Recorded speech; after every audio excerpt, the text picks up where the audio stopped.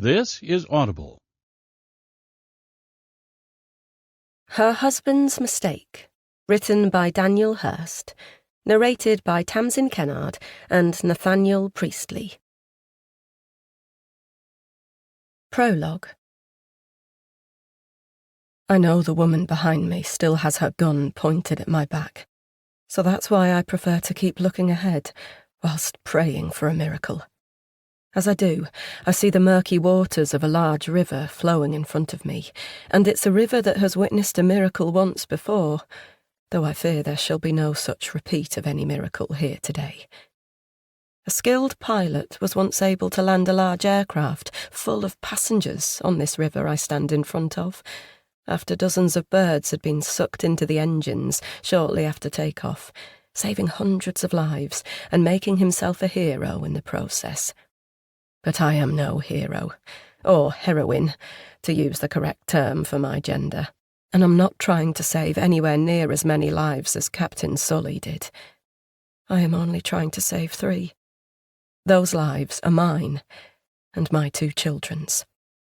But as of this moment, it looks like I am going to fail on all counts. As I draw in a deep breath, well aware that it will be one of my last, my eyes move across the Hudson and fall upon the spectacular sight of the city that this river cuts through. Staring at the solid masses of steel that make up the numerous skyscrapers in the New York City skyline, I think about all the people inside them and the view they must have from being so high up. Soon, these buildings will be shimmering with electricity as the sun sets and their lights turn on. Though it's a sunset I will not get to experience myself. I'll be gone by then, as I fear my children will too, and that confirms my worst fear. I have failed as a mother. I have let my kids down, and now I am never going to see either of them again. As I close my eyes and shut out the unique view, the iconic city is replaced by pure darkness, and I prepare for that darkness to be permanent. But despite being terrified, I can't say I am shocked. That's because a part of me always knew that one day I would have to pay for what I did in New York before.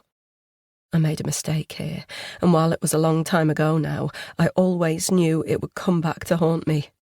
So it has proven. I knew I shouldn't have come back here. I should have stayed in England, where my conscience was a little clearer. But I came back, along with my family, and because of that, we have all had to suffer. So why did I come back here if I knew it was a risk? The answer to that is a simple one. I was simply trying to be a good mother, and a mother will do anything for her children. As the woman behind me prepares to shoot, I'm just about to learn that the hard way. One day before New York. Chapter 1. Lorna. You're going to the Big Apple? I'm so jealous.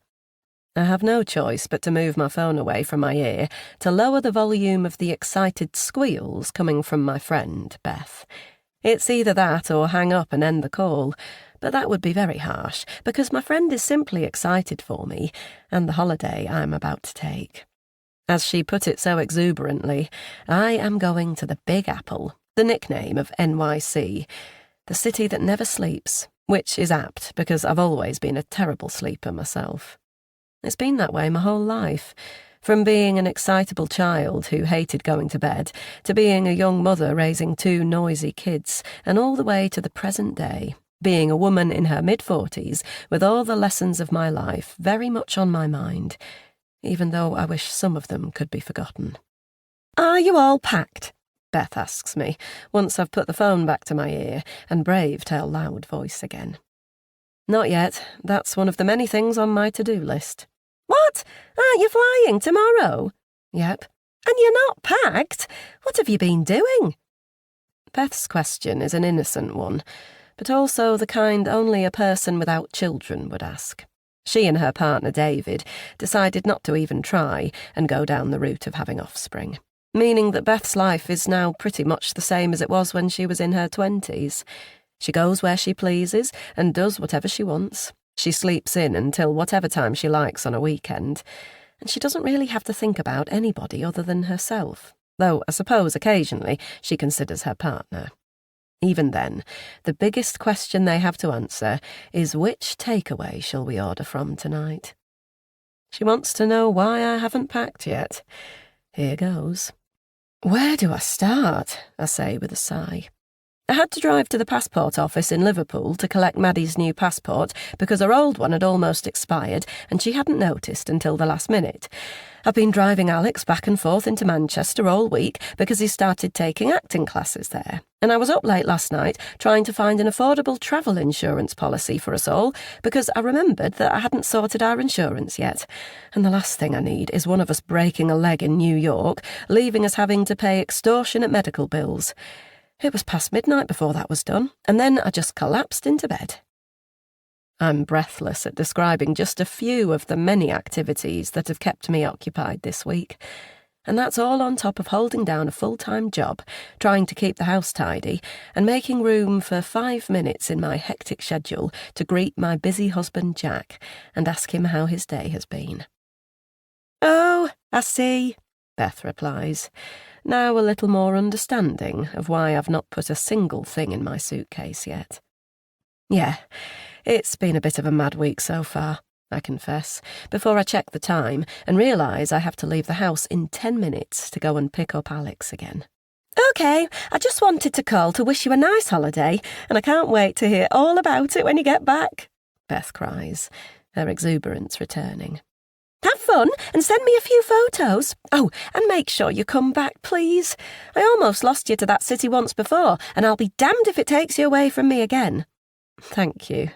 I'll be coming back. Don't worry about that. Speak to you soon," I mutter, before the call ends, and I go in search of my car keys. As I do, I think about a couple of the words Beth used then, and how they really don't apply to me in this case. Holiday, fun. While it might seem that way to my friend, I know this is not a holiday. At least not for me, and it certainly won't be fun. That's because I really don't want to go to New York, and neither does my husband. We're only making this trip for our children, and that's another thing Beth doesn't understand about being a parent. It requires sacrifice, and I am certainly making a sacrifice with this trip. The reason the 4 of us are jetting off to America tomorrow is because there are a couple of big birthdays this year in my family, and those due to celebrate them have made their request for what they would like as a present. Maddie is due to turn 21 in a couple of months, while Alex will be 18 only 3 weeks after that, making this a momentous year in the Joyce family. As such, I always knew it was going to be an expensive time, though I didn't quite appreciate just how expensive it would be until my children told Jack and me what they wanted as their presents for reaching such milestones in age. They wanted to go to New York, or rather, they wanted to go back to New York. As I finally locate my car keys and head for the front door, I feel my stomach churn as I think about the city this family used to call home. It's a shame that such a magnificent place is forever tainted in my mind. After what happened there, just before Jack and I made the decision to move back to England, because there was a time when we adored NYC and felt fortunate to call it our home. It was 2002 when Jack accepted the job offer he received from a bank in New York. He worked for the same bank in England, but this was head office calling him, and this new role overseas meant a big promotion and pay rise. Perhaps more importantly for his future prospects, it meant he would have a desk in a prime spot in close proximity to the CEO and managers of the bank, who had the power to make him just like them one day. Career-wise, and being as ambitious as he'd always been, it made sense for him to take the offer, and Jack was quickly sold on the idea of swapping the UK for America. But I was a little more hesitant for a couple of reasons. One, it was only 6 months since the 9/11 attacks had brought New York to its knees, so I was understandably a little apprehensive about moving to a place that had been the scene of such an atrocity. But two, and this was the much bigger reason, I had been pregnant with Maddie at the time, so I wasn't sure how I felt about becoming a new mother in a foreign land. Jack and I spent many nights staying up late, debating whether to stay exactly where we were, in the sense of both geographically and financially, or make the leap and go to New York, new baby in tow and all. In the end, he persuaded me to chase the American dream with him, and I said we would go, though I had one stipulation. He would have to delay his start date with the New York office a little, because I wanted to give birth to our daughter in England. Jack agreed. Maddie arrived 3 months later, and while she was practically still a newborn, the three of us boarded a plane and headed for JFK Airport. What can I say about our start to life in America? It was certainly different. New York is an amazing place to visit, but to live there, that takes a little getting used to. Everything in that city is so much bigger, brasher and bolder than anything in an English city. And if people think the tube in London is crowded, just try getting a subway at rush hour in NYC. But, as Jack had told me it would be, it was also an adventure. And the more time that passed, the more I fell in love with my new life on the East Coast. Jack's employers paid for us to stay in a hotel in Manhattan while we looked for somewhere permanent to live. And that meant the first few months of motherhood felt like something out of a movie. I would push Maddie's pram around Central Park at lunchtime. I would grab a coffee near Times Square and enjoy my drink before giving my daughter her next feed. And I would stand at the hotel room window and try to soothe my crying child while looking out at the top of the Empire State Building, only a few blocks away. It was crazy, but it was so much fun. And as Jack's career thrived in his new office, I felt like I was thriving in motherhood too. That's why, just 2 years after Maddie, I decided I wanted to give her a sibling, and a year after that, our son arrived. But again, I had the stipulation that I wanted to give birth in England, so all of us flew back as late as it was safe to do so, and I had our boy in more familiar surroundings, with family and friends nearby.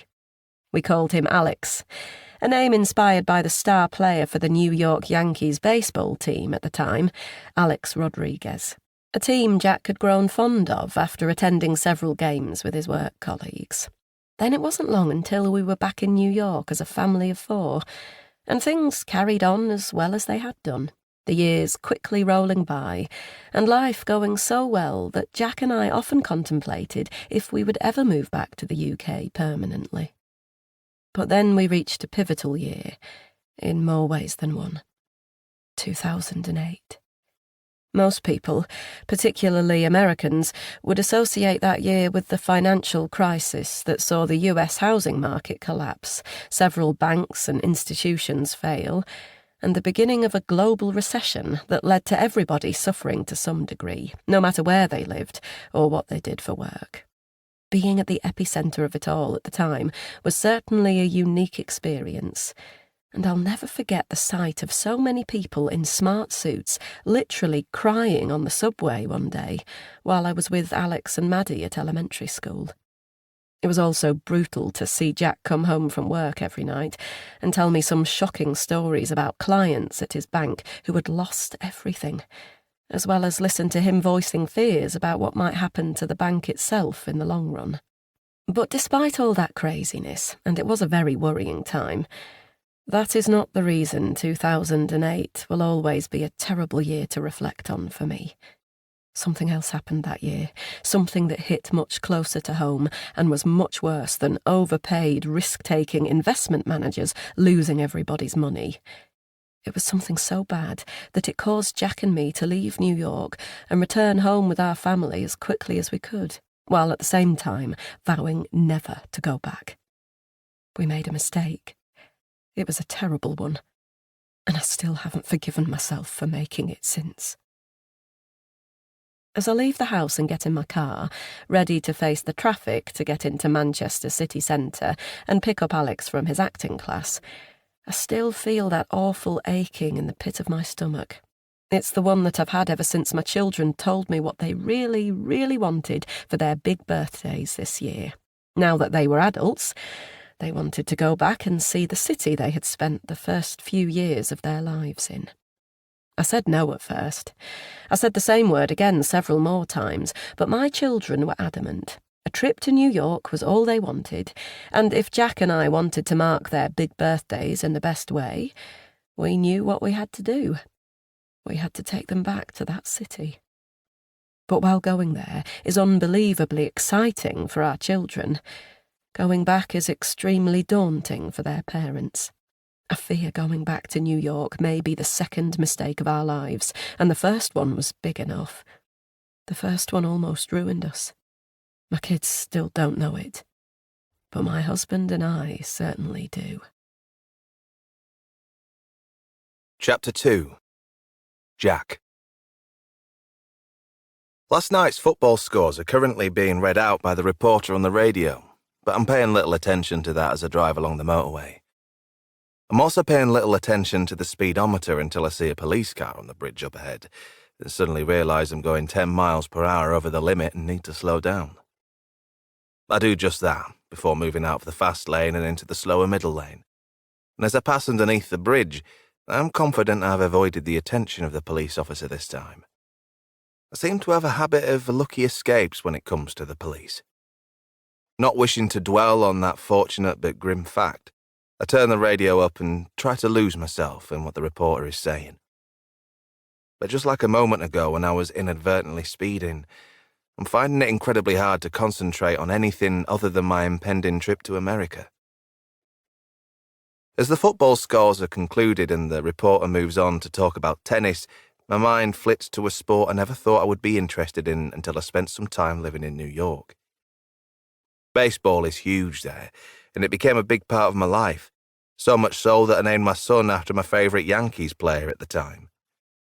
But I no longer follow the baseball scores, just like I no longer think about all the guys I used to go to the Yankees games with. They were guys who were colleagues and good friends, but they all disappeared into the distant past once they realised that I wasn't particularly eager to reply to their Facebook messages, asking me how my life was after I'd moved back to the UK. As I see the sign for Lancaster University, a signal to come off the motorway before moving onto a quieter road, slowing my speed considerably as I go while making another attempt to push all thoughts of New York out of my brain. But while I have mostly managed it well over the last 15 years, it is almost impossible to do it when I'm due to fly to that city tomorrow morning. My hands grip the steering wheel tightly as I take several deep breaths and tell myself that everything is going to be fine. But at the same time, a little voice in my head also laments the fact that my children have forced me into this difficult situation. I love my kids and would do anything for them, and being aware that 2023 meant 2 big birthdays for them, I was always prepared to spend big to give them exactly what they asked for. But then they went and asked for the one thing I did not want to give them. I'd rather my children had asked me for a car or even a deposit for a house. Expensive things, but far more palatable than me setting foot in NYC again. I'd happily have paid for a trip to Australia if they wanted that, even though it would have cost a fortune and meant 2 days on a plane flying there and back. It's not that my children are spoiled and can have anything that they want, it's just that I've done well in my banking career and have the savings to make their dreams come true, so why wouldn't I help do that for them? Unfortunately, what they are dreaming of is the one thing I wish I could not give them. They want a return to New York to see the places where they grew up. As I drive through the tiny village of Galgate and see the big university looming on the hill ahead, it's the skyscrapers of NYC that are looming large in my mind. Not just that, but I'm also visualizing the flash of the yellow taxis on the crowded streets, the hum of the subway underfoot and the bright lights of Times Square as numerous loud and colourful videos play on all the big screens. Seeing all that in my tired mind is enough to make me want to pull this car over by the roadside and be sick out of my window. That's before I even think of a police officer with an NYPD badge on his uniform. I swallow hard as I push the policeman from my mind and turn into the entrance for the university, entering the place where my daughter has been a student for almost 3 years now. Maddie is in her 3rd and final year of her economics degree, and once she graduates this summer, hopefully with honours, There will no longer be a need for me to make the journey up here every few months or so. The first time I came here, all four of us were in the car, and it was quite the eventful journey. My usual chatty daughter was quiet during the drive, excited but pensive at moving out of home for the first time. Her brother was much louder, chattering away about how he was going to take over Maddie's bedroom now she was gone and teasing his sister about enjoying her being away. Then there was my wife sitting beside me in the front passenger seat. Lorna didn't make it obvious to any of us, but I noticed she was wiping away a few tears as we moved along the motorway, and those tears were being shed because she was going to miss Maddie the most. There's no doubt that was an emotional day for all of us, and we hoped that Maddie would settle in quickly in her new surroundings, as well as all trying our best to not feel too sad about getting to see her less than we were used to. Maddie did settle well, and it turned out that I didn't have to worry at all about not getting to see much of her because I've been back here several times since, whether it has been to bring her home for the holidays or to drop off an emergency supply of food because she spent all her money in the student bar again. I've had no problem making the 45-minute drive up here several times a year, though, and I admit that I'll miss this place when I no longer have to come back. I wish I could say the same about New York. I'd give anything not to have to go back there. There's a park in the section of the campus where Maddie's room is located. I wonder if this will be one of those days when I have to go inside and look for her, or whether she will come out to greet me and save us both a little time. It's not been uncommon for me to have to venture into the block where several students have their accommodation and look for my daughter amongst a sea of empty beer bottles, piles of dirty plates and crumpled clothing. There was even a shopping trolley blocking the entrance to her door once, which was unusual in itself, but even more so because her room was located on the 3rd floor. I have absolutely no idea how a group of students got a shopping trolley up so many flights of stairs, but I have the feeling that they may have put more effort into the task than some of them put into studying for their exams. But unlike some of the other students here, like the spaced-out, long-haired young man who shuffles past my car looking like he's in need of a good night's sleep, I can't fault Maddie's work ethic. Her grades seem to have been good so far, and all indications point to her passing her degree with flying colours in just a few months' time. But as this is the first day of the Easter holidays, at least in the student world anyway, she can put away the textbooks and forget all about dissertations, because it's time for her to have a break from this place. A break she deserves, though I wish she'd picked any other city on the planet to have it in. Having got out of the car, I'm just about to go inside and try and find her when I hear the sound of suitcase wheels running over concrete. A second later, Maddie appears from around the side of the building I'm parked in front of with her luggage in tow. "Hey, good afternoon," I say, pleased to see my girl for the first time in several weeks. But Maddie does not greet me with quite the same fervour, and as she gets nearer, I get some idea why. The pale face, the bags under the eyes, and the energy drink bottle in her right hand are a giveaway, and it all adds up to her having had a very late night last night. "What time did you get to bed?" I ask her as she reaches me. "Or did you not make it that far?" Maddie groans, before letting go of her suitcase and allowing me to put it in the car for her. "Nice to see you too," I say with a chuckle, before we both get in and I start the engine. When I do, the radio automatically comes on again, but Maddie is quick to turn it off, and that tells me that a headache is just another of the symptoms to add to what is quite clearly a diagnosis of a very bad hangover. But by the time I have forced a little small talk and made it back onto the motorway, Maddie has perked up a little. A combination of the contents of the ingredients in her energy drink entering her bloodstream, and also the fact that she is still young, meaning recovery is much quicker at her age. Oh, to be on the cusp of turning 21 again. The next big milestone for me is the half-century. If that's not enough to leave me feeling a little melancholy, what Maddie says next sure is. That's because she's back on her favourite topic and pretty much the only thing she has messaged home to talk about over the last few weeks. New York. "I've seen this really cool diner on Instagram that we have to go to for breakfast," Maddie tells me before holding up her phone to show me a photo of it. I can't pay too much attention to her phone because I'm driving, But I give it a cursory glance, and when I do, I see what looks like a classic American diner. All red seats, booths, and breakfast bars, and as Maddie goes on, she tells me which block it is located on in the city. While I don't know the diner specifically, because I'm guessing it opened after we left New York, I do know the block she is referring to because there used to be a lovely Italian restaurant there where Lorna and I would go for a rare date night whenever we got a babysitter. But it was rare because Lorna was always anxious about hiring a person who was essentially a stranger to look after our children, which meant we didn't do it often. But that was the only choice for a babysitter we had because all our family was back in England, and the friends we had made in New York already had enough to do looking after their own children. "Looks good," I say, and I flash Maddie a smile, though the expression is a world away from how I'm feeling on the inside. But my daughter has no idea that I'm feeling so apprehensive about going back to New York, and why would she?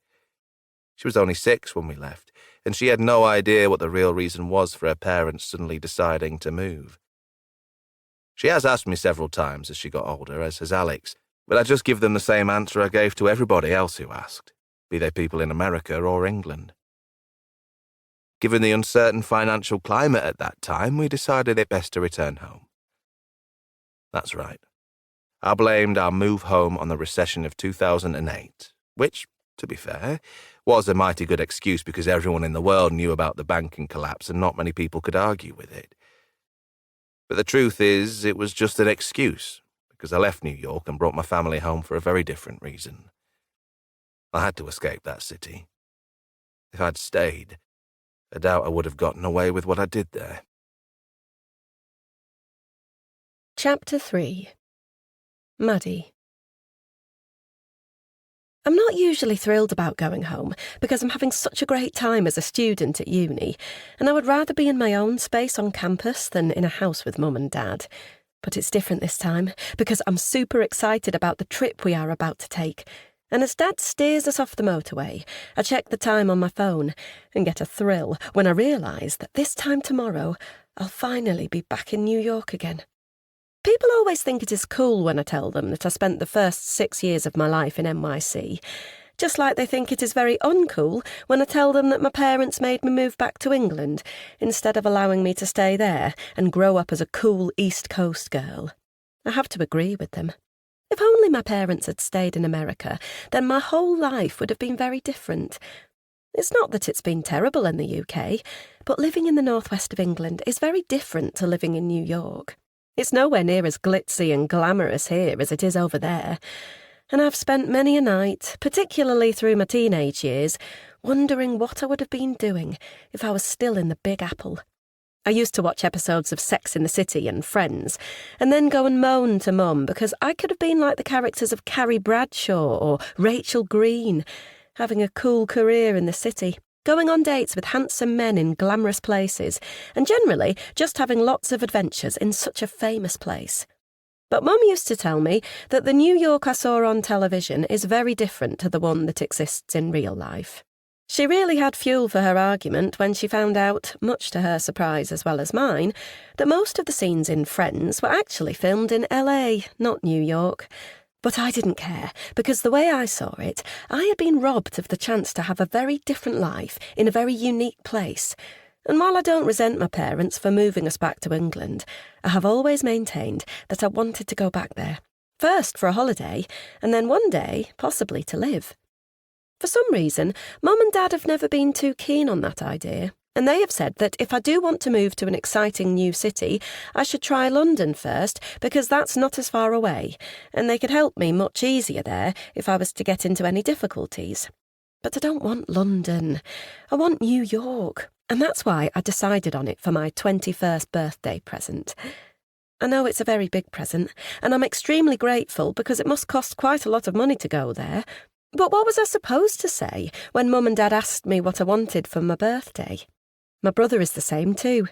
He's always wished we'd stayed in NY, though he was only 3 when we moved back, so I'm not sure how much he remembers of it. He pretends he can recall parts of New York from memory, but I think he's just saying that. But I genuinely can remember. I remember the house we lived in and the school I went to. I also remember what it was like to look up at all those tall buildings and feel the energy from all those people rushing around below them. Even now, certain smells like popcorn or frying onions make me think of the food vendors on the corner of the busy streets or outside Yankee Stadium. I really, really can't wait to go back. And tomorrow I'll get my wish. Mum's car isn't on the drive as Dad parks outside our house, and he tells me she will have gone into Manchester to collect my brother, so I guess it's just the two of us for a little while longer. But that's okay, because I've always got on well with Dad, probably because I have plenty in common with him. We're both good with numbers, and having seen how well a career in finance has done for him, I've chosen to go down that path too, hoping to use my impending economics degree to eventually get myself a top job that pays well and gives me the opportunity to work abroad. Obviously, while I haven't told Mum and Dad yet, my dream is to work for a company that has offices in New York. And who knows, maybe I will fit in a little job hunting while I'm over there on holiday. That way, I could have a job lined up in NY before I even graduate. Wouldn't that be cool? As well as having similar interests career-wise, I'm also a big sports fan like Dad. Despite him possibly wondering whether having a little girl would mean a lack of sporting activities, I spent many a happy afternoon with Dad at the park playing ball games, and I'm currently in the women's football, tennis and netball teams at uni. Our shared love of sport has given us extra bonding time, and we'll get even more of it when we're in NYC because we have tickets to a Yankees game, which I'm really excited about because I have few memories of going to watch them when I was young, the best of which is being lifted up high into the air as Dad was celebrating a game-winning home run. But even if we didn't have so much in common, I know I'd still be extremely close to my dad. That's because of what he did 7 years ago. I was 14 and Alex was 11 when we woke up one night to the smell of smoke, and as we ran from our bedrooms, we saw a raging fire at the bottom of the stairs. It was terrifying, and I'll never forget the noise of the raging inferno that seemed to be blocking our only way out of the house. But I'll also never forget what Dad did to make sure that no matter what, we all got out of there alive. He literally ran through those flames to get Alex and me to the door, and he made sure Mum was safe too. If it hadn't been for him, then the three of us would possibly have just kept panicking and quickly succumbed to smoke inhalation. But Dad did not allow such a thing to happen, being brave and getting us out with only injuries to his body and not ours. If I ever need a reminder of his love for me, then I only need to look at the burns on his arms whenever he is wearing a t-shirt, which is not something he does often because he's a little self-conscious about them, though he has got better about that over time. Those burns are permanent reminders of what he did to keep his loved ones safe. Whenever I catch a glimpse of them, like I did on the drive home today, when he turned the steering wheel and the sleeves of his jacket rose up a little. That fire is the one blot on my childhood, the only thing that stopped it from being perfect. But it could have been so much worse, and we're all just grateful to Dad that it wasn't. As we arrive on the driveway, I see our house through the windscreen, and as always, it gives me good feelings. The only time it didn't was when the entire front of it was covered in black soot and the hallway and the lounge were burnt-out shells. But it has long since been restored to looking its best again, and hopefully it will stay this way forever. I hope Mum and Dad never sell this place, because it would be nice to always have it to come back to, even if I do end up living overseas for a while. And I'd miss it if it was gone. I'm going to go and get my things ready, I tell Dad, after we've entered the house, and it's only a short climb up the staircase before I'm back in my old bedroom, surrounded by memories of the past. Even though I've been away at uni for most of the last 3 years, and even though my brother threatened to take ownership of it, Mum and Dad have left this room as it was before I left. That means there are still a few questionable posters on the wall featuring some of my teenage crushes, as well as a few cuddly bears from my childhood that neither I nor my parents have had the heart to throw away. I also see the painting of the Manhattan skyline that hangs above my bed, which was a present from my grandparents after I told them how much I missed New York. I'm not sure Mum and Dad appreciated them buying it for me, because they didn't seem too happy about it at the time. But this is my room, so I was free to decorate it however I wanted to. But I'm focusing more on the future rather than the past now, as I open my wardrobe and look inside to see if there is anything in here that I want to take with me to America. The first thing I pull out is my trusty white Yankees cap, because I know I'll definitely want to wear that at the game we're going to. And I'll also want to take the cool Knicks hoodie that I ordered online a couple of Christmases ago. There are a few other things in here that I intend to take as well. And after losing myself in the very important task of packing for my holiday, I almost get so busy that I forget to update my Instagram followers on what I'm up to. I don't exactly have a huge following online, but there are over 1,000 people who follow my account. Many of them are my friends, but many of them are just horny guys who follow me for any photos I put up of me and my friends on nights out. I do like to use social media a lot, so I decide to take a quick photo of my Yankees cap lying beside my suitcase before I post it, along with the caption, "Finally headed back to my roots. NYC, here I come." I'm happy with the post, so I upload it, and with that done, I go back to packing. But just to get me in the mood for my trip even more, I decide to play an episode of Friends on my phone. So what if most of the interior shots in this sitcom were filmed on the West Coast rather than the East? I'm not going to let that minor fact spoil my enjoyment of one of my favourite TV shows. And as I watch Rachel, Ross, Joey and the rest of them getting up to more silliness on my screen, I smile to myself, because pretty soon I won't have to get my fix of New York from a TV show or a painting that hangs above my bed.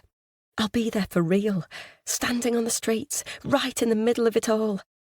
Happy 21st to me, and happy 18th to my little brother too, because I know he is just as excited about this trip as I am. Chapter 4. Alex. It's funny, because right now, I should be counting down the hours until I get on that plane to America. It's a trip I've been eager to make for several years, and now I'm on the cusp of being there, but suddenly I don't feel like I want to go and fly for almost 8 hours to be in another country. I want to stay here, and the reason I want to stay is staring me right in the face. Enjoy your trip, buddy. I'll see you when you get back, and text me while you're away. I want to see photos of you on Broadway. I smile at my excitable friend James, the first person I got talking to when these acting classes started last week, and the person whom I have become closest to out of all the other dozens of attendees here.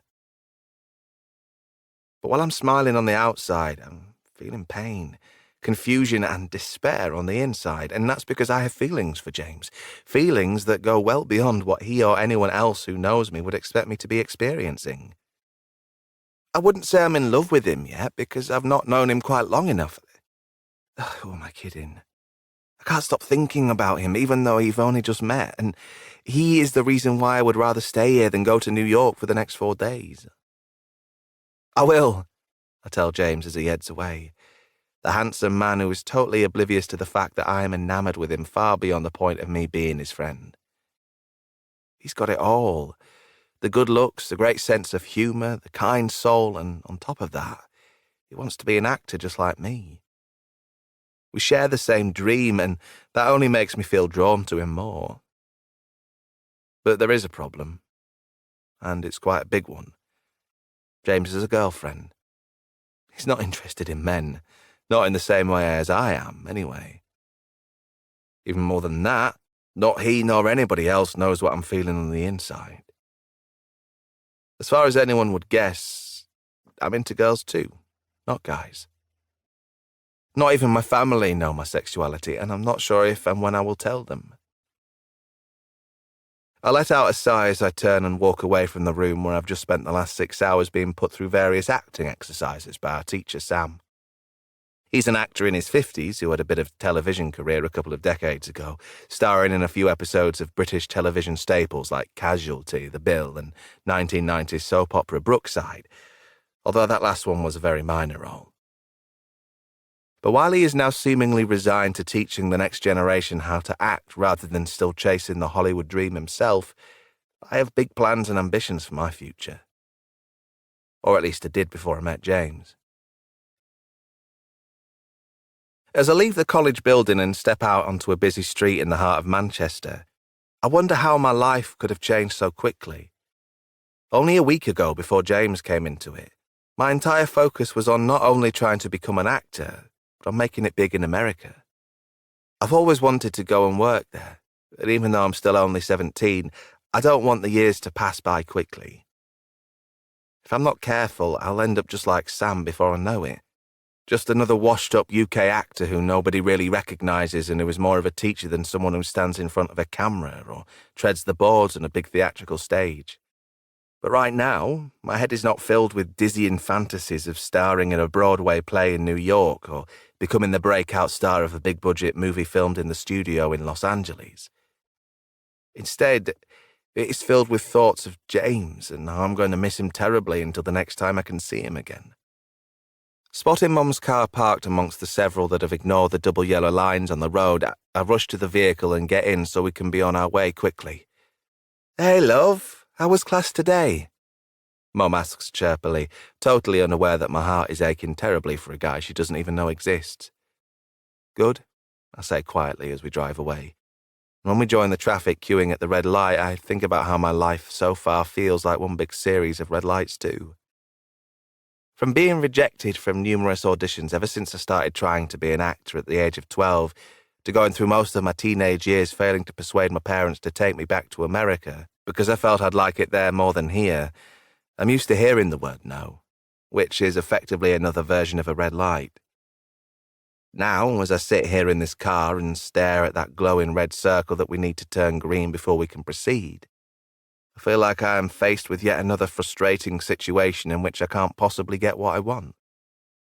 I'll never be with James, not how I want to be anyway, because even if he knew how I felt, he wouldn't be interested.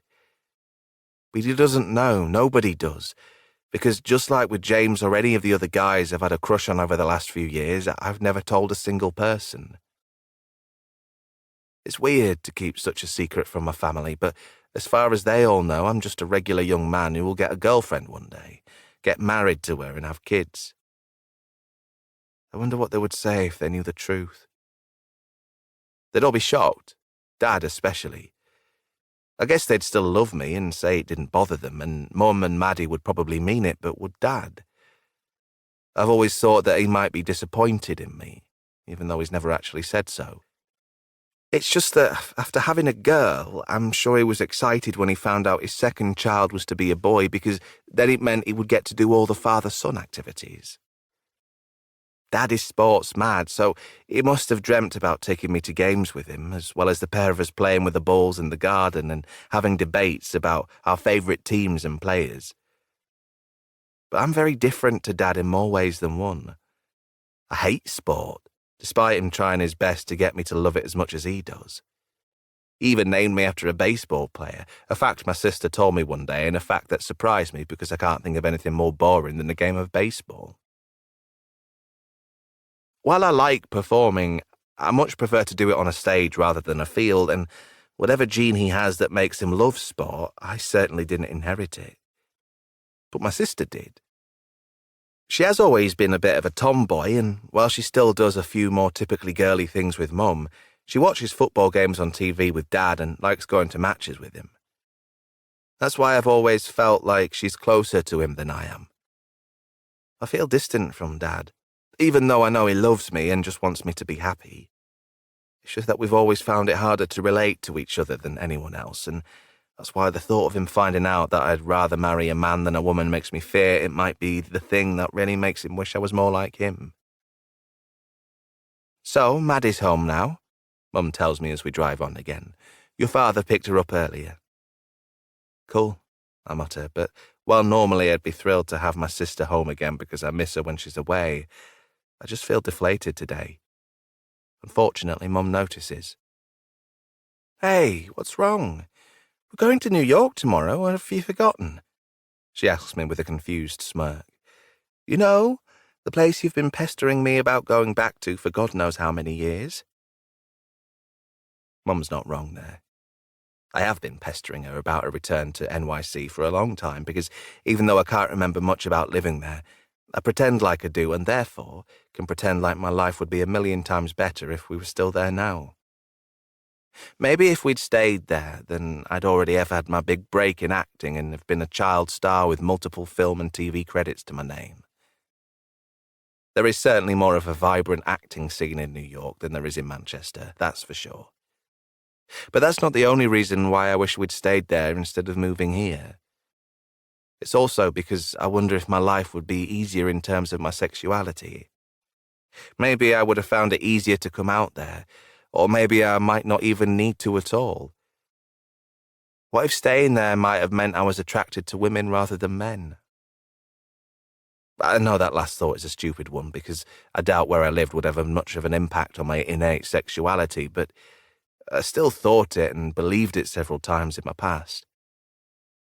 That's why, to me, New York has always been this place where I felt I might find a little salvation, as if going back there would reset me and make my life easier. It's also why I, along with my sister, have spent so many years begging Mum and Dad to take us back there, as if they robbed us of some future we never got to experience simply by bringing us back to England when we were too small to have a say in it. But now I'm getting my wish, and we're going to NY tomorrow. So why am I still unhappy? I'm just tired, I tell Mum by way of an explanation as to why I'm not super excited. A tough class today. I see. Well, make sure you have an early night tonight, Mum advises me as she continues to steer us out of the busy city and back to the quieter suburbs where we reside. Remember, the taxi to the airport is picking us up at 4:30 in the morning, so it's a very early start. Get packing as soon as you get in and then straight to bed. Mum, I'm not a kid, I moan, wishing she'd talk to me more like the adult I have become. I know you're not, I'm just saying, she replies before smiling at me to let me know that she didn't mean to annoy me. But she has annoyed me, just like everything else in my life is annoying me at the moment. I'm annoyed that I'm not going to see James for a while. I'm annoyed that he has no idea how I feel about him because I'm too scared to tell him. And most of all, I'm annoyed that this upcoming trip to New York might not be the life-changing experience I've been expecting it to be. But little did I know, I was definitely wrong about that last part. Chapter 5. Lorna. After a typically eventful day in the life of my family, it was almost midnight by the time I'd finished packing my things for our holiday. While staying up so late would not usually bother me, because I've always been somewhat of a night owl, it's hardly ideal when I know my alarm is going to go off in 3 hours, and the taxi for the airport will be outside an hour after that. As I collapse into bed beside my husband, who put his own head down on his pillow half an hour ago, I wonder if he might already be asleep. But I get my answer when he rolls over and puts his arm around my waist, before giving me a kiss on my bare shoulder. Sorry, I thought you might be sleeping, I say quietly. My voice a whisper because I know, or at least hope, that Maddie and Alex are asleep in their bedrooms nearby. It's kind of hard to sleep when my wife is huffing and puffing as she packs a suitcase in the same room as me, Jack replies with a chuckle. And now I feel bad, because I obviously wasn't being as quiet with the packing as I was trying to be. I'm sorry, I say, while wondering how the pair of us are going to be able to function soon on such little sleep. But it becomes clear that it's not just the busy day and the late-night packing that is contributing to our lack of rest. How are you feeling? Jack asks me. And while that could be a very general question, I know exactly what he is referring to. Anxious, I reply honestly. It'll be okay. Will it? Yes, of course. It's been a long time. If anything was going to happen, then it would have happened by now. I guess Jack is right, but despite his trying to reassure me, I still feel unsettled because deep down I know something is wrong, and no amount of time passing will ever change that. It's like going to a doctor when you feel something changing in your body. Even if all the tests come back clear, nobody knows your body better than you do. And if you still think something might be wrong, it could just be that the problem is not advanced enough yet to be picked up on any scan or blood sample. It's the same with what Jack and I did in New York in 2008. I don't care that 15 years have gone by since, because that doesn't change it or make it better. Not when we know there is still something very wrong. Just because the police haven't been to our door since that fateful year, it doesn't mean we should essentially return to the scene of the crime and tempt fate. I really wish we'd just been firmer and said no, I tell Jack, as we continue to both lie wide awake in the darkness and feel the dread that comes with knowing our flight back to that city is getting closer by the minute. Did we have to give in? We should have just said we couldn't afford it, and they might have dropped it. This is Maddie and Alex we're talking about, Jack replies, in a hushed tone as he strokes my hair, and does a somewhat small but insignificant job of making me feel a tiny bit better under the circumstances. They would never have dropped it. It was either we go back there with them or they go alone, and I know I'd rather be there just to make sure they are okay. It's a big city, and a dangerous one if people aren't careful. People like us. Jack doesn't need to answer that one, because we both know the truth there. Try and get some sleep, he tells me, before giving me another kiss and then rolling over, leaving me alone on my side of the bed to try and follow his advice. But if I do get any sleep over the next few hours, then it is just 10 minutes here and there, and by the time my alarm goes off, I am utterly exhausted. But despite that, I have the feeling that it was far better to be awake for most of the night than to fall into a deep sleep, because that might have been where the nightmares could have started. The last thing I needed was to see New York in my dreams before I get to see it in real life. By the time the taxi arrived, I didn't have much time to think about much else, other than making sure everybody was ready to leave the house, and despite it being organised chaos, all four of us somehow got our luggage into the waiting vehicle and were strapped into our seats without too much delay. Then it was off to the airport for our 8 a.m. flight. And while the drive there was made in darkness, the sun was coming up by the time we had dropped our luggage, picked up our boarding passes, and made it through the security checkpoints. The sight of the clear blue sky on the other side of the large windows of the airport terminal went a little way to making me feel a bit better, as did the hearty breakfast and 2 cups of coffee I had at the restaurant that was full of other Brits who were all due to jet off on their holidays over the next couple of hours. Jack seemed in better spirits than last night too, wolfing down a big plate of bacon, sausages and beans, while finding time to chat to Maddie about last night's baseball scores, and also ask Alex what he planned to do to kill time during our 7-hour flight. Our son told him that he would be watching movies, which was hardly a surprise, because he loves films. And as we left our table and headed for our departure gate, I was hoping I would be able to find a movie or 2 of my own on the in-flight entertainment that might make the journey a little more enjoyable. But despite feeling like I am in quite an optimistic mood after breakfast, that all changes quickly when an airline employee's voice comes over the tannoy to tell all passengers of Flight 172 that they can begin boarding now. My stomach lurches, and my hands start sweating as my heartbeat quickens and my mouth goes dry. But I guess nobody else in my family notices those things because they all stand up and collect their carry-on bags before following the orders of the airline staff. But I'm still sitting in my seat, and it's only when Jack looks back and notices me does he realise I am struggling. "Let's go," he says to me quietly, as Maddie and Alex march ahead of us, and my husband offers me his hand to help me up. But when I take it, he realises how sweaty my palms are, something he surely wasn't expecting, and something that is a strong sign that I am way more nervous than he realised. "It'll be okay, I promise," he tells me. But it sounded a little forced when he said that, as if he is trying to convince himself of that fact as well as me. "You mean it?" I ask him, hating that I need to seek further reassurance, but I'm feeling so weak that I need all the help I can get. "Yes, I do," Jack says with a smile, and as I stand up, I take a deep breath and force myself to forge on. I just need to get in the queue, hand over my passport, smile at the person who checks it, and then get on the plane. Then all I have to do is strap myself into my seat, and we'll be gone. The next 4 days will fly by in no time, and I'll be back in England before I know it, wondering what I was so worried about. Not only that, but Maddie and Alex will have had the best time of their lives and be so grateful to me and their father for giving them such a lavish birthday present that they will never forget. I am doing this for my children, and I keep that at the forefront of my mind as I take my place in the queue behind them and beside my husband.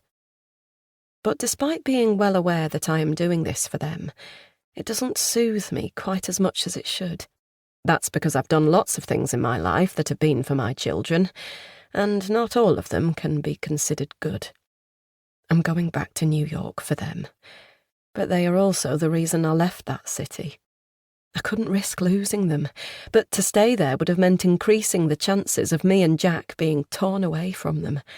Moving back reduced those chances, and fortunately, my family has stayed intact ever since. But will it still be intact by the end of this trip? Or are all my worst nightmares finally about to come true? Chapter 6. Jack.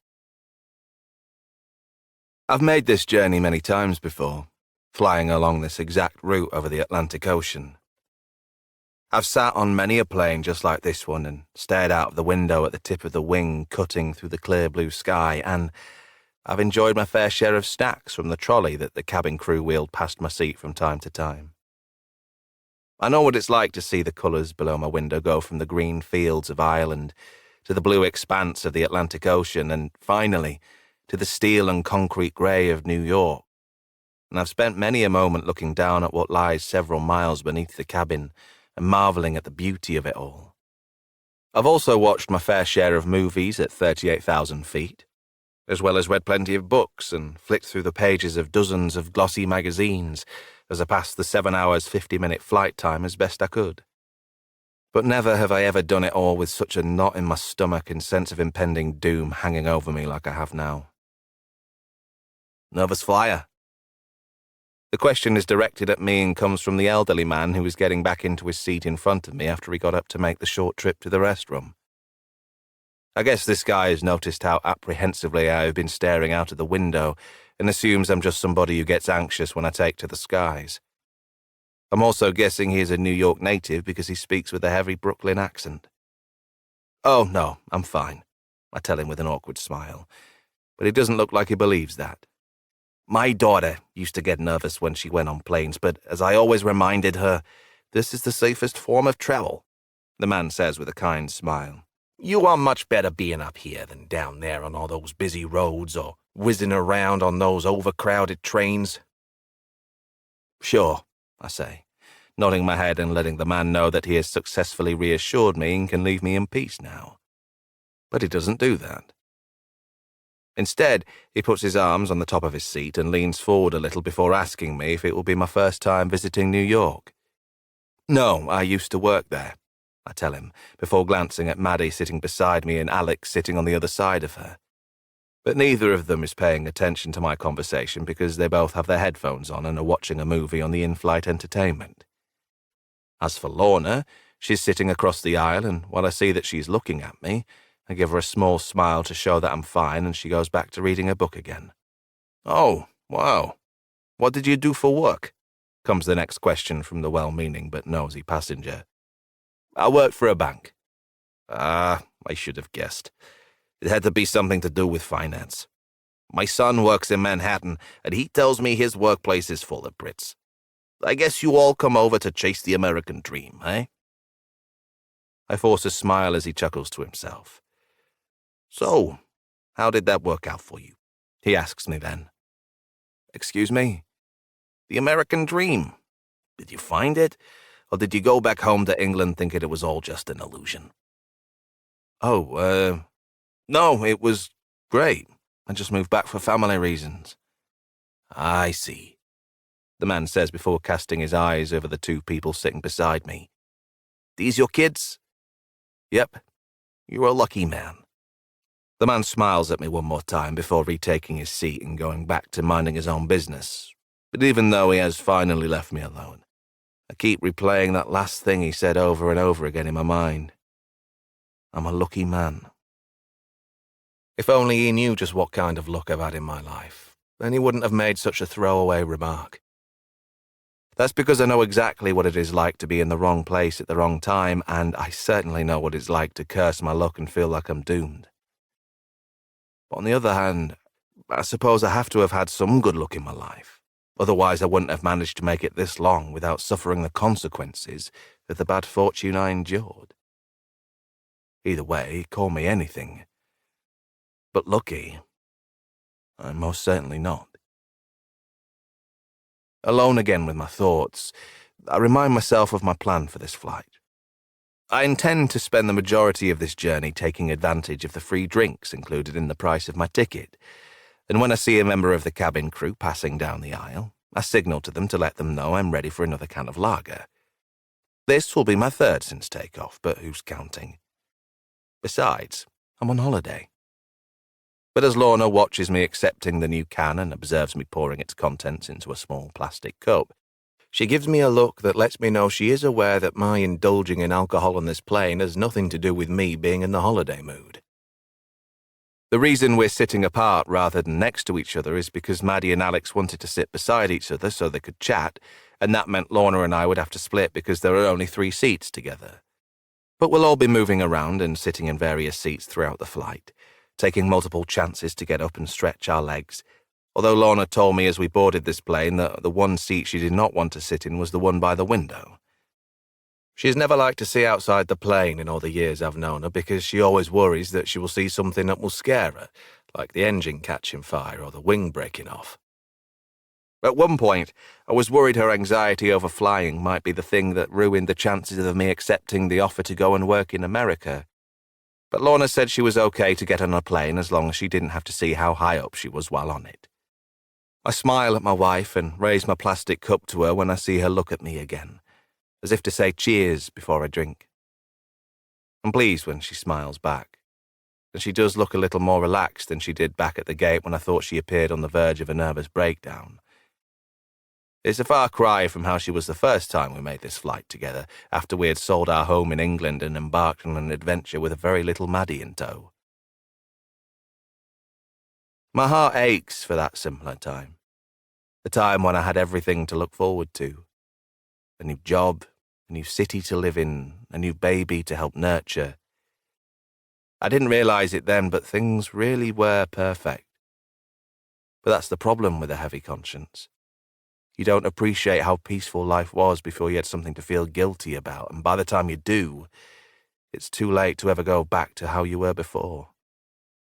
The beer helps improve my mood, though, as does the next one I enjoy 40 minutes later, and after watching an action movie that I missed when it was showing at the cinema a few months ago, I'm feeling quite comfortable. I noticed that Maddie must be too because she's having a nap and a smile at my daughter, who was certainly much bigger than she was the last time I flew to New York with her.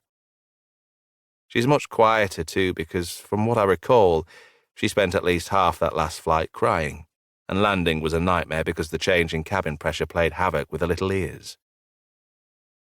But she's not so little anymore, and the days of tears and tantrums are over, or at least they are unless she ends up having her heart broken by a boy at some point, which has been known to happen on occasion. For now, she is peaceful, and I keep smiling as I gaze at Alex too. My son is lost in some movie, his full attention on the tiny screen on the back of the seat in front of him, and I wouldn't expect anything less because he has always been enamoured with watching actors at work.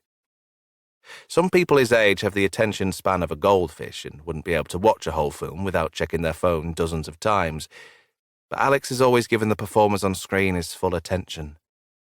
I guess that's because he's not just watching them for entertainment, but for learning purposes too. He's studying them all and hoping to pick up tips and tricks that could help him with his own acting so that one day he might be lucky enough to star in a movie that others will watch intently. I'm proud of my son and his lofty dreams, though I'd be lying if I said things had always been easy between us. I'm much more comfortable hanging out with Maddie because we share many of the same interests, whereas I've always felt things were a little clunkier between Alex and me. I don't love him any less than my daughter. I just find it a little harder to relate to him sometimes, but I'm hoping that we can have a great time together on this trip.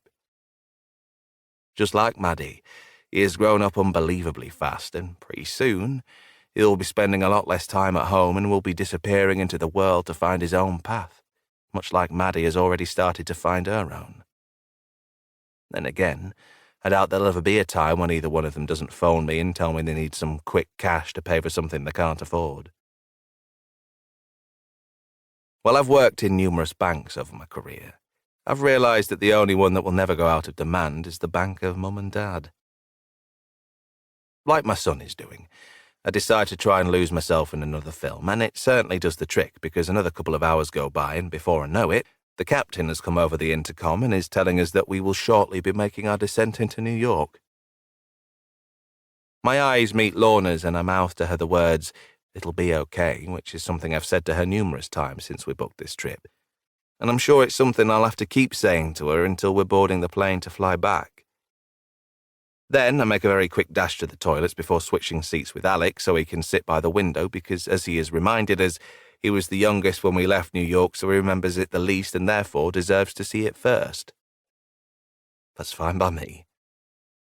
I'll put off seeing it for as long as I can. The tray tables go up and the cabin crew make their final checks on everyone's seatbelts before the plane descends fairly rapidly. And as we come down from the heavens and approach New York, I'm not sure if the lurching sensation I feel in my stomach is caused by the loss of altitude or my overall nervousness. "I can see the Empire State," Alex cries excitedly, and a few people seated near us giggle at that excited declaration, while Maddie leans across her brother's seat and tries to get a good look too. But I keep my eyes away from the windows, as does Lorna, because we've both seen this city plenty of times before. The office I used to work in had a spectacular view over Manhattan, and I spent many a minute whiling away time wistfully staring out at all the spectacular structures and wondering how the construction workers had been able to build them so high up into the sky. But then the plane banks to the right, and despite not being eager to catch another glimpse of all those buildings again, I can't help but turn my head and look out the window, and when I do, I see rows and rows of towering monuments to capitalism and wealth.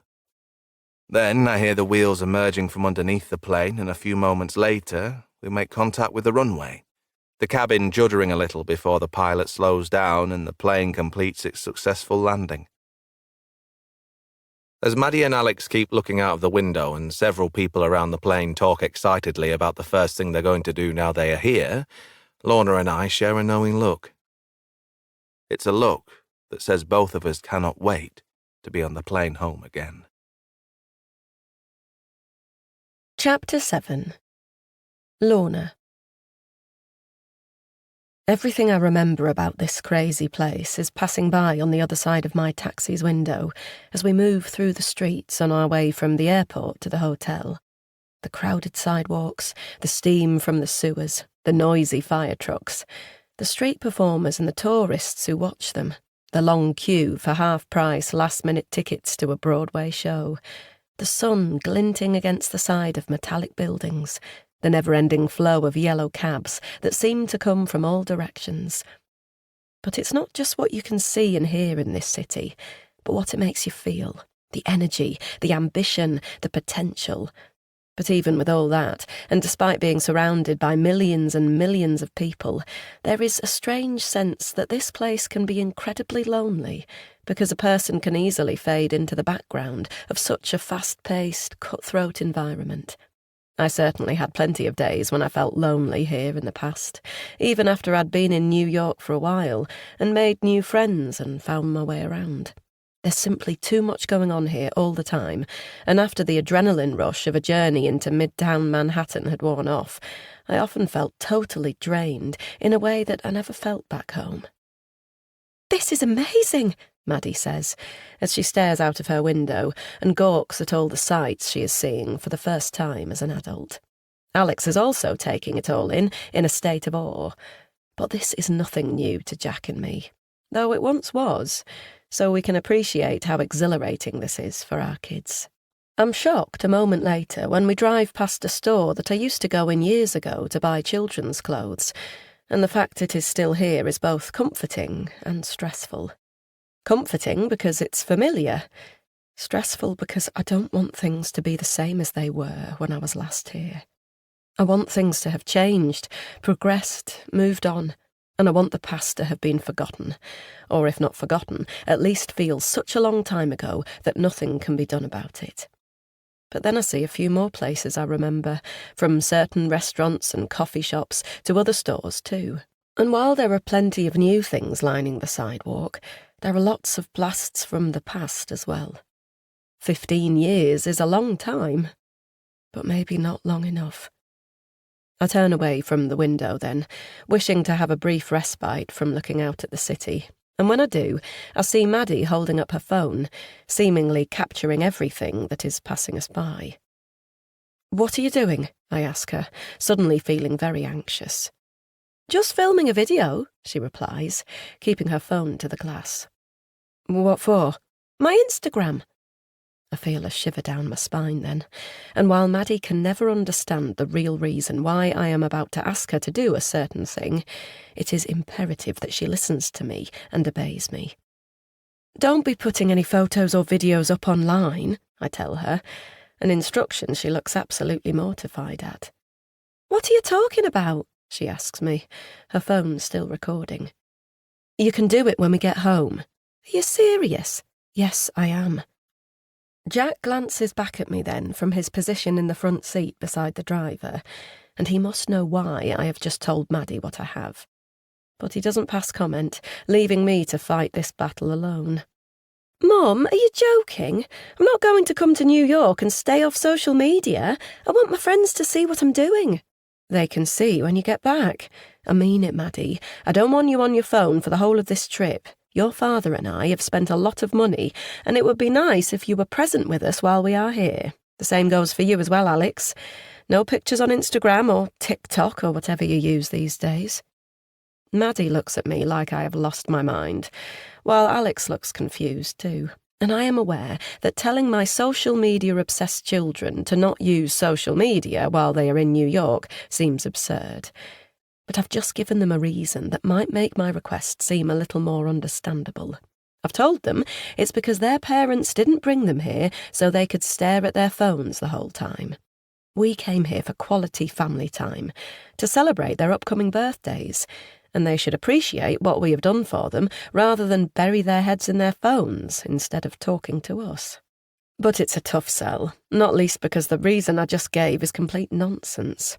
I don't realistically expect my children to stay off their phones while they are here, but I'm going to try and get them to at least not share every little part of their trip online, because the truth is, I am worried.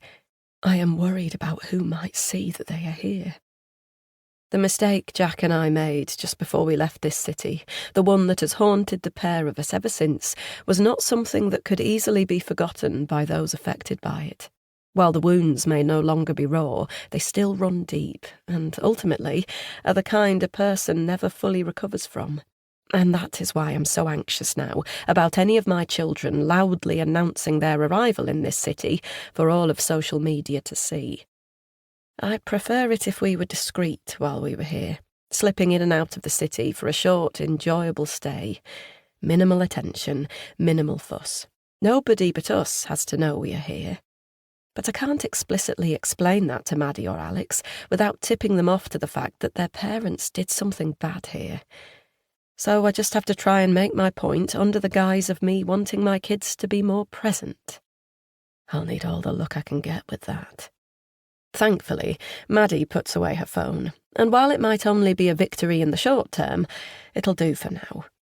A moment later, our taxi comes to a stop outside our hotel, and as Jack deals with giving him a tip, I step out onto the busy sidewalk and soak up the sounds, sights and smells of this bustling metropolis. But while it's familiar to me, Maddie and Alex are experiencing it all for the first time, and the pair of them excitedly point out things to each other, while I focus more on getting our luggage out of the taxi and into this hotel. Fortunately, a bellhop appears to give me some assistance, and after he has put our suitcases onto a trolley, the four of us follow him into a very spacious lobby, where we are led to the front desk to check in. I quickly run through our details with the kind woman on reception before we are furnished with the keys to the 2 rooms we have booked here. Jack and I have a double room, and Maddie and Alex are sharing a twin, something that the pair of them grumbled about initially before I told them that they should be grateful for what they have because this hotel was not cheap. I also reminded them that their sharing a room would mean money was saved for far more exciting things during our trip, like meals and tickets. So that got them to stop moaning and appreciate that sharing a room was actually a sensible idea. Besides, we're hardly going to be in our rooms much anyway, because nobody comes to a place like this to lie on their bed and watch cable TV. We'll be out exploring and seeing everything this famous city has to offer. And as the 4 of us enter the elevator with the bellhop, and our luggage accompanying us too, Maddie and Alex are chattering about what they want to do first. As the elevator ascends, taking us up to the 18th floor, I'm reminded of how everything in this city seems to exist at height, be it a hotel room, an apartment, a doctor's office, or even just a shopping mall. It feels like everything is high above the ground. This is certainly no place for a person with a fear of elevators, that's for sure. We arrive on the 18th floor in the blink of an eye, and after we have been shown to our rooms, the bellhop gratefully accepts a few dollars from Jack's wallet before leaving us alone. Then, as the kids enter their room, Jack and I go into ours, and after a long journey and weeks of stress leading up to this moment for various reasons, it is a relief to see that the room is absolutely perfect. A huge double bed surrounded by lots of carpet space, a big wardrobe and sizable minibar, and a spacious bathroom with a walk-in shower means the pair of us will be very comfortable while we are here. And as Jack falls back onto the bed, he lets out an almighty sigh. That tells me he is glad the travelling portion of our trip is over with now, at least until we go and do it all again the other way around in a few days. But I've not quite decompressed yet, and I find myself going over to the window and looking outside just to see what I can spot. To anybody else, it would look like I am checking out the view from my room. But I've not gone to the window to look out at all the other tall buildings, or gaze down at the tops of the cars on the road, or the tiny, almost ant-sized humans walking way down below. I've gone to look out because even though we're high up and it seems ridiculous to think it, I'm checking for one thing, and it's not to watch other people. It's to see if anybody is watching us.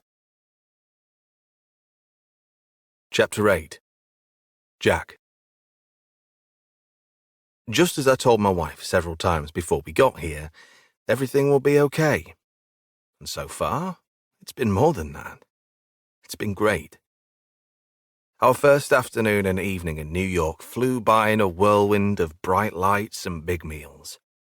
Maddie and Alex had been desperate to see Times Square, so we went there first, and Lorna and I shared a smile as our children marvelled at all the giant screens and huge billboards that surrounded them. It was a nice moment between my wife and me, because this trip was all about making our children happy, and despite any misgivings we had about being where we were, we knew in that moment that it would have been wrong to deprive them of this experience just because of our own fears and worries. After that, we tucked into the first, but not the last, big meal of the holiday, enjoying burgers, fries, and copious amounts of cola at a very busy and very loud restaurant, with American flags hanging from the rafters and framed photos of iconic US celebrities all over the walls. Our first day in NY concluded with us visiting a couple of stores, where Maddie bought a baseball cap while Alex was treated to a pair of trainers, or sneakers as they call them here, with a price tag that made my eyes water slightly. But as Lorna and I kept reminding them, this is for your birthday, so get what you want now because this is your present. There won't be anything else nearer the time. It was important to remind our children of that so that they aren't asking questions when their actual birth dates arrive and they have nothing to unwrap. As Lorna and I fell into bed that night, very tired, not just from the exertions of the day, but because our body clocks were off kilter and it was the middle of the night back in the UK, I once again told my wife that everything was okay. And miraculously, this time she genuinely seemed to believe me.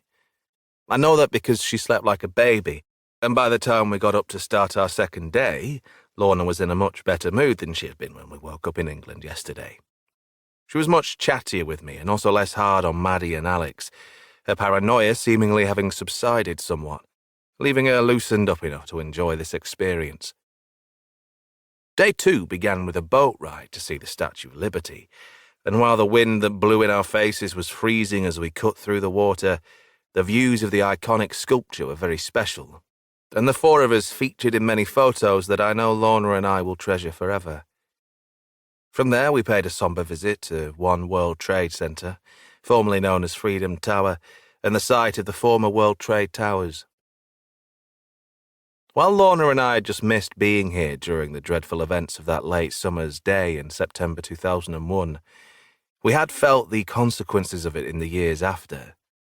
I'll never forget sitting in a meeting on one of the upper floors of a downtown Manhattan skyscraper and seeing the sheer terror on the face of one of my colleagues when the fire alarm went off unexpectedly.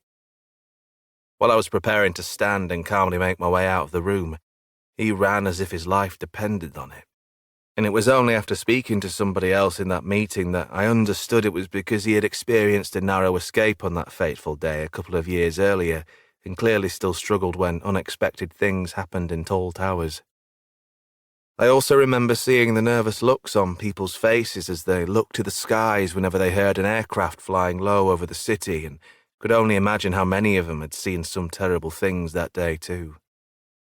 That was why I made sure Maddie and Alex visited the site and paid their respects before we moved on to our next activity.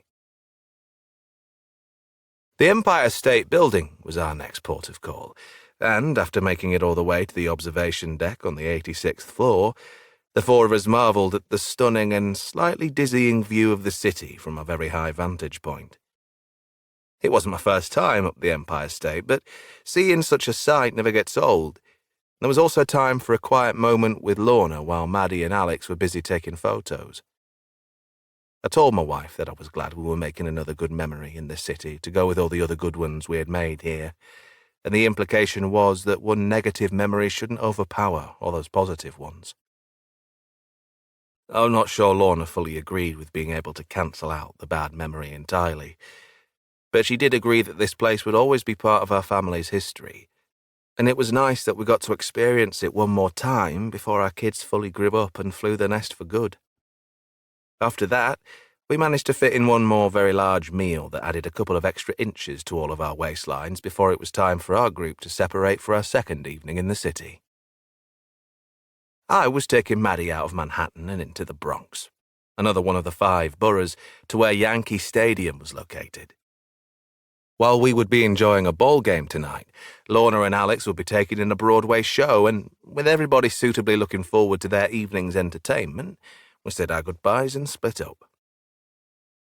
As Maddie and I go underground and get on the subway, each of us wearing a different coloured Yankee cap and chattering about some of the players we would see in action tonight, I suddenly get the strangest sensation. I don't know why, but for some reason, I feel like the 4 of us breaking off into 2 groups of 2 is a bad idea. Maddie notices my hesitation as I look back to the open doors of the train carriage just before they close. "Everything okay, Dad?" Maddie asks me, which makes a big change from me checking on her all the time, but I don't answer her quickly because I am not quite sure if it is yet.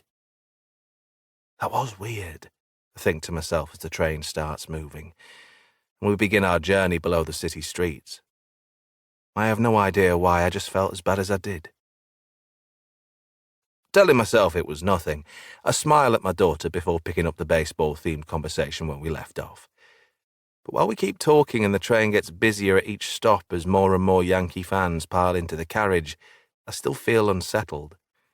But it doesn't make sense because nothing has happened since we've been in New York to make me wary. Everything has gone to plan, and as far as I know, everything should continue to do so until we board our plane back home. Maddie seems to realise that I'm not in the mood for chatting at the moment because she gives up trying to talk to me and takes out her phone, and I watch as she scrolls through several of the photos she has taken since she got here. As far as I know, she has listened to her mother's request and not posted multiple updates of the trip on her social media accounts, although neither of us have the apps that our children do on their phones, so we have no idea what they're posting anyway. But as the train reaches its destination and we join the hordes of fans spilling out of the subway station and into the Bronx, Maddie captures a photo of the imposing stadium ahead of us, complete with the floodlights above it and the thousands of New Yorkers and tourists pouring into it. "This has to go on Instagram," she tells me as she shows me the photo she just took. And I have to give her credit because she has captured a brilliant image, one that I almost feel like I would like printing off and hanging in a frame in my study at home because for a big sports fan like me, it's the kind of image I'd enjoy looking at all the time. But while I'm not going to be as harsh or paranoid as her mum and tell her not to post anything online that lets others know we are here, I do still feel strangely nervous as we move through the busy crowd on the way into the stadium. Looking around at the multitude of faces that surround me, I still can't explain my uneasiness. It's not as if I don't like crowds, and I've been to a Yankees game before, so it's all quite familiar to me, but something is bugging me, though. I'm still not quite sure what it is. I'm just considering taking out my phone and texting Lorna to ask if she and Alex are okay, but before I can do that, Maddie stops walking beside me and has a very confused look on her face as she stares at her phone. "What is it?" I ask her as I step to the side, getting out of the flow of baseball fans streaming past us. "I've just got a weird message on Instagram," Maddie says with a frown on her face. "From who?" "I don't know. The account doesn't have a real name on it, and there's no photo either." "What does it say?" "I hope you are enjoying your time in New York. Make sure to stay safe. It's a big city. You don't want to get lost," Maddie says, reading out the message. Now it's my turn to frown, and I ask to see my daughter's phone so I can have a proper look at the message myself. Surprisingly, she hands it to me quickly, which suggests she must be a little disturbed by it because she would never normally willingly hand me her precious device, but now she has, I can read the message for myself. Sure enough, it says exactly what Maddie said it did, but there's no context to it, and without knowing exactly who it came from, it's hard to really know what it means. Is it just some random person sending a weird message, something that probably happens all the time on the internet and on social media in general? Or is it an actual warning? "It's weird," Maddie says, stating the obvious before she gestures for me to give her back her phone. But before I hand it over, I click on the profile of the person who sent it. But like Maddie says, there is no photo or real name. The account is in the name of New Yorker 7823, which doesn't tell us much, but I do discern one thing from looking at the profile. There are no posts or photos on the account, and this person has no followers, which suggests it is either a new account or one that does not get used very often. But I notice the account does follow two others, so I'll click on them to find out who they are. When I do, this gets more confusing. They only follow Maddie and Alex. "Who is this?" I ask my daughter as she snatches her phone back from me after I failed to hand it over quickly enough. "I don't know. Some weirdo, probably," Maddie replies. "I'm not replying to them." I watch as she does something else on her phone, and when I ask her what it is, she tells me she is posting the image she just took of Yankee Stadium. But now I'm not so sure that is a good idea. That's because I don't know who that person is who just messaged her, or why they only seem to follow my children's accounts. More importantly, I don't know why they've just told Maddie to be careful, not to get lost here. Chapter 9. Lorna. There's a hum of anticipation around the large auditorium that Alex and I are currently sitting in, alongside 500 other theatre lovers. We're all here because we have tickets to watch a performance of The Phantom of the Opera, and as we wait for the lights to go down and the show to begin, I'm feeling pleased that the person sitting beside me seems to be happy. Alex has been looking forward to this show ever since we booked tickets online a month ago, and he's currently reading through the brochure I bought him after we had entered the theatre. The one that features interviews with some of the cast members of this particular show, as well as some facts and figures about the longevity of it, and how it continues to be one of the most watched shows on Broadway. While he's busy reading, I'm looking at the large stage in front of us, and wondering if the performers backstage are feeling nervous about coming out here soon to recite their lines. I find it slightly puzzling that my son wishes to pursue a career in which he would be required to go on stage or in front of a camera and perform a multitude of lines he has memorised to a large audience. That's because I can't think of a more daunting way to make a living. I can safely say that I have never felt a desire to go from being a member of the watching public to being front and centre on a stage, screen, or any other type of platform for that matter. And if forced to, I'd be a jabbering mess who would freeze under the spotlight and forget what I was supposed to say. But my son is clearly much braver than I am, because his dream is to one day be a professional in an environment like this one, to walk out and receive the adulation of a crowd and entertain each and every one of the people who have paid good money to see him and his fellow actors in full flow. It's a tough career choice, but a very brave and inspiring one, and I have no doubts that Alex can achieve all of his dreams if he puts his mind to it and never gives up. When he does, I'll make sure I am right there on the front row to witness his dreams coming true and show my support. Though I will have to draw the line at him inviting me up onto the stage alongside him if he ever tried to do so, because there's no chance of that happening. But he is under very strict instructions to give me a shout-out if he ends up winning a Tony Award or an Oscar one day, just like he is to invite me as his +1 to any glitzy red carpet events. That is as much of the limelight as I shall ask for. While my son and I are here in the warmth of this theatre, Jack and Maddie are across the city, possibly shivering a little as they watch a baseball game in an outdoor stadium. And I check my phone to see if either of them has been in contact with me since we separated. But they haven't, although I see Maddie has been keen to make contact with somebody since I last saw her, when Jack shows me his phone a moment later. Looking at the screen, I see what I assume is Maddie's Instagram account, and when I do, I see a photo of a stadium which I guess is where she is right now. "Looks like somebody ignored your rule while we were here," Alex says, with a sly grin on his face. No doubt because he can't resist an opportunity to possibly get his big sister into trouble. Old habits die hard, just like sibling rivalry. "Looks like it," I say, when I see that the stadium is the home of the New York Yankees, which means she has posted exactly where she is tonight to all her followers online. But, as Jack has kept telling me, everything is okay, and so far he has been right. So I will try not to worry and not let any of my mostly unsubstantiated fears ruin my evening. So far, this holiday has been great. Maddie and Alex are having a good time, and that's all we came here for, so I can't have too many regrets. As the lights go down in the theatre and Alex puts his phone away to give the stage his full attention, I reassure myself that soon the four of us will be reunited again back at the hotel. And when we are, each of us will all have nothing but a fun tale to tell about the enjoyable evening we just experienced. The first half of the show whizzes by in a blur of beautiful costumes, enchanting songs, and top-drawer acting. And by the time the lights go back up again for the interval, everyone in the room is smiling from ear to ear, including my son. "That was brilliant," he tells me, with a big grin on his face, making it clear just how enamoured he has been throughout the performance so far. "Wasn't it? Such a good show," I say, thrilled that Alex's 18th year on Earth has another memorable chapter to add to it. Even though both of us already know the gist of the storyline of the production we are halfway through watching, we still spend a few minutes chatting through what we have seen so far.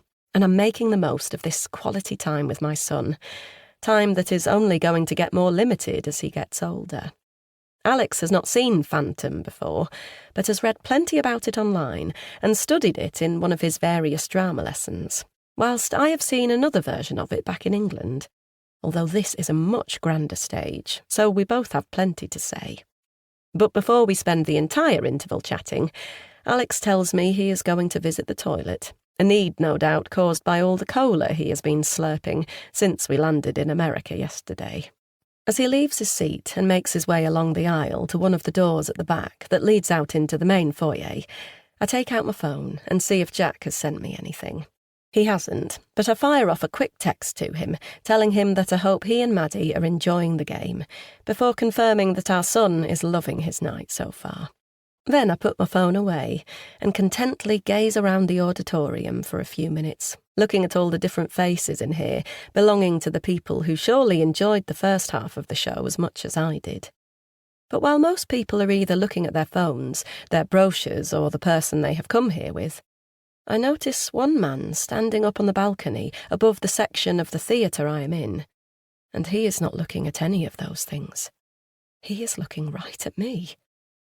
I don't think much of it at first, but after looking away for a moment, I glance back again, and when I do, I see that the man is still staring at me.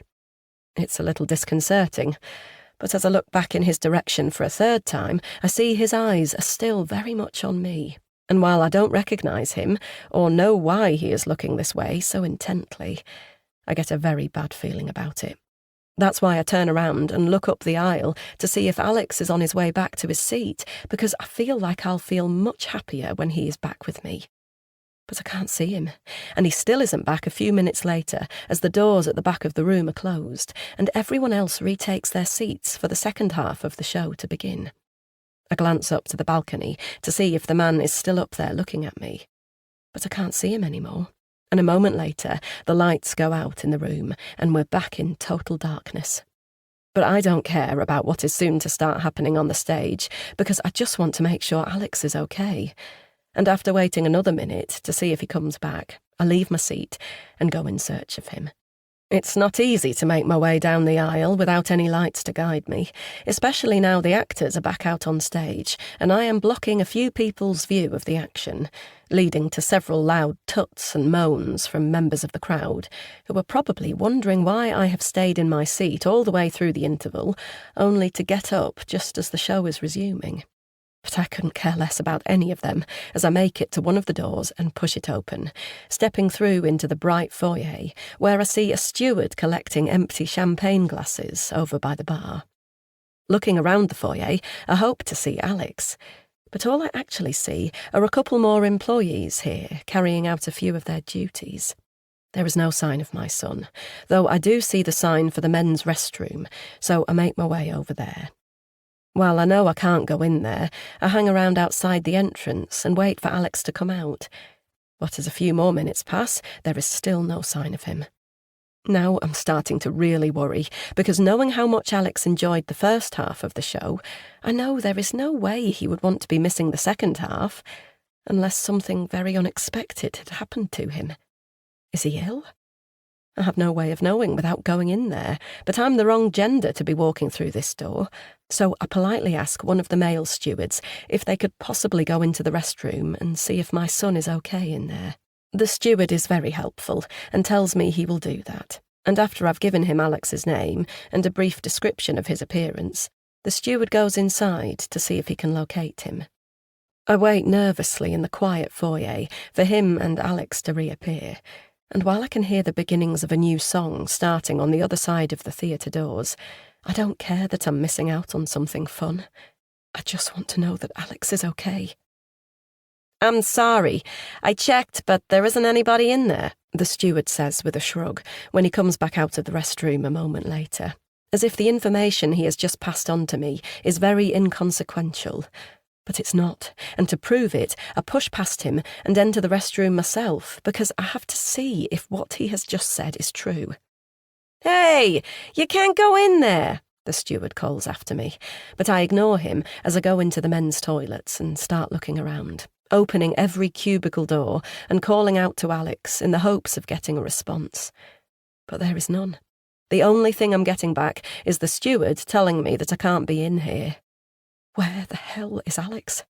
I know he's old enough to look after himself now, but that doesn't change the fact that he is not where he said he was going.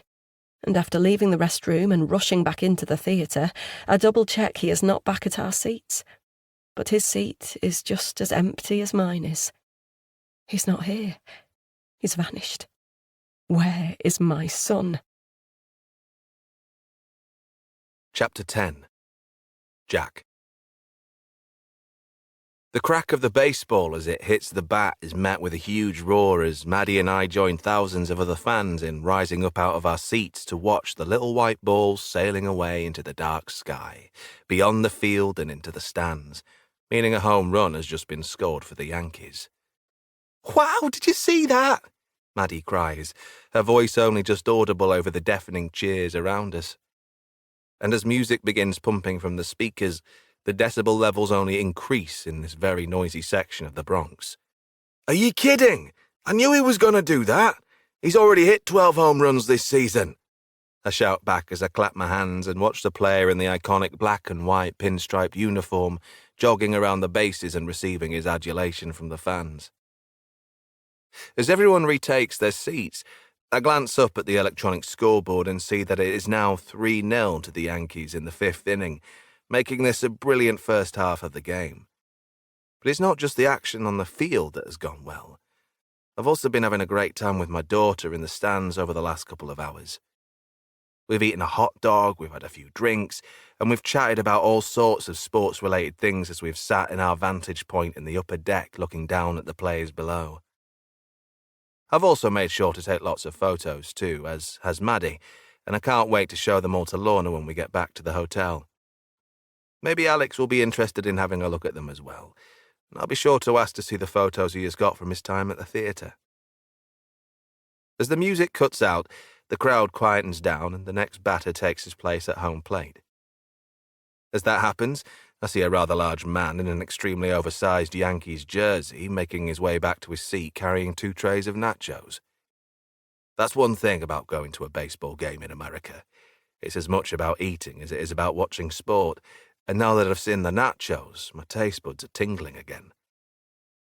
That hot dog earlier was good, but with still almost half the game to go, I could make room for more food. We are on holiday after all. "How about I go and grab us a few more snacks?" I suggest to Maddie as she films yet another video on her phone. "That sounds good, thanks," she replies with a smile. "Be right back," I say, as I get out of my seat and squeeze my way past a young family who each have a hot dog in their hands. I jog down a steep set of concrete steps before passing by a burly security guard and making it onto the concourse where numerous food vendors are located, alongside all sorts of places selling merchandising and memorabilia. After paying a quick visit to the bathroom and sharing a joke with a very friendly New Yorker, who had clearly had one beer too many this evening, I take my place in the queue for the hot dog stand and start to salivate slightly at the smells of the cooked meat and the fried onions. This is yet another in a long line of unhealthy meals that I've had since I've been stateside, but at least Lorna doesn't have to know too much about this one. As the queue moves slowly along, I decide to check in with my wife and see how she's getting on across the city, so I take out my phone with a plan to send her a quick message to say that we're having fun and I hope they are too. But when I look at my screen, I am surprised because I see dozens of notifications that weren't there when I last looked at my phone about 20 minutes ago. They are all missed calls. And they're all from Lorna. Unsure why my wife could be so desperately trying to get hold of me, I attempt to call her back, but it's a struggle to get a signal at first now that I'm back inside the bowels of the stadium, surrounded by so much concrete. Realizing I need to find somewhere better to make this call, I leave the queue and wander around, checking the signal strength on my phone until it goes back to being high enough for me to contact Lorna. Finally, the phone starts ringing, but it doesn't take long at all for Lorna to answer me. "Jack, why haven't you answered your phone? I've been calling you." My wife sounds very flustered, and that's why I fear her being angry at me has less to do with me not answering my phone quickly enough and more to do with whatever the reason might be for her calling me so much in the first place. "Sorry, the signal's not great here and it's noisy." I try, but Lorna just launches into her next tirade, and when she does, I start to understand why she's so worked up. "I can't find Alex anywhere." "What?"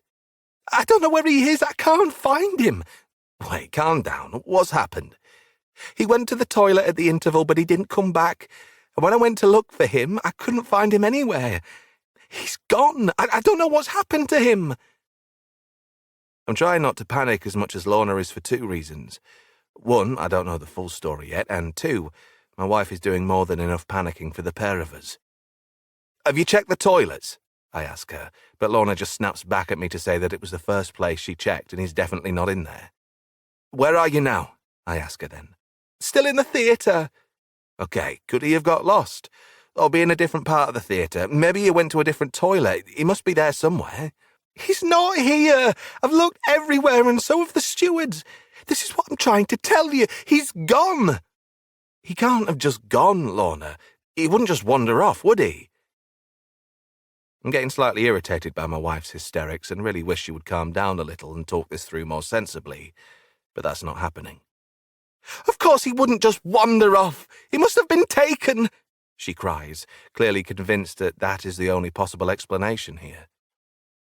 What are you talking about, taken? Who would take him?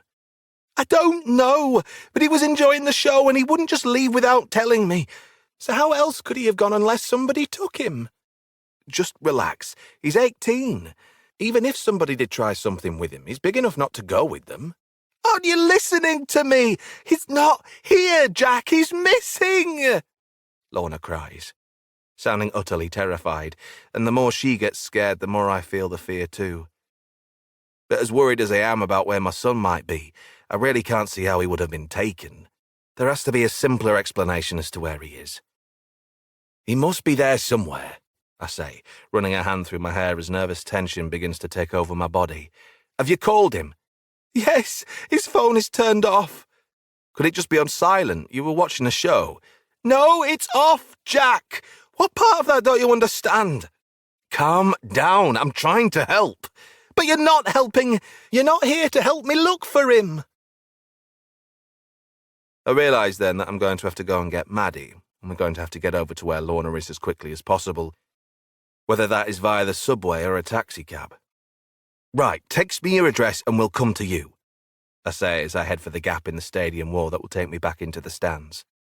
In the meantime, is there anyone there who can help you look? Stewards or police? Yes, the stewards are looking, and I'm trying to get them to call the police, though they haven't done it yet because they think Alex is here somewhere.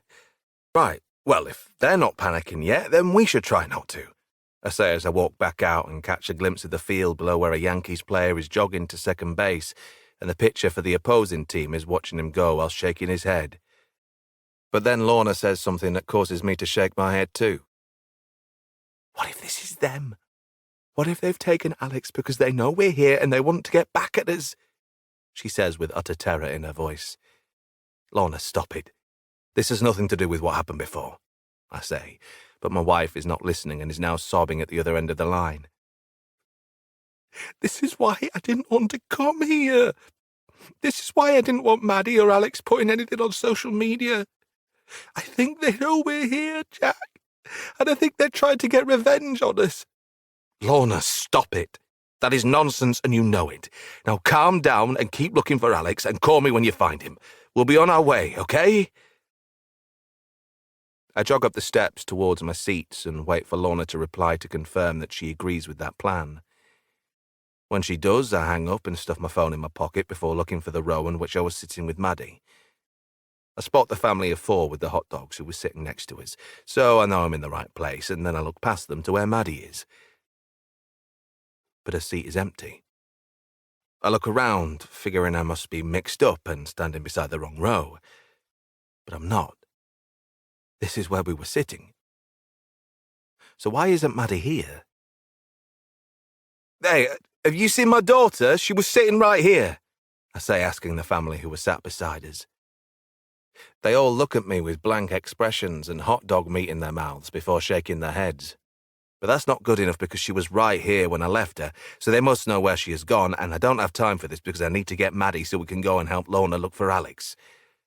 That's why I get angry. My daughter, blonde hair, blue Yankees cap, she was sitting there. Where did she go? I cry whilst ignoring the shout from somebody seated in the row behind telling me to sit down because I'm blocking the view. My loud outburst seems to be the thing to make this family lower their hot dogs and actually help me.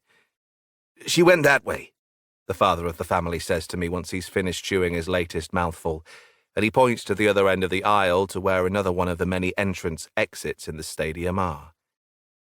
She was with someone, his partner adds then before wiping ketchup off her cheek with a napkin. With someone who? They both shrug. Some woman, the man says. What did she look like? She had dark hair, I'm guessing she was about 40, quite cute, the man says before receiving a death stare from his partner, who obviously didn't appreciate his comment on the woman's good looks. I look around for any sign of Maddie or a woman who might match that description, but I can't see anyone. Then I hear my phone ringing, and when I look down, I see that Lorna is calling me again. "Jack, he's definitely not here. They've gone to check the CCTV cameras," she tells me as I stand on the steps and stare out gormlessly at the vast open stadium that surrounds me. All around me are people watching the game, eating food, drinking beer, and having the time of their lives. But I've never felt so alone. "Jack, can you hear me?" Lorna cries, and that snaps me out of my temporary trance. When it does, I let my wife know that this nightmare might be even worse than we first thought.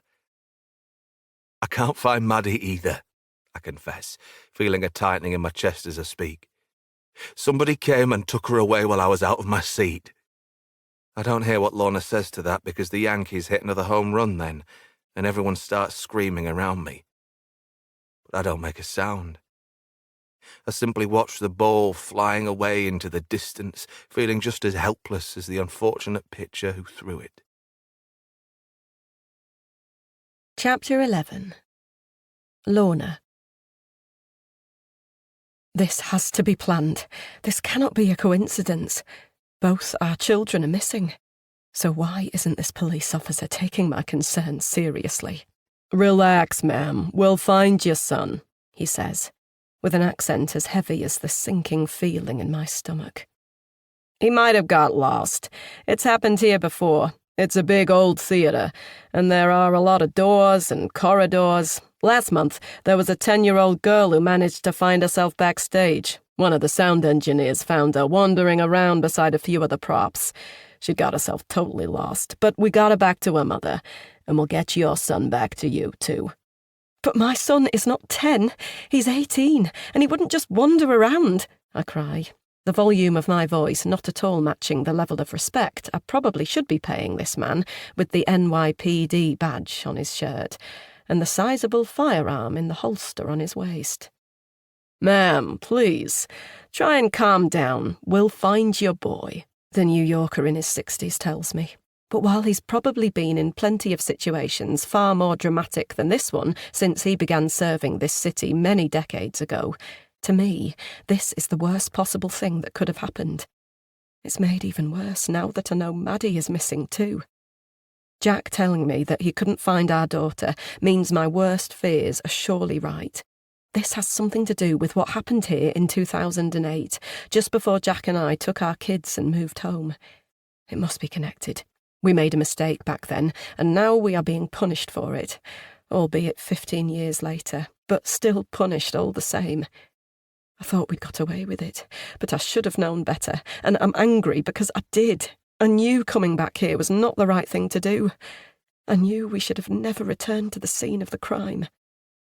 I've been standing with this police officer for the last 10 minutes, and I've spent approximately 9 minutes and 50 seconds of that telling myself that I need to confess everything to the man in front of me so that he understands the severity of this situation. If I tell him what Jack and I did years ago, then it might help determine how the investigation proceeds now. And I guarantee he wouldn't be telling me to calm down then. He'd see that this can't be a mistake on my son's part, and that he hasn't just wandered off like some innocent child. He has to have been taken, just like Maddie surely has. But if I tell him the truth about me and Jack, then the investigation will take a different turn, and it'll start with me and my husband being put in handcuffs. So that's why I've kept our secret to myself for now. But it's about the only thing I am keeping to myself as I launch into another anxious tirade towards this policeman. "Please, you have to find him. Somebody has him, just like somebody has my daughter at Yankee Stadium. This has been organised. We've been targeted." While the police officer was already aware that my daughter was missing elsewhere, as well as my son, he was probably thinking we are either two very careless parents, or we have two very mischievous children. Either that, or it's just a huge coincidence. But my using the word targeted seems to be the thing that piques his interest the most. "Why would you be targeted?" he asks me, lowering the radio he had just been using to communicate with his colleagues, and now giving me his full attention. I say, trying to think of a reason that won't make him want to arrest me. I don't know. I'm just saying both our children are missing. Something organised has happened here, something planned. I just need you to find out what it is. We're looking into everything at the moment, the police officer tells me, no longer looking at me with quite the intensity of stare he was a moment ago. But the simplest explanation is usually the right one, and the chances are both your children have just got themselves a little lost. You're tourists here, right? Lost in New York. It happens, not just in the movies, but in real life. The officer goes back to talking on the radio then, and he and his colleague at the other end of the line talk so fast and in such a thick New York accent that I can't understand every word of what they are saying. But when he's done talking, he tells me to come with him. I follow behind him, matching his swift pace, and as we go, I ask him if he has any news on where my son might be. He says not, but they are going to look at something, and I keep close to him as we move through the foyer that will soon be full of people leaving the show that is due to end any minute. While I do that, I check my phone to see if there is any news from Jack at the stadium. But he has not tried to make contact with me yet. I guess he's busy doing the same thing there as I am here, and he'll only update me when he has some news, just like I will do with him. But which one of us will have news first? And will it be the good kind or the bad? I follow the officer into a dusty old room, where I find a skinny guy in the same colour shirt as all the stewards out in the foyer, so I assume he is an employee at this theatre too. He's sitting in front of a very old computer, the ones with the chunky backs rather than the slim, sleek laptops of the modern day. He's looking at numerous grainy images on the computer screen, and when I realise this is the theatre's CCTV system, I grimace, because based on all the evidence, it seems very old-fashioned. But as the officer leans in and tells the man in front of the computer the exact time we are looking for, I see that he's able to find it quite quickly enough, so that is promising. I see it, because there is my son right there on the screen. "That's him! That's Alex!" I cry, as I point at the screen on which I can see my son walking across the quiet foyer before entering the men's restroom. But now he's gone into the bathroom, we have lost sight of him, which leads to my next question. "Do you have cameras in there?" I ask. But the answer to that is an obvious one, and the officer beside me looks annoyed that he even has to dignify that with a response. "What do you think?" he says flatly, while keeping his eyes on the screen. We wait for a very long and anxiety-ridden minute before we see the door to the restroom open, and Alex reappears again. But as he starts crossing the foyer again to return to the auditorium, he is intercepted by a man in a baseball cap. "Who is that?" the officer asks, as we keep watching, and as we do, we see Alex having a conversation with this man.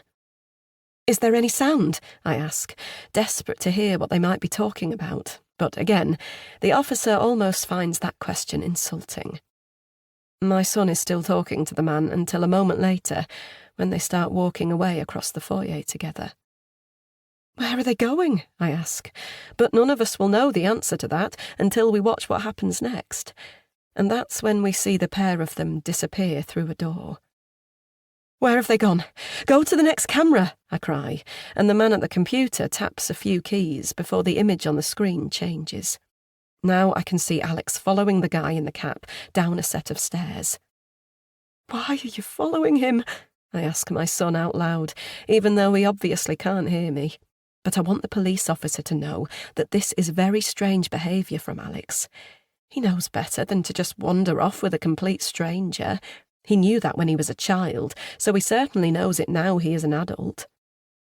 "Next camera," the officer says, as we lose sight of them again once they've gone through another door. But then we get a grim response.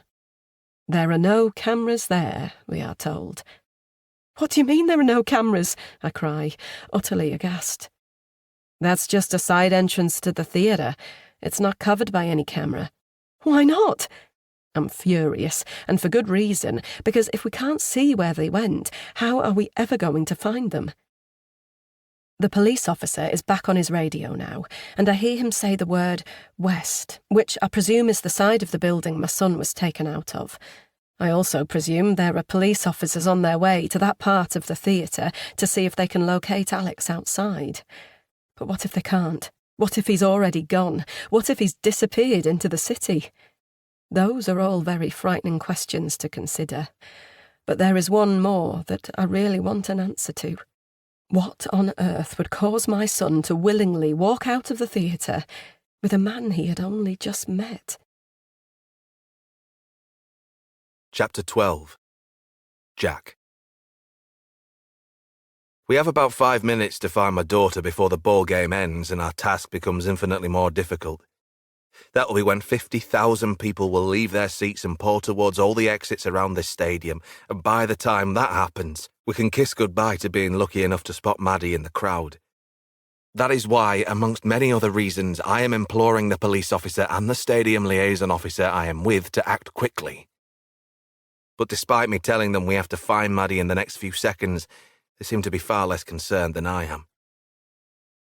"Let's see what we can see on the cameras," the liaison officer says as we head for the security room, and while that sounds promising, the banks of screens I see when we enter the room are overwhelming.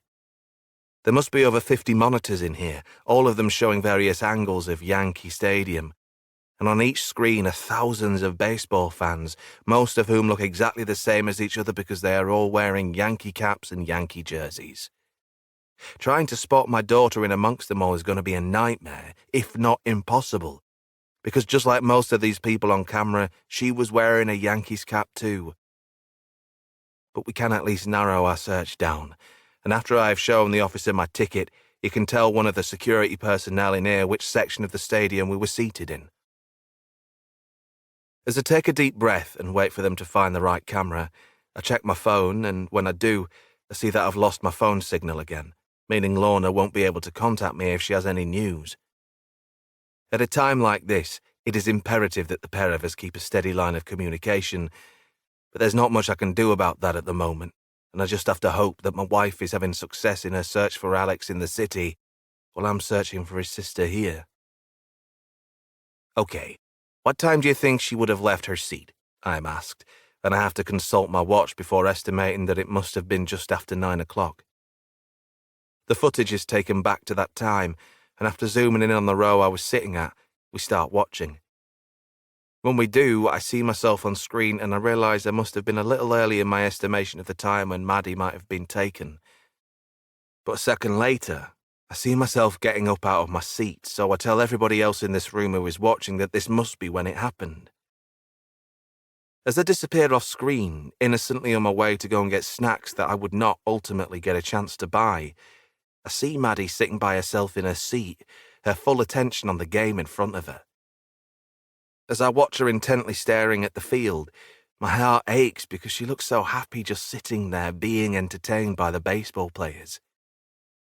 When I found out I was having a little girl 21 years ago, I assumed it would be all pink dresses and shopping sprees rather than baseball caps and sports games.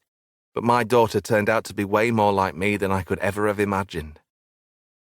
And now she might be gone. But then I see her attention taken away from the field because she turns to look at somebody at the end of the aisle. It's a woman in a cap and dark blue jacket, and she's gesturing to Maddie to come with her.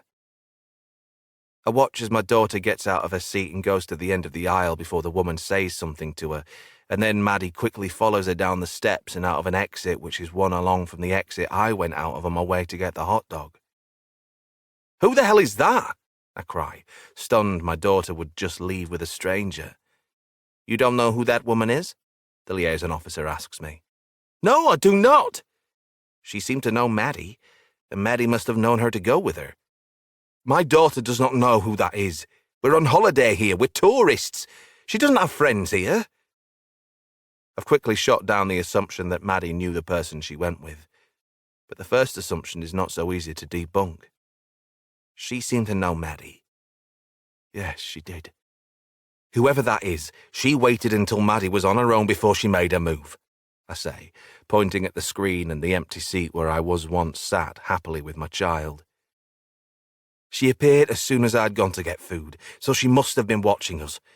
This isn't random. It's planned.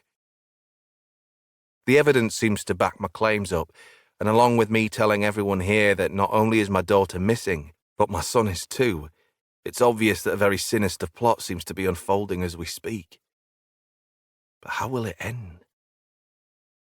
As the staff in front of me work to check other cameras and try to find out where Maddie and that woman went next, I step out of the room because I need to get a phone signal back. Thankfully, I find one, and I call Lorna as quickly as I can to update her on the situation. When she answers, I tell her all about the woman who got Maddie to leave with her, and she, in turn, tells me about Alex leaving the theatre with an unknown male.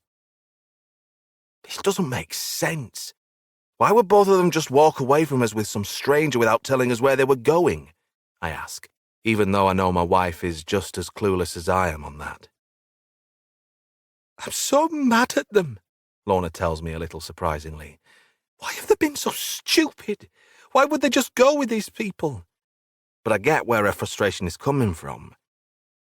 Even if these nefarious people targeted our children, whoever they are, their plot would surely have failed if Maddie and Alex had just done what they would have been expected to do and not gone anywhere until they had spoken to their parents. Unless they were threatened. Coerced. Left with no other choice. I don't know what to do, I confess to Lorna, never having felt as helpless as this in my life before, and that's including what happened 15 years ago, because at least then I was in control of certain things and could make a plan that kept my children safe. But now Maddie and Alex are missing. I'm reeling and lost, and the more time that passes, the less in control of this situation I start to feel.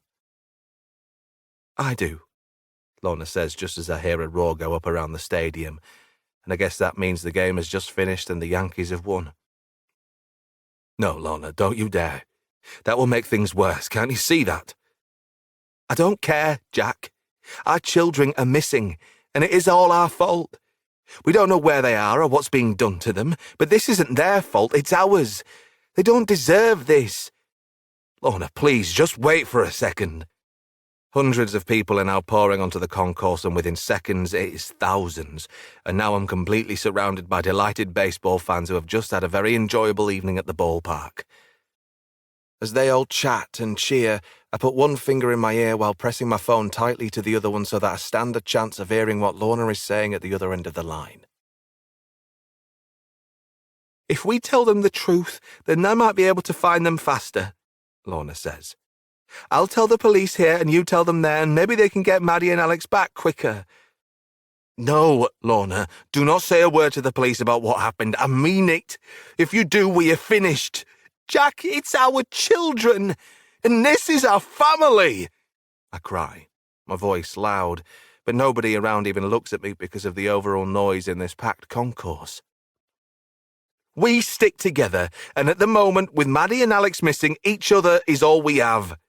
We need to be able to talk and to figure this out, but we won't be able to do that if we're arrested and put in separate prison cells, will we? I don't hear what Lorna says next because some drunken fan sings loudly as he passes me, so I carry on with what I was going to say next anyway. We need to be together, not on the phone like this. I'll come to you or you come to me, whichever, I don't care. We just need to be with each other and then we'll talk properly, okay? Again, I don't hear what Lorna's response is, and when I look at my phone, I see her end the call, sending a shiver down my spine. Did she hear me? Did my message get through to her? Does she know that she is to hold off on doing anything until we are together again? Or is she confessing everything to a police officer at this very moment and, in the process, ensuring this family is destroyed, even if Maddie and Alex turn up safe and well soon? I see the door to the security room open and a police officer look at me, and as he does, I wonder if he wants me to come back in there with him to ask me more questions about Maddie, or if he has just been told over the radio to arrest me for a very serious crime that has gone unsolved in this city for 15 years. All the while, as I stare helplessly at him and wait to see what happens next, the fans all around me keep acting as if winning a game of baseball is the only thing that matters in the world. Chapter 13. Maddie. The blindfold that covers my eyes ensures that I can't see where we are going, but I know we are in a car because I can hear the engine and feel the movements as we turn the corners. I can also hear the voices of the other people in this car with me, though they haven't said much so far, just a few simple things like, "I hate the Bronx," or "take a left here." One of the voices belongs to the woman who spoke to me at the stadium, and the one I have to blame for me being in this scary situation now. The other voice is male, and while I have no idea who he is, I'm guessing he's the one who put his hand over my mouth and bundled me into this car before the blindfold went on, and I was told to comply or I would be killed. I'm unable to remove my blindfold because my hands are tied behind my back, and there is a seatbelt across me that is keeping me from sitting too far forward. So overall, I feel totally trapped. My phone has also been taken from me, and I know that because I felt a hand go into my jeans pocket shortly after we started driving. "Where are you taking me?" I ask for the second time since this journey began. But just like the first time I inquired, I get told to be quiet. If it wasn't for the fact that I'd heard the man mention he had a gun a few minutes ago, then I would keep asking again and again. More than that, I'd be screaming and hoping to attract the attention of anybody outside this car who might hear me and be able to help me. But because my life is under threat, I go back to being quiet, and as the car moves on, I think about how we must be getting further and further from the stadium, and at the same time, further and further away from Dad. He must know I'm missing by now, and I expect he's very afraid, as well as very confused. Not only will he be wondering what has happened to me, but he'll want to know why I just left when we were having such a good time together. It was more than a good time, it was a great time. I was having such fun with Dad at the game, and if only he hadn't got up to go and get us some snacks, maybe I'd still be there now watching the game finish and cheering with the rest of the crowd. But he left his seat, and that was when things started going wrong. Dad had been gone for a few minutes when I heard somebody calling my name, and when I looked to the end of the row, I saw a woman gesturing for me to come closer. I had no idea why she wanted to speak to me, but the fact she knew my name, as well as how much urgency she had, told me I had to know what was going on. So I left my seat and went to talk to her. When I reached her, she told me that my father had suffered a fall on the concourse, and while he was going to be okay, she had come to get me so I could see him in the medical room. It's only now that I know it was just a fictitious story designed to get me to follow the woman. But how was I to know that at the time? As far as I knew, Dad was hurt and wasn't able to come back to his seat, so of course I was going to want to go and see him and make sure he was okay. That was why I followed the woman out of the stands and through the concourse and down a staircase and ultimately all the way to one of the exits at the stadium. All the while, I was asking questions about Dad, trying to determine the extent of his injuries and what might have caused him to fall over. I was so sad about the thought of him sitting in some medical room with a sore head or bloody knee that I was just desperate to get to him, because while I was worried about him, I knew he'd be worried about me too, and would want to put my mind at ease by telling me he was fine. The woman didn't say too much as she led me away, just that he would be okay and that they may be able to get us tickets to another game, because this one had clearly not gone to plan. I remember thinking how nice that gesture was, even though we were only here for a few days and wouldn't be able to come back again. And maybe that's why it took me a little longer than it should have to realise that something was wrong. We just kept walking and walking, and it was only when we got outside that I started to get suspicious. That was when I was suddenly bundled into a parked car, and within seconds the doors were locked and we were on the move. By then, it was far too late for me to get away, and I knew I'd been tricked. Instead of me going to see Dad, I'd just been taken from him. But why? I tried to get my captors to tell me why they were doing this to me, but I've not had a proper answer yet, so my imagination is running wild with theories. I've accused them of them making a mistake and getting the wrong person, because surely they didn't mean to kidnap me, right? I told them I was just here on holiday and that I'm from England, where nothing like this ever happens. I've also told them that if they want money, then they only have to ask my dad for it because he will surely give it to them. I've told them he works for a bank, though I'm guessing they might already know that if they targeted me, and if they need cash, he will happily give it up to ensure my escape. But no matter what I've said, this nightmare hasn't come to an end yet, and the longer it goes on, the more I'm fearing this is going to end badly for me. Are my friends back home going to see me on the news over there? British woman kidnapped in New York. What will they think? I'll be famous, but for a really bad reason. I don't want to be famous. I don't want people talking about me or looking for me. I just want to go back to Dad. I wonder if he has spoken to the police yet, or if he is still looking for me on his own, running around the stadium and feeling scared and upset because he can't find me in the crowd. Hopefully, he knows that I would never just wander off on my own, and that means he might already have the police out there looking for me. There must be cameras that saw me get pushed into the back of this car, and I'm hoping we're going to be followed very soon by lots of cops with flashing lights on the roofs of their cars and guns to match the one my kidnappers have. But I can't hear any sirens. All I can hear is the engine and the sound of the tyres on the road beneath this car, and we are still getting further and further away. Please, just let me go, I beg, no longer interested in questions or answers. I just want to go home. Shut up, comes the heartless response, and as tears soak into my blindfold, I bow my head and wonder how my life could have ended up like this. I was so happy to be in New York, and I was happy at university back home. I'm not even 21 yet, and have got so much to look forward to. But now, it might all be taken away from me. Suddenly, the car comes to a stop, and I start panicking because I fear it means the end for me. But then I hear the car doors open, and I'm pulled outside. Then I'm told to walk. Where are we going? I ask, as I'm marched somewhere I can't see, but I get no answer, and all I can hear is the sound of the gravel we are walking over.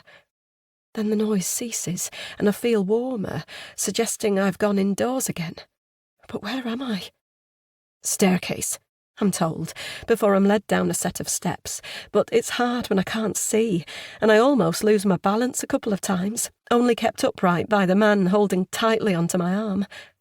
Then I hear a door opening ahead of me before I'm pushed forward, and a moment later my blindfold is pulled off.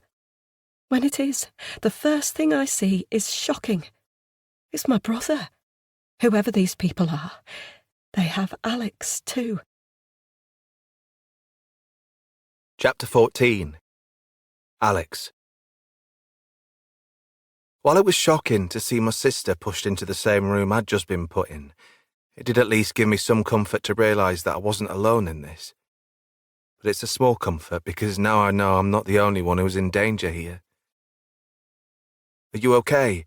I asked my sister once the man who just brought her in here has left the room and locked the door behind himself. Alex, what's going on? Maddie asks me, and she looks as terrified as I feel.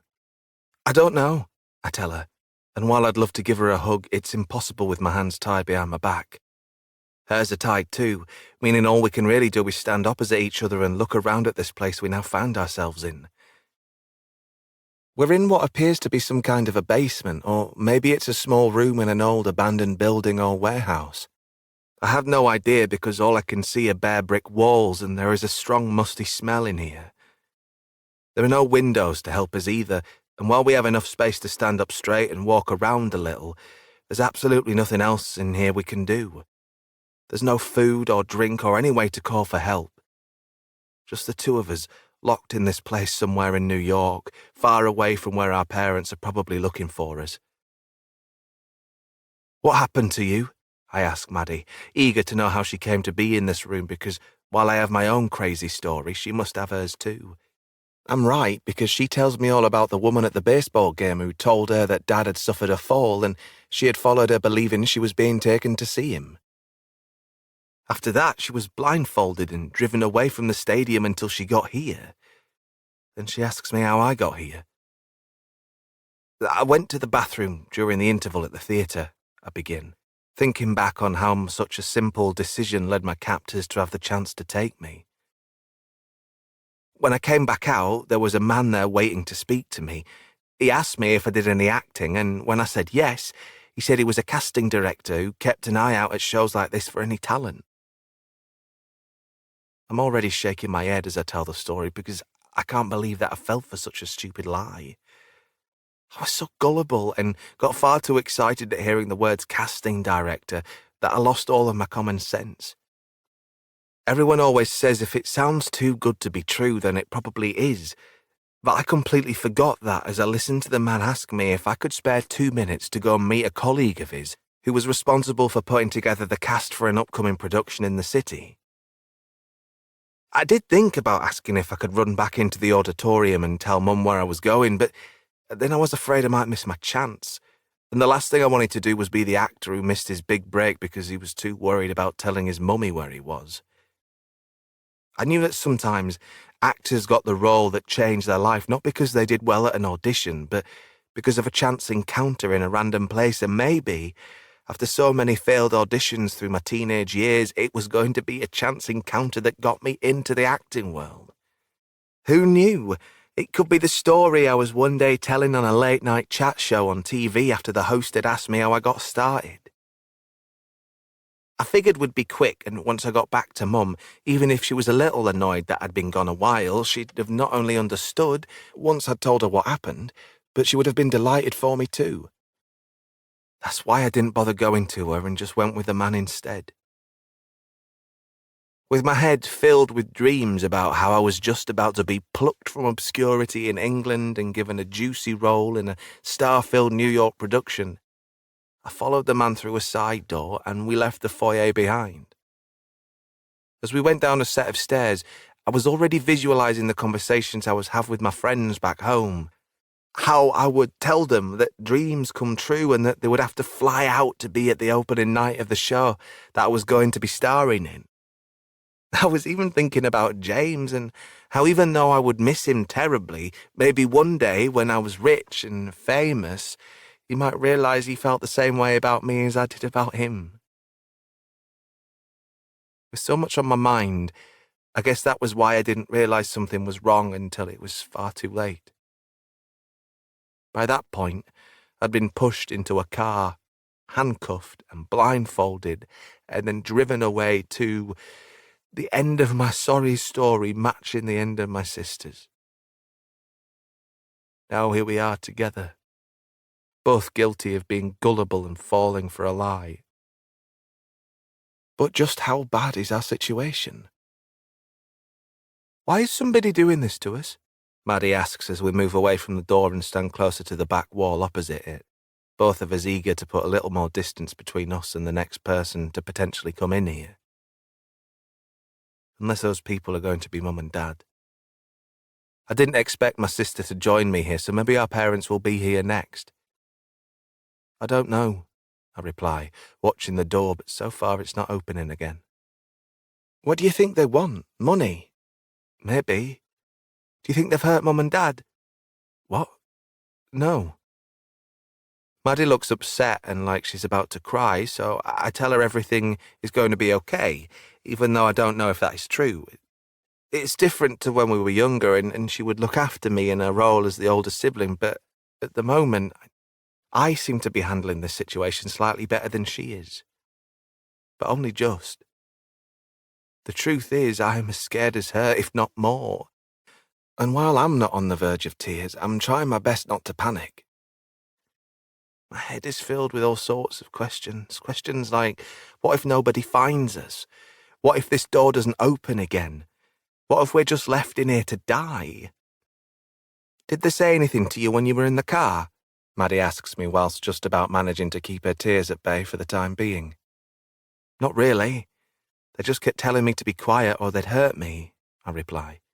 You? Same. It's then that I start to feel slightly less afraid and a little angrier because I hate the idea of my sister being pushed around and threatened. I'd rather they just kept me here and let her go, but it doesn't look like that is going to happen. But now we are together, and maybe we can work as a team to get out of here. If they come back in here, then we need to just rush at them and try and overwhelm them, I say, hoping my plan doesn't sound as shaky as my state of mind is at the moment. If we could surprise them, then maybe we could get away, or if not, I could at least distract them so you might be able to run for it. No, it's too dangerous, and even if it worked, I'm not leaving here without you. We just need one of us to get out and get help, I say. If one of us can tell Mum and Dad where we are, then they could find us. No, we stick together, Maddie tells me. We make sure the other one is safe. I nod my head when I realise she's serious about not wanting to get out of here if it means I'm left behind. And now we are committed to sticking together whatever happens, we think about what exactly might happen next. Whatever it is they want, I hope Mum and Dad can give it to them, I say, nervous because it might not be the case. Me too, Maddie replies. Then the two of us sit down with our backs against the cold wall and with little else to do in here but worry. We stare at the door and wonder what the reason it eventually opens again might be. It might open again because we're being allowed to leave. Or it might open again because someone is coming inside to kill us. Chapter 15. Lorna.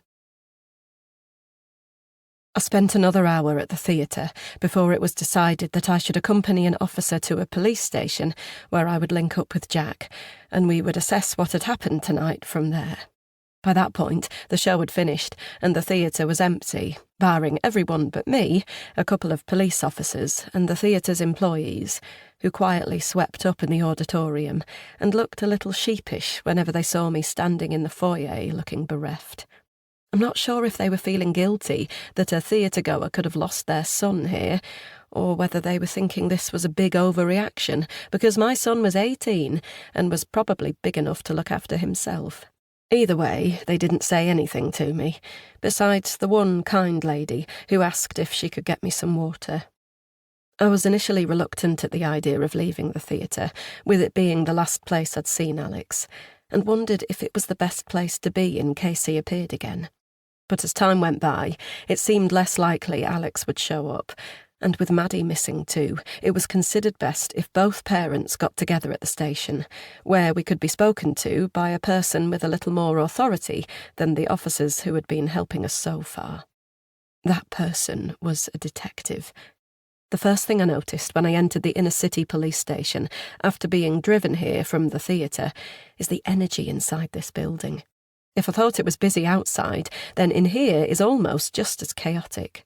Everywhere I look, there are men and women in bulletproof vests and firearms on their person, striding through doors with great purpose, and while some of them disappear out the door and into the night, almost just as many are coming in to take their place.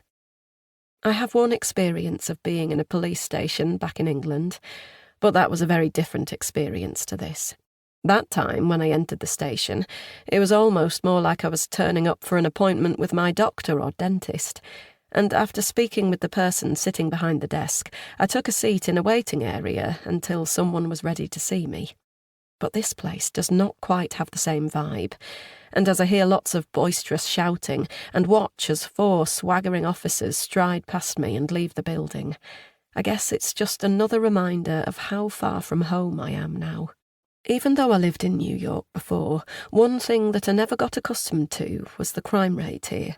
The news was always full of reports of the more alarming stories, and while Jack always told me not to pay too much attention to it all, it was impossible to take his advice, particularly when I was trying to raise 2 little ones in the city.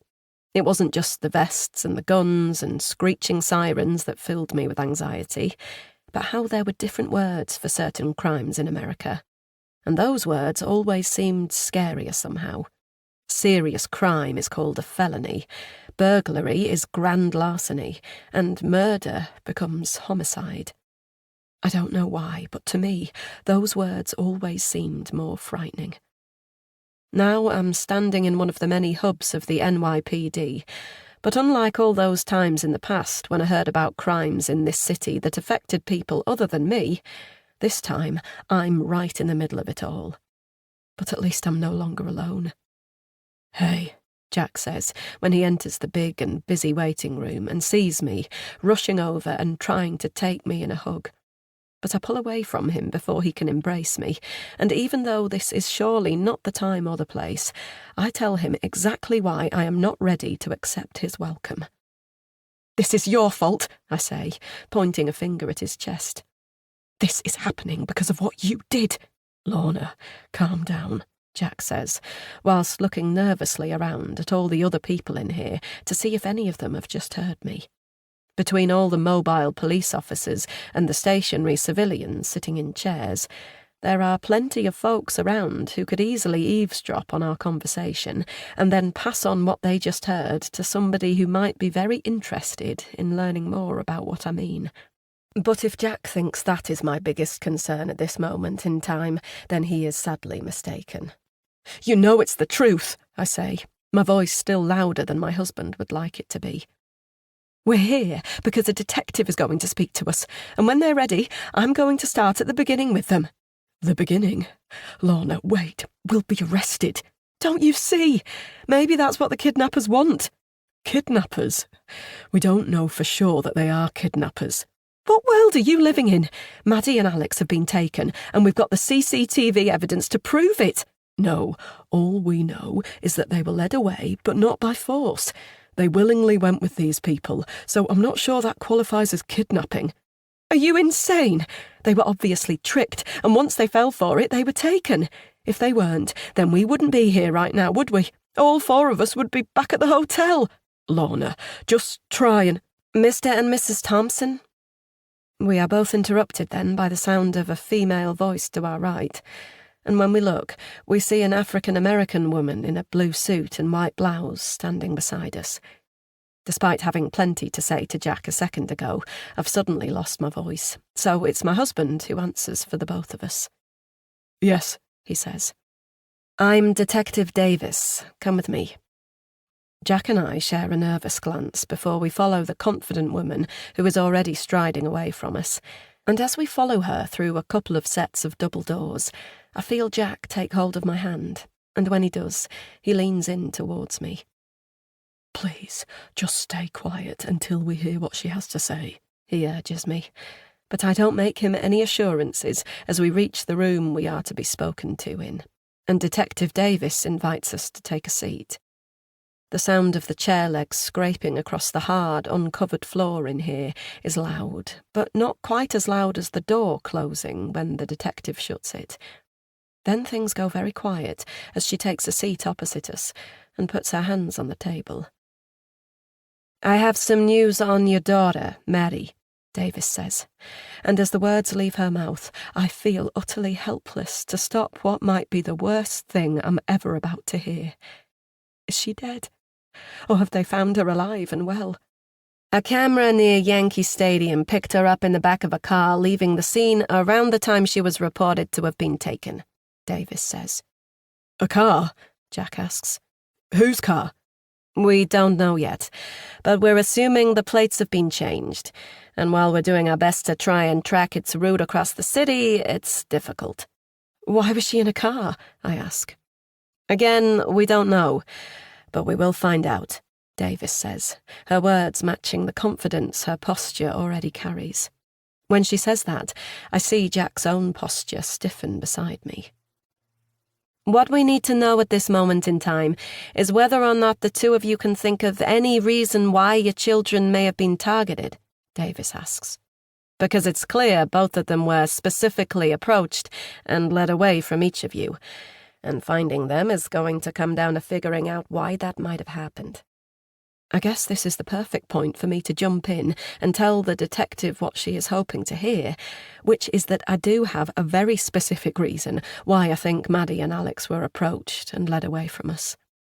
But clearly sensing that, Jack speaks before I can. "I think this may have something to do with us having lived here before," he says, and I turn to him, surprised because I wonder if he is going to be the one who tells the truth here, rather than me. "When did you live here?" Davis asks, seemingly interested in this information. "Between 2002 and 2008, Jack goes on. "I was working here." "Okay, and why do you think that is related to what's happened tonight?" "I don't know, I just assume it is. Maybe these people who have taken our children knew us back then." "Why would anybody do that?" Jack goes quiet again then, leaving Davis to ask the obvious question. "Did you make any enemies in that time?" "Enemies?" Jack repeats, before scratching his head. "I'm not sure about that." "I am," I cut in, and while the detective's eyes widen with interest, Jack becomes increasingly flustered beside me. "Lorna," he says, his voice dripping with the warning he has already given me many times before. But I know that all I need to do is just ignore him and say what I have to say, and if I do, the detective might have a lead to pursue to help us find Maddie and Alex. So why can't I say it? Detective Davis stares at me and waits for me to finish what I was clearly about to say, but when I fail to speak again, she prompts me. Mrs. Thompson, do you and your husband have any enemies in New York? I begin, before Jack quickly intercepts. Detective, what I'd like to know is what you and your team are doing right now to find our children, because you know this city better than us, and it's your job to help us. The last thing any of us want is for this to become an international news story, because it's hardly the best advertisement for this city if tourists aren't safe here, is it? My husband has quickly put the heavy lifting in this conversation back onto the woman who is supposed to be here to help us, and at the same time steering it away from the very delicate subject we were dancing perilously close to. Not only that, but he has rather cleverly hinted at this becoming a very bad case of PR for New York and its police department, something that I'm sure he's not bothered about himself, but the person he is speaking to might be. But the detective is not stupid, and knows we were close to just potentially revealing something important, so she doesn't allow herself to be swayed so easily. I can assure you that we are looking into why both your children seemed to go missing on the same night, but we require cooperation from all parties, including you, Davis says. If there is anything you are hiding, then not only will I eventually find out what it is, but the delay in doing so may make all the difference between this matter having a positive outcome. There is a knock at the door then, and Davis gets up to answer it, giving Jack the chance to let out a very deep breath. But just before the detective opens the door, I pick up on something she just said. What do you mean our children seemed to go missing on the same night? I ask her, very curious at that choice of words. Davis stops and looks back at me before answering. We have to look at all possibilities, and while you think they may have been taken, it could be that they willingly left and are perfectly safe and well. If so, no crime has actually occurred here. No crime, I say, shocked that the detective could even be thinking such a thing. But she opens the door then and shares a few whispers with the man outside the room before she excuses herself and steps out fully, closing the door behind her. With Jack and I alone together again, we have the chance to carry on the debate we were having just before the detective introduced herself to us. But neither of us does that. That's because we're wondering how this could possibly be anything other than a crime. But what if it is somehow innocent? Could it be that simple? Could the kids be safe? And if so, could this have nothing to do with what happened before? We still don't know. This is a rare situation in life where our children know far more than their parents do. But just how much do they know? Chapter 16. Maddie. I don't know how long my brother and I have been in this room for, because we have no way of telling the time, nor can we see outside to get any idea of whether it's still night time or if the sun has started to come up yet. All we do know is that we are both very tired, though it's impossible to rest because neither of us wants to lower our guard just in case things take a turn for the worst. This is our fault, Alex says quietly after a moment. How so? We were the ones who wanted to come here. It was our idea to come to New York. Yeah, because we wanted to see some cool things, not get kidnapped by a bunch of psychos. Maybe this is why Mum and Dad moved back home with us. It's dangerous here. I know plenty of people who have come to New York before, and none of them have ended up in a room like this. I tell Alex to stop being so stupid, and we go back to sitting in silence for a moment. But then we hear footsteps on the other side of the door, and when a key turns in a lock, we both quickly get to our feet, trying to be prepared for whoever might be about to come in here. But when we see who it is, both of us are immediately disarmed, because it's not quite who we were expecting. Rather than some big man with a weapon, it's a woman who I would guess is in her early 50s, and not only does she look very unimposing, she looks a little apologetic to have disturbed us. Hello. How are you two doing in here? She asks, which is a very strange question to begin with. Who are you? I ask, as Alex and I keep our backs to the wall behind us, aware that appearances could be deceiving, and this woman might be far more dangerous than she looks. But if she is doing a very good job of appearing quite placid, because she steps aside then and allows a man to enter the room behind her. When he does, I see he is carrying a chair, and he places it down in the middle of the room before stepping back out again. Then the woman gives us another smile before taking a seat. My name is Nancy, she says, as she looks from my brother to me and back again. Hello, Madeline and Alexander. It's nice to meet you. It's disconcerting not only for her to say our names, but use our full ones. Neither of us have had those used since we were young, mostly because to us they don't sound quite as cool as the abbreviated versions we like to go by now. But this woman is being polite, which in these strange circumstances just makes me even more nervous.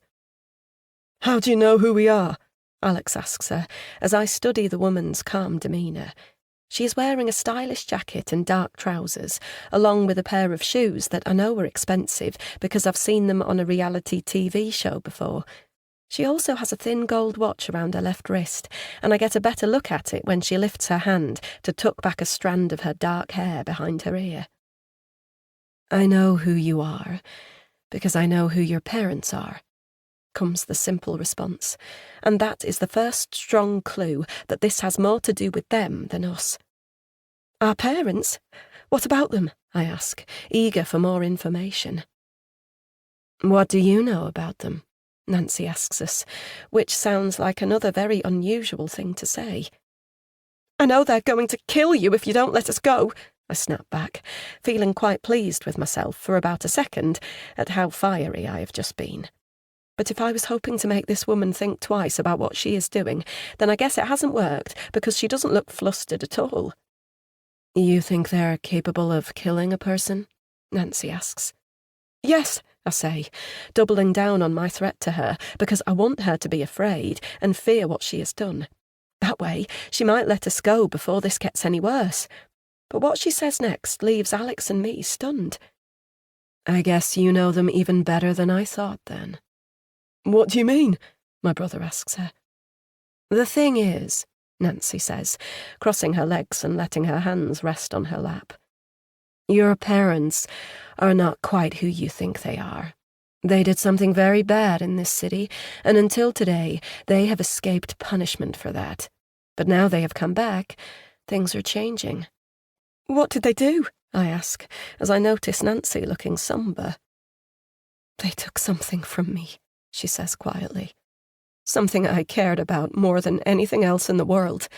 But even worse than that, they didn't own up to it. They lied and got away with it, and because of that, they caused even more damage. This all sounds crazy, and I'm struggling to see how she could be talking about my parents here. Mum and Dad, the two people who brought me and Alex up. Plain old Lorna and Jack, who are always telling me what to do, and who spend most of their evenings sat at home on their sofa in front of the TV.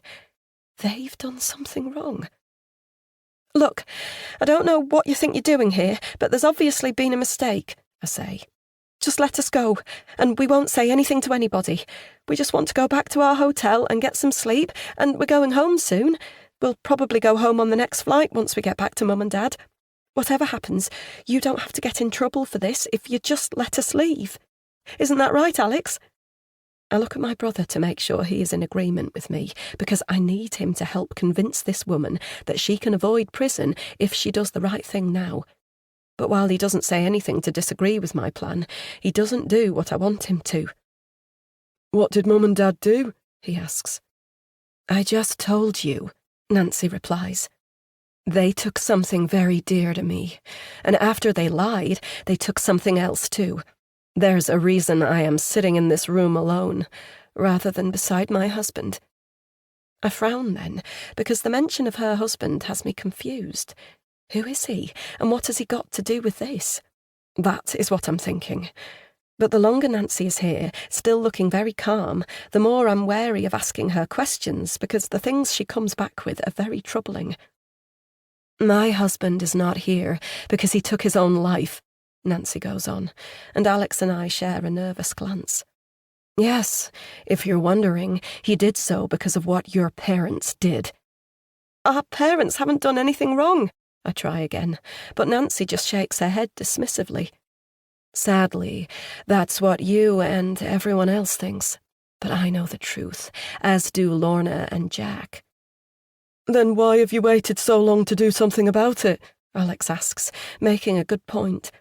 Why wait all this time if they did something years ago? That's easier said than done, Nancy tells us. Thankfully, you won't know what it is like to suffer the grief I have, but if you did, you would understand that it's hard enough just to get out of bed in the morning at a time like that, let alone plan revenge. But my husband did try. What do you mean he tried? I ask. I'm right in saying there was a fire at your family home in England 7 years ago, Nancy says, and Alex and I both gasp because it's true, though we don't know how this woman knows it. You all survived, and it was believed to have been an accident, but it was not. My husband started that fire when he knew you were all inside, and his intention was to burn you all alive. I knew nothing of it at the time. I didn't even know he'd left the country. If I had known his intentions, then I would have told him just to kill your parents, not you innocent children. But a man intent on revenge is a powerful thing, and I doubt I would have been able to dissuade him, even if I had known about it beforehand. Your husband started that fire? I ask in disbelief, my memory recalling that terrible night when I was 13 years old and ran from my house with flames all around me. I can still remember the heat on my skin and the fear in my heart as I worried not only for myself, but for the rest of the family. I didn't see how all 4 of us could make it out alive, but we somehow did, mainly thanks to Dad and his bravery in refusing to leave any of us behind. Now this woman is saying her husband started the fire that almost killed us all. Yes, that was Bob's work, she says, using her partner's name for the first time. I only found out when he came home and told me where he had been and what he had done. As far as I knew, he'd been at a business meeting in Florida, but he soon set me straight. I was shocked, but not angry. But he was. He was furious. That's because he knew you'd all survived, every single one of you. I feared what he might do next after that. I figured if he was willing to fly all the way to England to try and get his revenge, there would be no stopping him then. But I was wrong. Even though that day wasn't technically the day my husband passed away, I will always count that as the real day he died, because that was when I saw the light go out in his eyes, and he became just like me, helpless, depressed.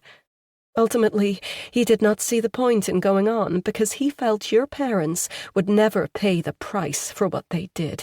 Nancy puts a hand to her face then and wipes away a couple of tears, while Alex and I stand and watch her in stunned silence. After a moment, she is ready to go on again. My husband took his own life, she says, her eyes vacant as she utters the words. After that, I figured things couldn't get any worse and mostly accepted that I had to let it all go. The only way for me to keep living was to forget about your parents and move on, and somehow that's what I'd managed to do. For the most part, anyway. But I always kept tabs on you as a family in England, and when you two started using social media, I kept tabs on those accounts too. You've been watching us on social media? I ask, well aware that all my accounts are public, meaning it's not just my followers who can see what I post, but anybody who types in my name. How else do you think I knew you were coming to New York? Nancy asks me, and for the first time since she came in here, she displays not a kindly smile or a despondent gaze, but a satisfied smirk, as if she is showing there is a fiery streak beneath the calm veneer. It's hard to think that me and my brother posting some innocent photos and updates online has potentially led to us being in this room now. But it seems that way. That is when I suddenly realise why Mum was so adamant about me not posting anything about New York online. Did she know it was a risk to be here? When I saw you were coming back, all of you together as a family, I knew I had been mistaken, Nancy says. I realized then I couldn't let it go. Not really. Not ever. So I made a plan. I had you followed when you landed here, and when I saw my chance, I had you both taken. Now, for the first time in a very long time, I have something I should have had a long time ago. I have your parents' attention. That's because I possess their most precious things in the world. And you know what?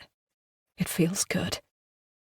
Nancy stands then, the smirk still on her face, and as she heads for the door, Alex and I have numerous more questions for her.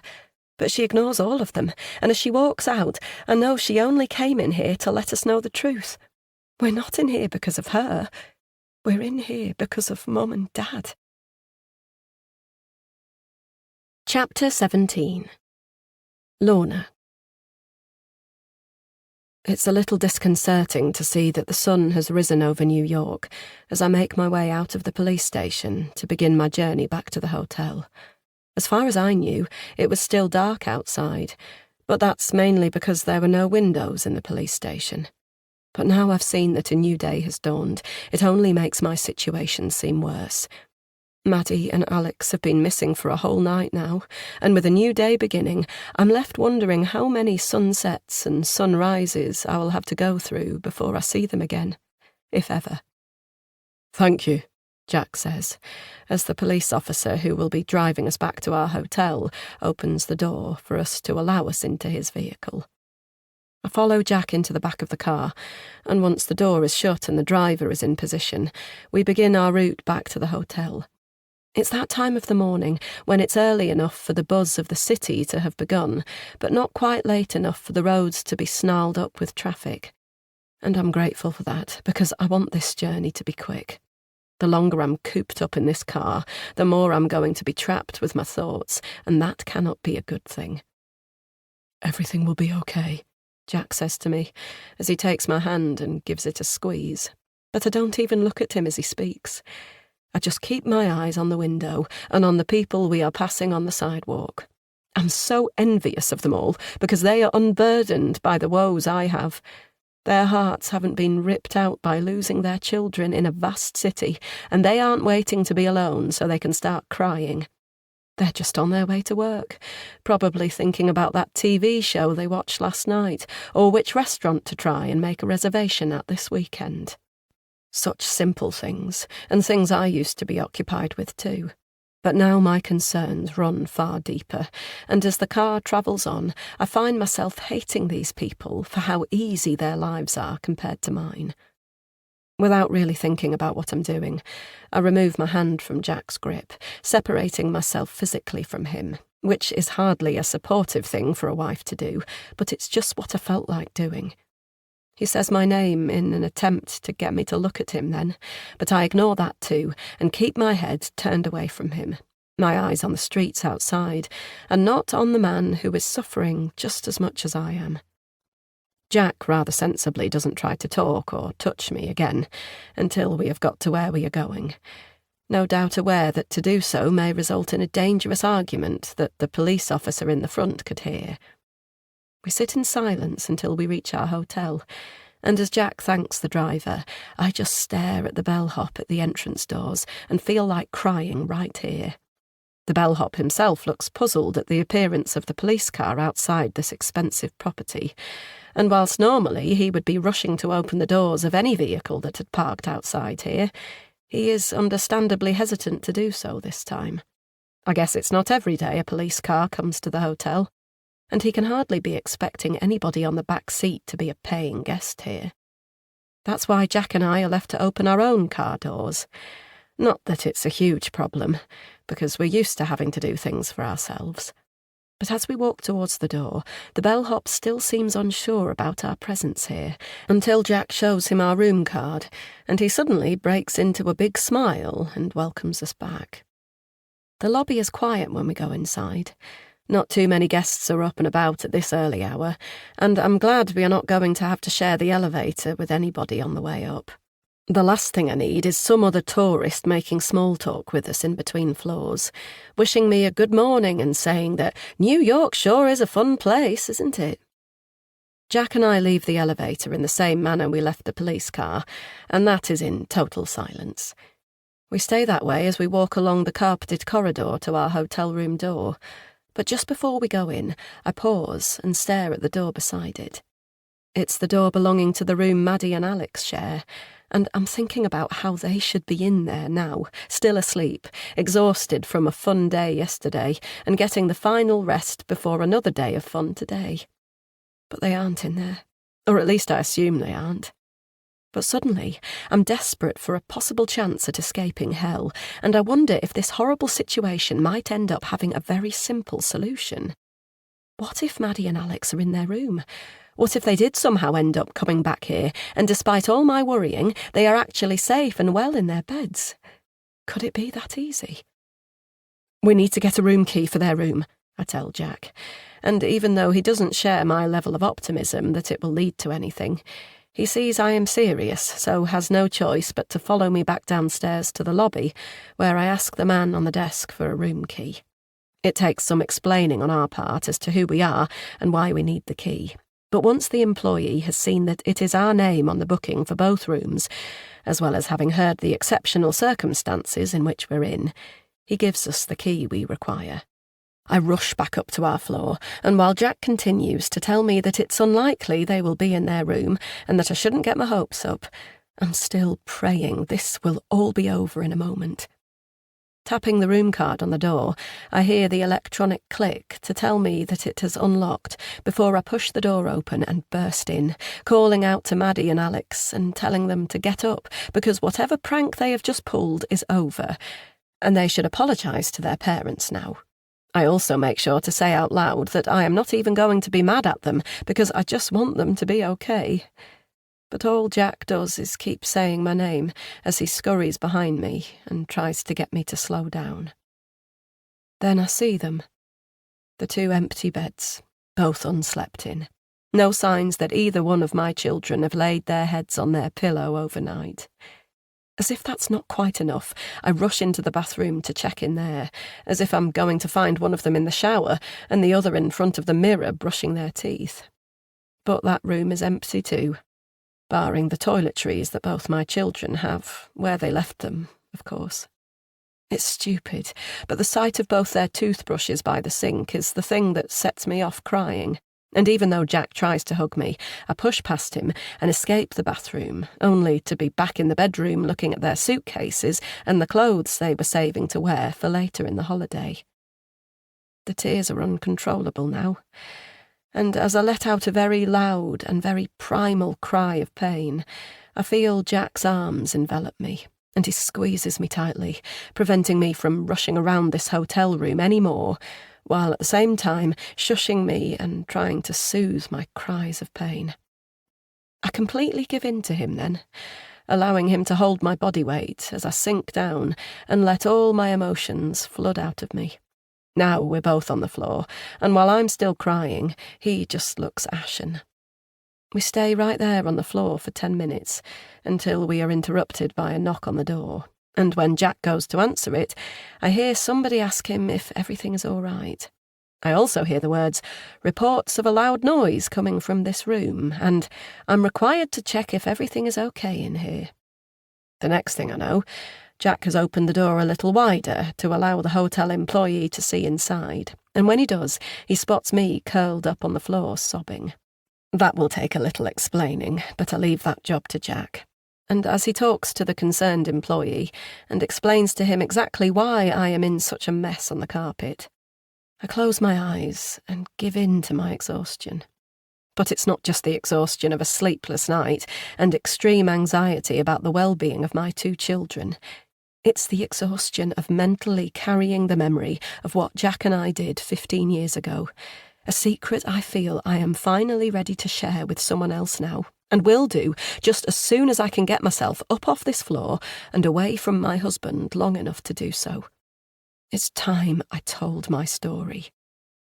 The police need to hear what they should have heard a long time ago. Chapter 18. Lorna, 2008. Have a good day, darling, I say to Maddie, just before she goes racing away across the playground to join her friends. I smile as I watch my little girl go, because not only is her enthusiasm contagious, but it's just a joy to see her so happy here. Every parent worries about whether or not their children will make friends at school, and even more so when living abroad. And I've spent a lot of the last 5 years worrying if my daughter might struggle to fit in with the American kids, with both her parents being English. But I'm pleased to say that Maddie has settled in well at elementary school. And as I watch her chatting away with 2 girls I recognise as her friends, Phoebe and Clara, I keep smiling before I go and say a quick hello to both those girls' parents. After a little gossiping at the gate, I finally walk away from the school, and now it's just me and Alex, my cute little boy, who is keeping a tight grip on my hand as we walk back home. Unlike Maddie was at Alex's age, he is very quiet and gets noticeably more tense whenever we drop his sister off at school, which tells me he is wary of big crowds and so many other children. But he still has a few more years to go until he starts at this school, and by then I expect he might be a little more confident about things, as well as have a few friends that he will have made from kindergarten and various play dates I help arrange for him with other mothers. As the 2 of us walk back along the street, we are passed by numerous fast-moving cars, most of which are driven by parents who, having just dropped off their little ones at school, are now racing to get to their workplace in the city on time. But I have no such concern, because all I have on my agenda for the rest of the day is to spend quality time with my son. And I'm grateful for that, as we pause on the edge of the sidewalk before spotting a gap in the oncoming traffic and carefully crossing the street. We make it back home 10 minutes later, and my mood is good, helped somewhat by it being a crisp, clear day in NYC. I love it when the sky is blue, because it just makes this city feel so much cleaner. And after months of rainwater and snow on the pavements through a brutally cold winter, it's nice to be able to go outside and not get wet feet. I'm also pleased because I had been planning on going into the city today with Alex, although such a trip was always going to be weather dependent. But now that it's a sunny day, there is nothing that might cause me to delay.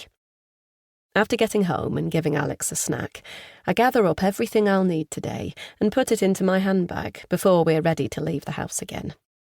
But just before we go, I send Jack a quick message to tell him what my plans are, as well as wish him a good day himself.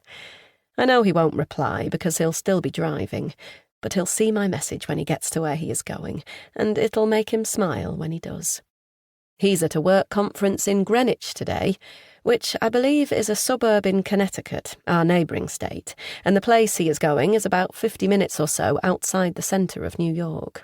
He wasn't thrilled about having to make a long drive, or sit for 8 hours in a stuffy room all day and listen to boring banking experts drone on about fiscal matters, though it does mean he didn't have to take the crowded subway into the centre of the city at rush hour like he usually would have to do. Instead, he gets a nice drive out to a less condensed area, and it will do him good to get away from the crowds, for a short while at least. As I also told him, it will do him good to hear what the so-called experts in his field have to say about the current state of the economy, because there are some worrying things on the news at the moment, and it would help if we could get a little reassurance about things. Not wanting to dwell on potential money worries until I really have to, I put my attention back on my little boy, and after we leave home, we make the short walk to the subway where we board a train bound for W34 Street, Broadway Station, which is the closest stop to where we are going, and it's a place that I just know Alex is going to love. We're going to the biggest toy store in New York, oozing with excitement because my son has no idea just what a treat he is in for today.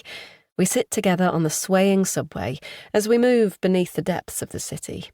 And while I chat to Alex on occasion, I stay quiet for the most part, because I know he likes to just watch all the other people in the carriage. He's only 3, but he's already an accomplished people watcher. And after staring at and studying a fellow passenger for a moment, he will often ask me who they are and where they are going. At first, I would tell him they were probably just a local going to work, but then I realised he liked it when I made up fantastical stories about these strangers, so I do that now instead. It's much more interesting for him to hear that the old man on the subway is a dragon fighter on his way to buy a fireproof coat of armour before his next big battle, rather than admit he is probably a municipal worker just counting down his days to retirement. But it's not just my son doing a little people-watching, because I can't help but do the same. And as I do, I notice many people on the subway are reading newspapers with fairly grim headlines on the front pages. There are more warnings of a financial disaster to come. But I just tell myself that it is journalists scaremongering, and expect that Jack will come home tonight with much better news for me that is based on fact rather than fiction. We get off at our stop shortly after, but Alex still has no idea what is waiting for him once we make it back to street level, and as far as he knows, we are just going to the park. But I see his face light up when he spots the toy store and everything in the window of it up ahead. And after I take him inside, I know he's going to be happy enough to stay here for as long as I'll let him. In total, we spend over an hour in the toy store, and I'm pretty worn out by the time we leave, as well as $100 or so lighter in my bank account. But Alex had a great time exploring the huge store, and that's all that matters. We head to the park then, where we spend the rest of the morning. And it's just after I've started thinking about what we might do for lunch that I take my phone from my handbag to check the time. It's the first time I've looked at it since I messaged Jack earlier, but he hasn't replied to me. I guess he's very busy at his conference, and I almost feel a little guilty for spending my morning in a toy shop, although as a full-time mum, I'm busy enough. Deciding that I'd rather take Alex home for lunch than spend a fortune on something in a cafe in the city, we board the subway again and head for our house. And by the time we reach our destination, all Alex cares about is getting inside so he can finally play with some of the toys I bought him earlier. But I get a shock just before we walk through the door because I see Jack's car parked outside, which is very odd because he told me the conference did not finish until 5 p.m. So why is he home at midday? I'm wondering if he might have decided to come home for lunch, but that seems unlikely, given how long it would have taken him to drive here and then go back again. So I'm starting to think that the conference might have been cancelled, and he's been given the rest of the day off. But again, that would be unlikely, because with how limited his annual leave is here, I doubt Jack's employers are just handing out days off like confetti. Maybe my husband is sick, which is worrying, so I rush inside to check on him. When I do, I find him sitting at the kitchen table nursing a bottle of beer. "What are you doing?" I ask him, and my first thought when I see the sorry look on his face is that it was bad news at the conference, and the looming financial crisis is far worse than we thought. Has he lost his job already? In hindsight, I would really wish unemployment had been the extent of our problems. Jack goes to answer me, but then sees Alex, and that seems to be what stops him. Then he just stares at our son with a very weird look on his face, and while Alex is thrilled to see his daddy is home, I know this is not normal. "Alex, go and play with your new toys in the playroom, and we'll be with you in a minute," I say to my son, quickly leading him away from his pale father. And once Alex is occupied with his toys outside of the kitchen, I go back to see Jack, who is still sitting at the table. "Jack, what's going on?" I ask, bracing myself for some bad news. "Something bad has happened," is all he says before taking a slug of beer. "What?" "I've killed someone." I stare at him and wait for him to say something else, because that doesn't make any sense. But he doesn't speak. He doesn't say another word. "Is this a joke?" I ask him, wondering if he and his friends have come up with a stupid game to play on their partners. "No," Jack replies, and I know he means it when I see tears in his eyes. "What have you done?" I ask, as I stay where I am, too afraid to get any nearer for the time being. "I was driving to the conference, but I was running late. I couldn't find the damn place, and my sat-nav wasn't being much help," Jack says, running a hand over his beleaguered face. "And I was distracted by what they were saying on the radio. All this talk about the economy collapsing. It's got me so stressed out." Jack drinks again to prove just how stressed he is, but all I can think is how all of what he has said just sounds like bad excuses for something terrible he has done. Jack, what do you mean you killed someone? How? I wasn't paying attention to the road. I was looking at the sat-nav and listening to the radio and trying to find a damn conference and worrying about losing my job and how we would afford the mortgage on this place, and then... Jack ends his sentence abruptly, but I force him to go on. I hit a kid, he tells me, and when I see the fear in his face as he looks at me, I know it is true. You hit a kid? With your car? What kid? Where? Are they okay? No, they're not okay, Jack says, as he stares at his beer bottle. He's dead. Chapter 19. Jack. Present day. I've been standing in the shower for a while, just allowing the hot water to run over me. But I'd have to stay in here for a lifetime for it to have any chance of washing away the sins of my past. As always when I'm alone, I'm tormented by what happened that day 15 years ago, and as always, thinking about it and regretting it does not make it better.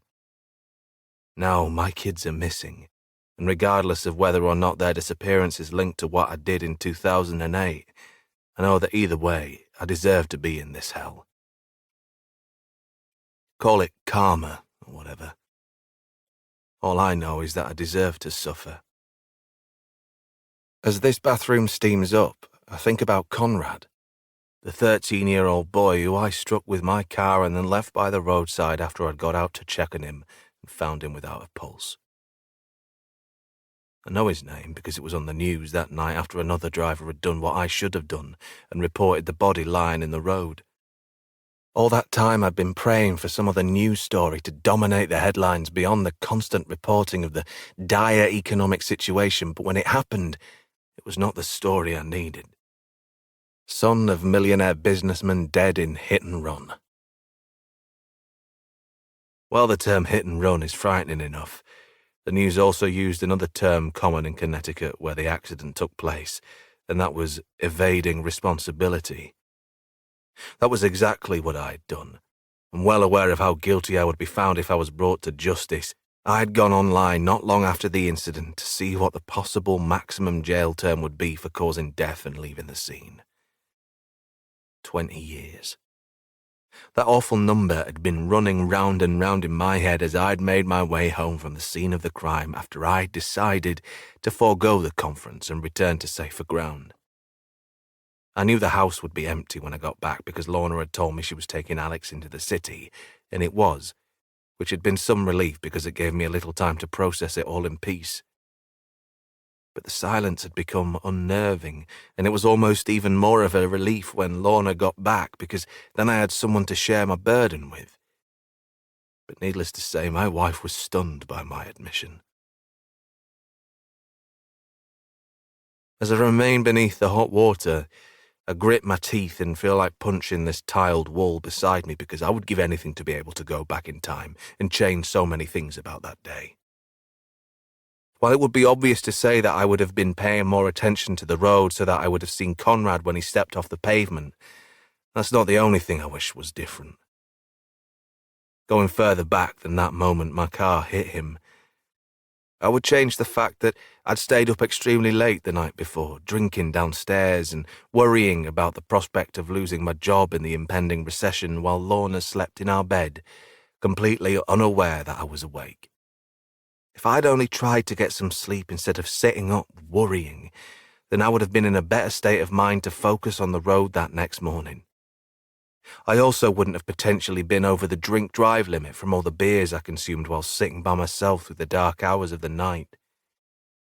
I didn't stop drinking until just before sunrise, so I must have been over the limit. Being sleep-deprived, a little drunk, worried about my job and struggling to use a sat-nav to get to my destination are just all bad excuses for what I did. But there is no excuse for what I did afterwards. I didn't have to run. I could have stayed with that teenager and held him until the paramedics arrived, even if it wouldn't have made much of a difference to his chances of survival. I could also have waited for the police officers to arrive on the scene, so I could have given them a detailed account of exactly what had happened, meaning both they and the victim's family had a clear understanding of it all. Sure, that would have most likely resulted in me being taken into custody and facing serious charges, but maybe if I was honest and expressed my remorse, I might have escaped with less serious punishment. Who am I kidding? I knew my life would have been ruined if I had stayed. So I did the cowardly thing and ran. And I've been running ever since. After I told Lorna my shameful secret, she had quite rightly told me that I had to talk to the police before I left it any later, and when I said no, she volunteered to be the one who did the talking for me. But I didn't let her call the police and tell them what I'd done because I shamelessly told her how it wouldn't just be my life that was ruined if the truth came out. Hers would be too, as would the kids. If I went to prison, then not only would I lose my job and the work visa that came with it, Lorna would be left alone to raise 2 kids by herself, and she'd have to do so back in England, far away from where I was serving out my sentence. Not only would she be missing my support, but she'd be missing my income too, as well as being stuck in the tough position of having to explain to our children and our family and friends what I had done. Not only would it have been the end of our adventure in America, but it would also have been the end of us as a family, and I implored Lorna not to throw away everything we had together over me making one awful mistake. Perhaps it would have been better if she had ignored me and told me that I had brought all of it on myself and that it wasn't her fault our lives were ruined, but mine. Maybe it would have been better if she had made that call to the police and then got on a plane back to England with the kids. Who knows? I could have served my sentence in an American jail and paid my penance and been back home to rebuild my life guilt-free, or at least be far less burdened now, having owned up to what I did. But I guess I'll never know because Lorna ultimately did as I begged her to. She didn't report me to the police. She stayed quiet and gave me a chance to get away with it.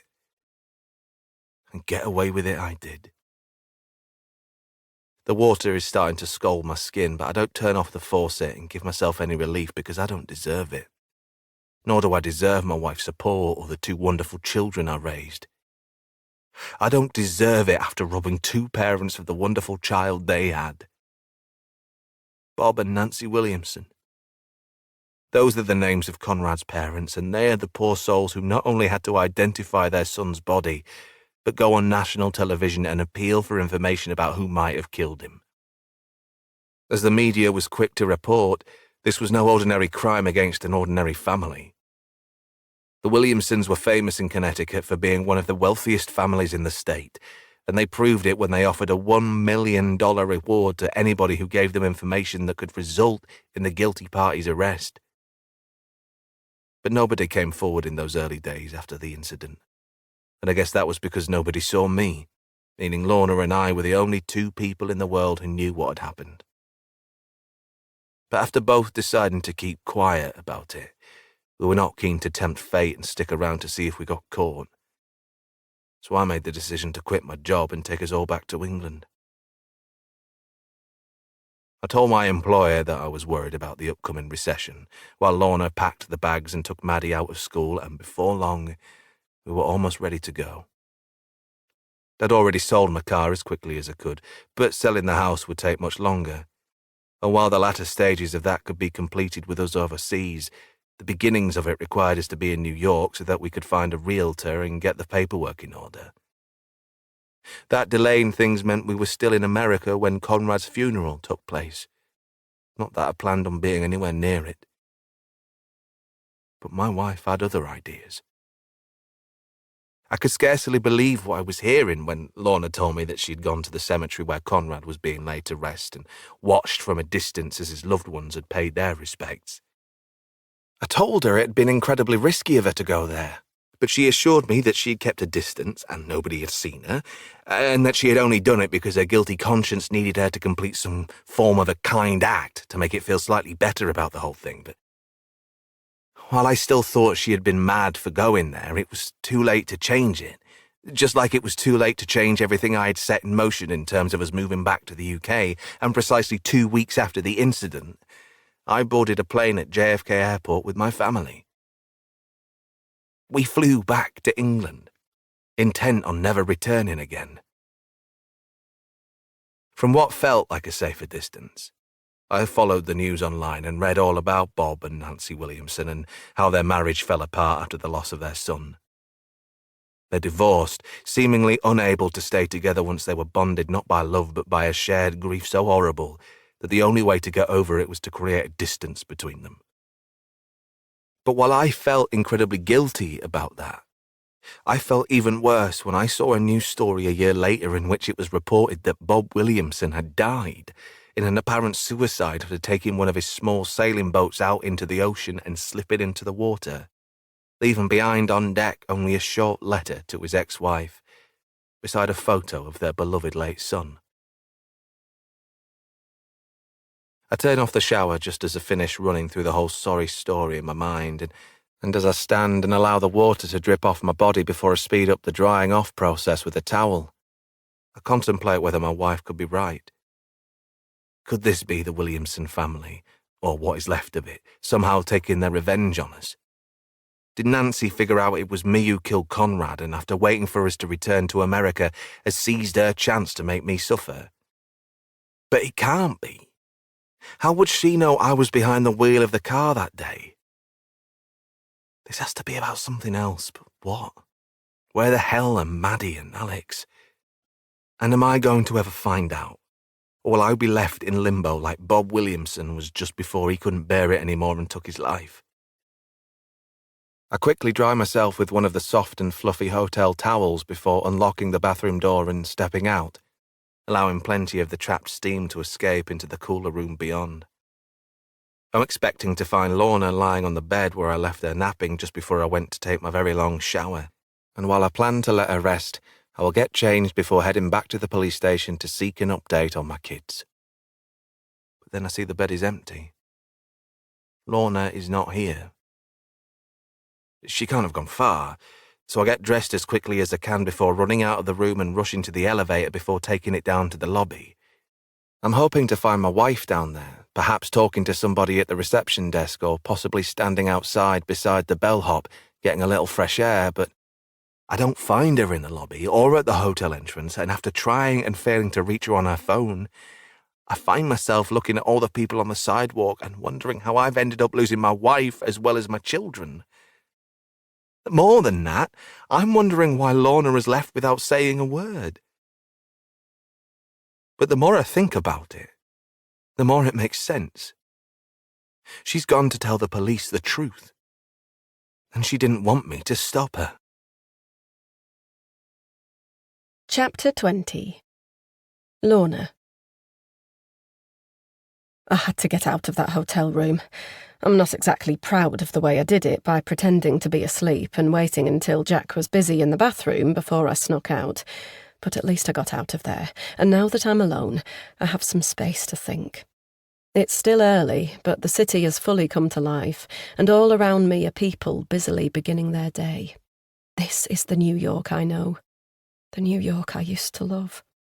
The smell of coffee and bagels in the air, the roar of machinery from various construction sites as new skyscrapers are built or older ones are renovated, and the hustle from all those who aren't just going to work today because it's their duty, but because it's their only way to survive in this expensive place. I've always been both mesmerised and intimidated by this city's energy in equal measure, and never more so than today, as I wander aimlessly through the crowded streets, whilst doing two things. One, I'm hoping I might get lucky and catch a glimpse of Maddie or Alex out here amongst the sea of faces. Two, I'm looking for a police officer to go and confess all my sins to. Being the wife of a killer does not come with a rule book. There are no instructions or guides. It generally comes down to whether you do the right thing or the wrong thing. Report your partner to the police or protect them. So far, I have chosen to protect Jack, and that is why nobody knows he killed Conrad Williamson on a bright, sunny day in 2008. But it wasn't just out of the sense of duty I felt as a wife that I didn't get my husband in trouble with the police. It was because I was being selfish. I liked my life. Or at least I did, just before Jack told me what he'd done. I loved being his wife, and I loved being a mother, and together with our little kids, as a unit of 4, we were brilliant. I didn't want to do anything that would break that unit up, and that was why, ultimately, I decided not to go to the police. Jack will still think to this day that the reason for me keeping quiet was because he was able to persuade me to do so. But it's not all about him, as much as he might think it is. It's about me, and my mistakes too. Him not looking at the road properly that fateful morning was not the only mistake that day. I made a mistake when I stood there in the kitchen of our old house and realised that I couldn't watch my husband get taken away in handcuffs and be left having to look after 2 children on my own. Jack has been selfish for not wanting to go to prison, and I have been selfish for not wanting to be left on the outside without him. My heart skips a beat when I see what I think is a police car coming to a stop at a red light ahead of me. But then I relax a little when I see that I am mistaken. If it had been so, then I would have had no choice but to go over and tap on the window, and then, after attracting the driver's attention, I would have told him everything. But it's not to be, at least not quite yet, as I watch the car drive away before I turn a corner and enter a new block. I might like to think that I'm walking aimlessly, but I'm operating on old memories, and that's how I know that if I keep going in this direction, I will soon end up in Times Square, and there are always lots of police officers there. I'll have no trouble finding someone to listen to me then. But as if reading my mind, after so many years living with me, my phone is ringing in my pocket, and when I take it out, I see it is Jack calling me. I don't answer the phone, and after 2 more failed attempts at speaking to me, he sends me a couple of text messages. The first one makes it seem like he is just concerned for my well-being. "Where are you? Are you okay?" But the one that follows shortly after that shows he is more concerned about his own. "Please don't do anything stupid. We need each other." I put my phone back into my pocket without replying to Jack. And as I walk on, I think about how much he must be freaking out back at the hotel as he panics about what my next move might be. But what is about to happen has been long overdue, and while I'm sure he can't see it yet, he will understand one day that telling the truth was the best thing we could have done. He's terrified about being incarcerated, but I believe the truth will ultimately set him and me free. But if it's already too late for our consciences to be eased, at least we might be able to do something even more valuable than that, and that is potentially get our children back. When I think about what I would do if my child had been killed in a hit and run and nobody had been brought to punishment for it, it breaks my heart, because I can't imagine living in that pit of fear and despair over not getting justice for my little one. But when I think about what I would be willing to do if I suspected somebody of that crime and felt I had to take justice into my own hands, then it scares me even more, because I know there is very little I wouldn't do to make that person pay. That's what is happening here. Nancy Williamson must have somehow figured out that Jack and I know what happened to Conrad, and because of that, she has chosen revenge. I don't know how she knows. Or maybe I do. Maybe it has something to do with me going to her son's funeral. Jack was stunned when I told him that I'd attended that grim event, but I felt it was the least I could do, a sort of sordid way of me paying my respects to a youngster who had his whole future robbed thanks to the man I married. I kept my distance from the burial party and thought I hadn't been seen. But I guess I was. How else would Nancy have known to look at me and us? And how else would she have set up the poaching of our children less than 24 hours after we had landed in New York on our first trip back to this city since it all happened? As I catch a glimpse of a couple of the giant screens that make up just a fraction of what is on show in Times Square, I know this will all be over very soon, and when it is, the only thing that matters is Maddie and Alex are safe. Nancy will be holding them somewhere now, and she will only let them go if we do the right thing. There have been no threats or ultimatums from her, though. She's obviously decided just to leave this up to Jack and me to figure out, but that's her prerogative. No need to get the police involved on her part. She probably doesn't even trust them anyway, not with how they have done so little for her in the past. She's taken matters into her own hands, and who can blame her? Maybe I'd have done the same in her position. But would she do the same as me in my position? Would she willingly confess to a crime that will ruin her family? As I arrive at Times Square, I see plenty of things I expect. Tourists, commuters, police officers. It's the latter group of people who I make my way over to, and as I approach the group of 4 NYPD officers standing outside the giant retail store that has a huge photo of a famous basketball player hanging in the window, I'm ready to be the mother my children need me to be. Then I hear my phone ring again.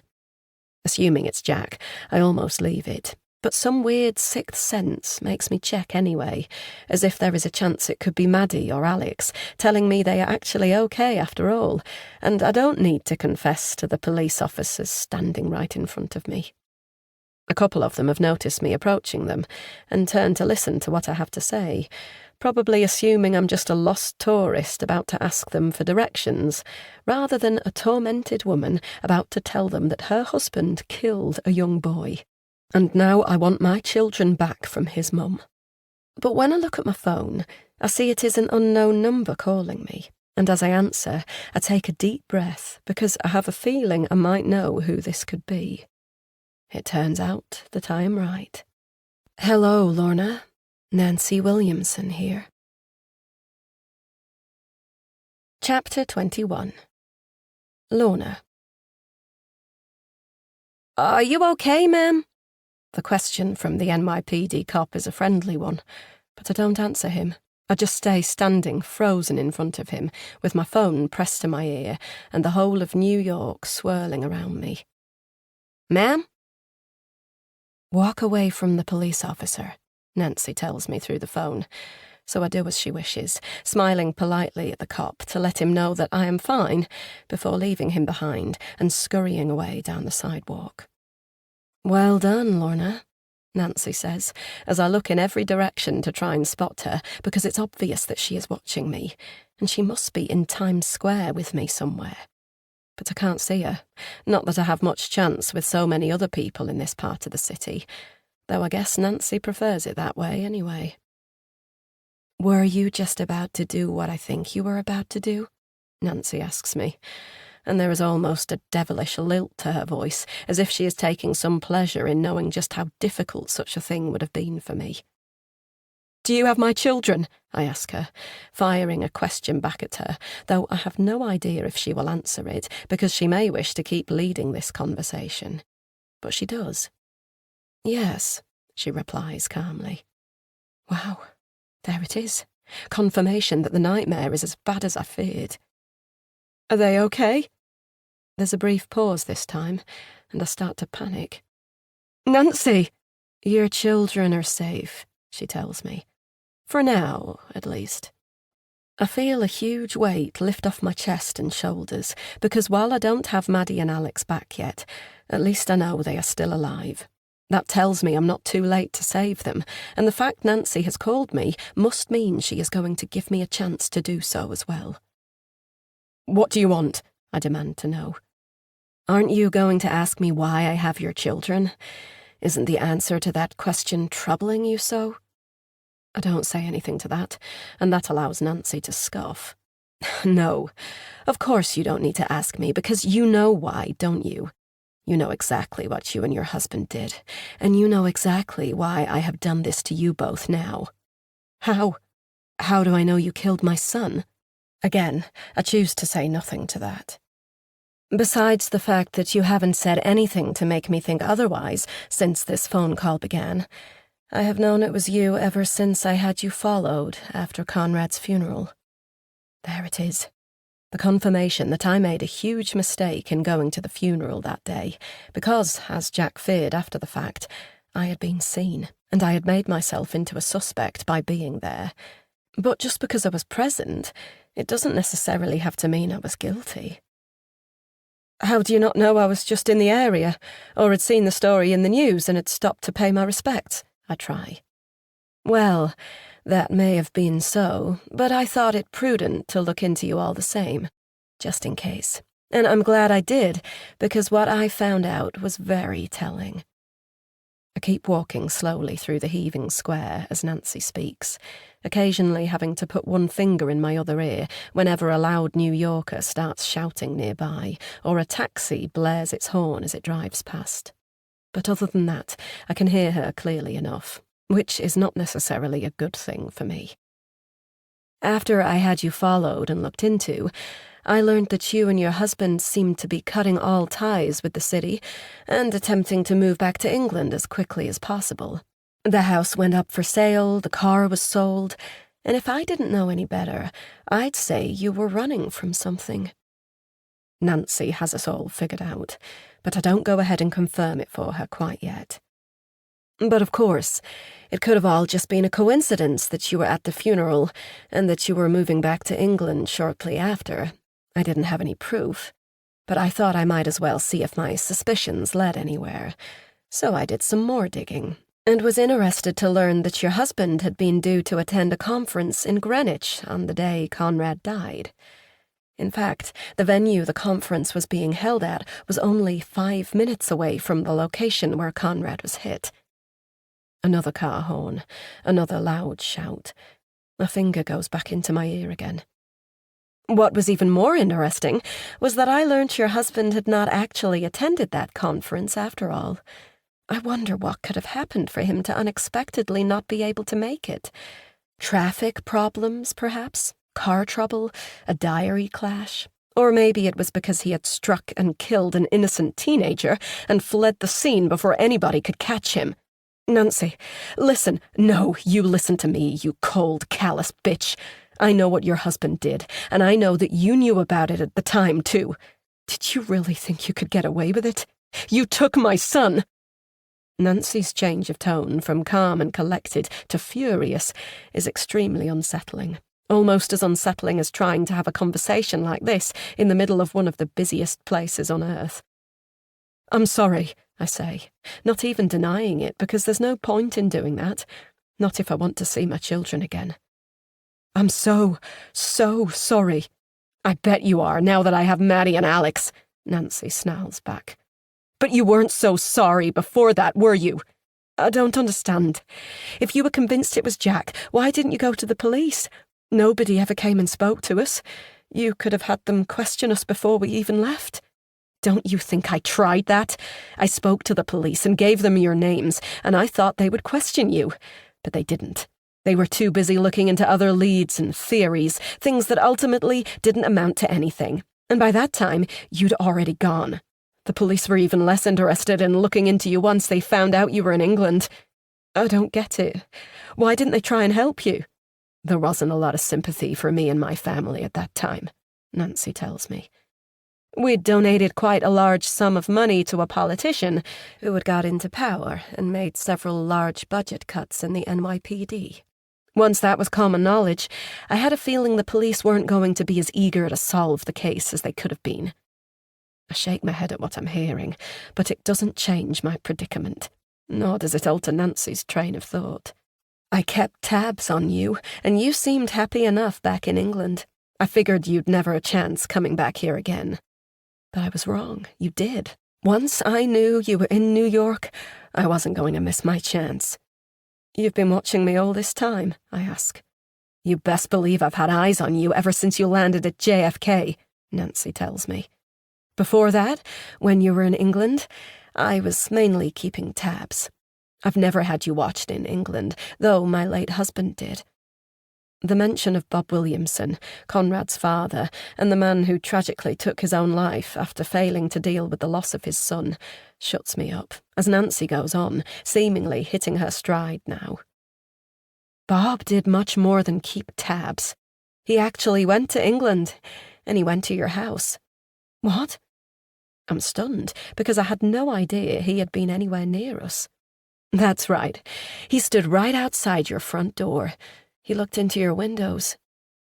I feel cold as I hear all of this, but I feel even worse when I hear why Bob didn't make his presence known to us. And he stood and watched your house burn down to the ground. My mind instantly flashes back to the night I was woken up by our smoke alarm, and after jumping out of bed and running out of my bedroom, I looked down the stairs to see flames consuming the hallway below. Bob started the fire.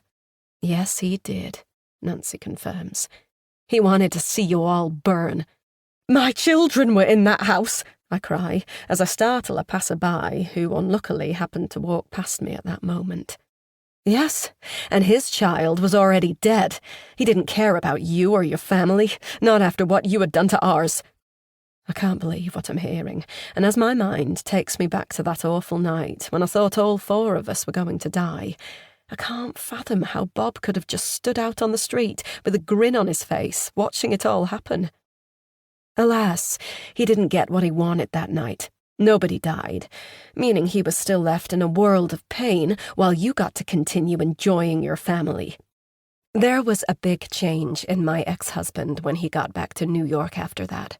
He was much quieter and seemed far less consumed with the idea of revenge. All he did then was drink, right up to the day he took his boat out and never came back. I'm not sure what Nancy expects me to say to that, but if she is hoping I will be sympathetic, then she is severely mistaken, because any sympathy I had for that man has now evaporated after learning he was the one who started that fire. I'm glad he's dead, I say, and while it comes across as incredibly harsh, I mean it, because that man almost killed my children. I thought you might say that, Nancy replies, unaffected by my outburst. And you're right, he is dead, and I have to deal with that on top of losing a child. I'm just about to say I'm sorry for the fact she has lost so much through no fault of her own when she speaks again. But now, it is time for you to join me, Nancy says. What do you mean? You have a choice, Lorna, just like you had a choice about whether or not to confess to what Jack had done. I was just about to go to the police, I cry.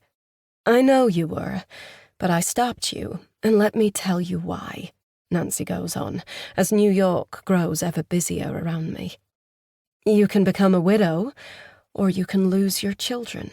It's up to you. What the hell are you talking about? Lorna, you have options here, Nancy says. And normally, a person being given options would be considered a good thing. But then I hear what my options are, and unfortunately for me, they could not be any worse.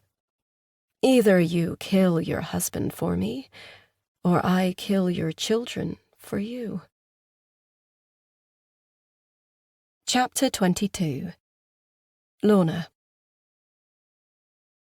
I try to comprehend the ultimatum that Nancy has just given me, while I look all around Times Square to see if I can get any idea who she has here keeping an eye on me. Her watchers could be any one of these people in this crowded hub, or maybe she is here herself, and I just can't spot her amongst the crowd. Or perhaps she is up in one of the many tall buildings that overlook this famous part of the city, looking down at me and smirking with her phone pressed to her ear. I don't know because I can't see her or anyone else who has eyes on me. But I know they are out there, just like they've been out there ever since I got here. And that's why I know they will continue to watch me, whatever I decide to do next. But what will I do? What? I say, pretending not to have just heard what Nancy said, though it's obvious by my very long pause that I did, and that I've just been too shocked to respond. You heard me, Nancy says. Either you kill Jack, or I will kill Maddie and Alex. That's crazy! You can't do this! I cry. Who are you to tell a person what they should do? You are a criminal, Lorna. You have been harbouring a fugitive for the last 15 years, and not only that, but you had the gall to return to the scene of the crime for a damn holiday, as if you were rubbing my face in it along with the memory of my ex-husband and son. You are in no position to tell me what I can or cannot do, so quit wasting time and make your choice. Nancy, I can't. The police can have Jack. I'll tell them everything, and he'll be arrested. I will be too, I guess. But just let my children go. They don't know anything about what their parents did, and they don't deserve this. You think I'm just going to give you and Jack the chance to get a good lawyer and weasel your way out of this? We wouldn't do that. We'd confess. Yeah, right. Maybe at first, but once your kids were safe, then you'd just say you were coerced into confessing, and you'd try and get out of it. No, we wouldn't. You expect me to believe that? You've already avoided justice once. It's different this time. I just want Maddie and Alex back. Then you can do whatever you want to us. Then what I want is for you to kill your husband, Nancy says coolly. I want that man dead for what he did to my son, for leaving him by the curb like a piece of roadkill. I don't want him to go to prison and one day get out to resume his life, because that wouldn't be enough. I want him dead. I want his future stolen just like he stole Conrad's. Nancy has made herself perfectly clear, but even so, what she wants is not exactly easy.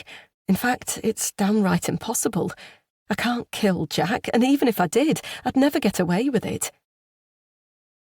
Nancy, please, this isn't right. Let the police arrest Jack and let justice be done.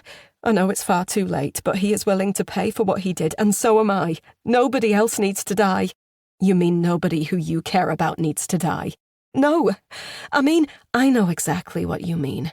But I know exactly what I want, and this is the only way you get Maddie and Alex back. I want Jack dead by the end of the day. Either you kill him or he kills himself, though I suspect he is far too cowardly to make it easy for you. But if he is dead, and I have confirmation of his body by midnight, then Maddie and Alex will be released back to you, and this will be over, once and for all. And don't even think about going to the police with this. If you do, I'll find out, and you'll never see your children again. The line goes dead then. But that doesn't stop me shouting Nancy's name several times into my phone until I give up, because she's definitely gone. I try calling her back, but there is no answer, and it's clear she has nothing more to say to me. She's told me exactly what I need to do, and there is nothing else to it. I know what has to happen next. I know what she expects. The problem is, Jack doesn't. I think about calling him and telling him exactly what I've just been told, because he obviously has a right to know. Our children's kidnapper has given her demands, and they involve him directly, though he's not going to be very happy when he hears what she wants. It's not something he can willingly give, like money. It's something far more costly than that, something that I know he will struggle to comprehend. Will Jack be willing to die for our children? And am I willing to risk telling him he has to, just in case he says no? My head is spinning as I wander out of Times Square and go back in the direction of the hotel where I ran away from my husband half an hour ago. A lot has happened in that time, far more than Jack could imagine. But before I get back to our room and see him, I have to think carefully about what I say when I do. Nancy gave me a choice. She said I could kill him to save Maddie and Alex, and if I do that, do I need to tell Jack what the plan is? Or do I just kill him without saying a word, denying him the chance to run away and save himself, and thus condemn our children to a terrible fate? I've been given what feels like an impossible task, but it'll only get more difficult the more Jack knows. He'll try to talk me out of it, say there must be another way, come up with a plan. But all of that will only increase the risk Nancy poses to our children, and I can't have that. That's why I feel like I can't tell Jack what Nancy wants. So what do? I just kill him, as if it's that easy. He's the father of my children, the man I married, the man I love, the man I was willing to keep a dark secret for the last 15 years, the man who ran through fire to save us all. How am I supposed to just end his life after the history we have together? But if I tell him what Nancy wants, then maybe I don't have to. Maybe he's not the coward she thinks he is. Maybe Jack will take his own life to save his kids and save me the burden of taking it for him. Could he do that? Could he just take himself away somewhere and commit suicide? Slash his wrists, jump on a subway line as a train arrives into the station? jump into the freezing cold water in the harbour and sink to the bottom. If Bob could do it, maybe Jack can too, though these are very different circumstances. Bob did it because he was depressed. Jack would have to do it simply to save someone else. I feel just as sick at the thought of Jack killing himself as I do at the thought of killing him myself.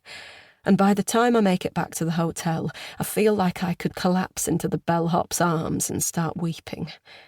But I don't do that.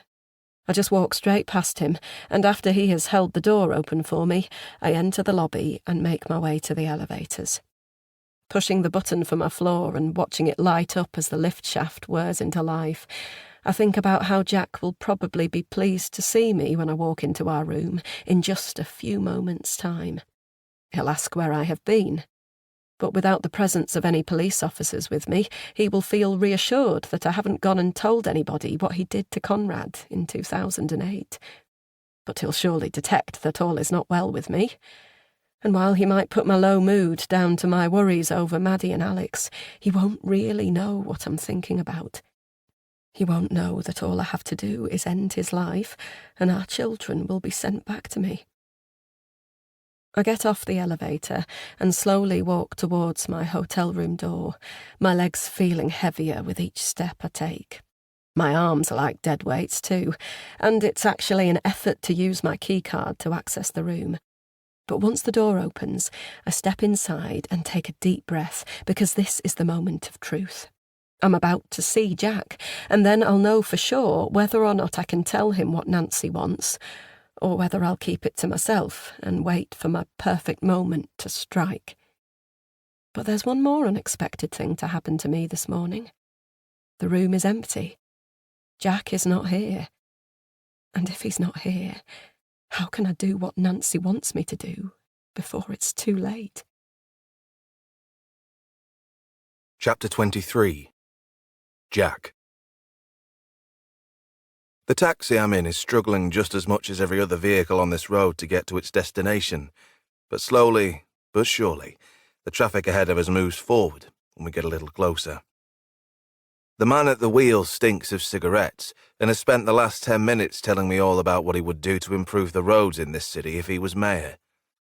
I've been paying him little attention because my thoughts are focused on the person I'm going to see rather than the person who is driving me there.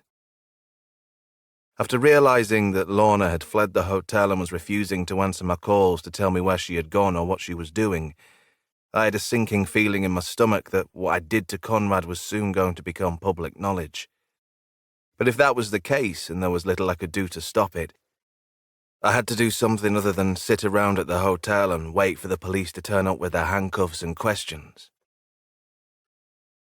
If Lorna was right, and the person behind Maddie and Alex's disappearance was connected to the Williamson family, then I was not going to let them get away with it. But I had to act quickly, just in case I was about to be taken into police custody after Lorna's potentially imminent confessions. So I hailed a cab and here I am, edging my way out of the city. Our destination is 4275 Claremont Avenue, Stamford, which is the address of the Williamson family home. I know that because it was easy information to find out once I'd heard all about the family in the news during the initial reports of what had happened to their late son, as well as during his parents' numerous public appeals for information in the days that followed.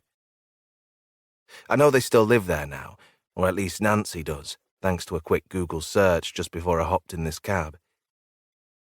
There was a news article the other day in which Nancy Williamson was present at the opening of a new library, one her family had helped fund, and she was listed as a resident of Claremont Avenue, which seems like the same address to me.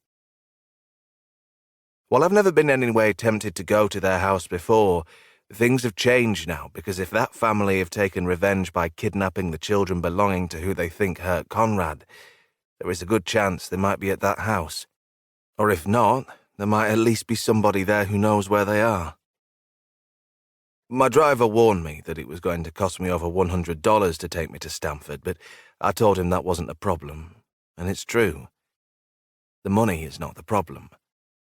What happens when I get to the house is.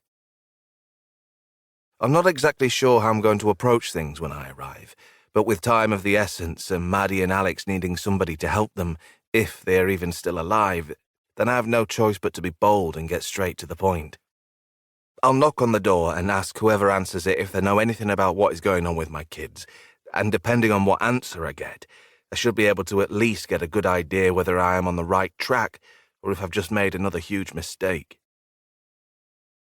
Thinking of huge mistakes, my stomach lurches again when I think of Lorna and what she might be doing at the moment.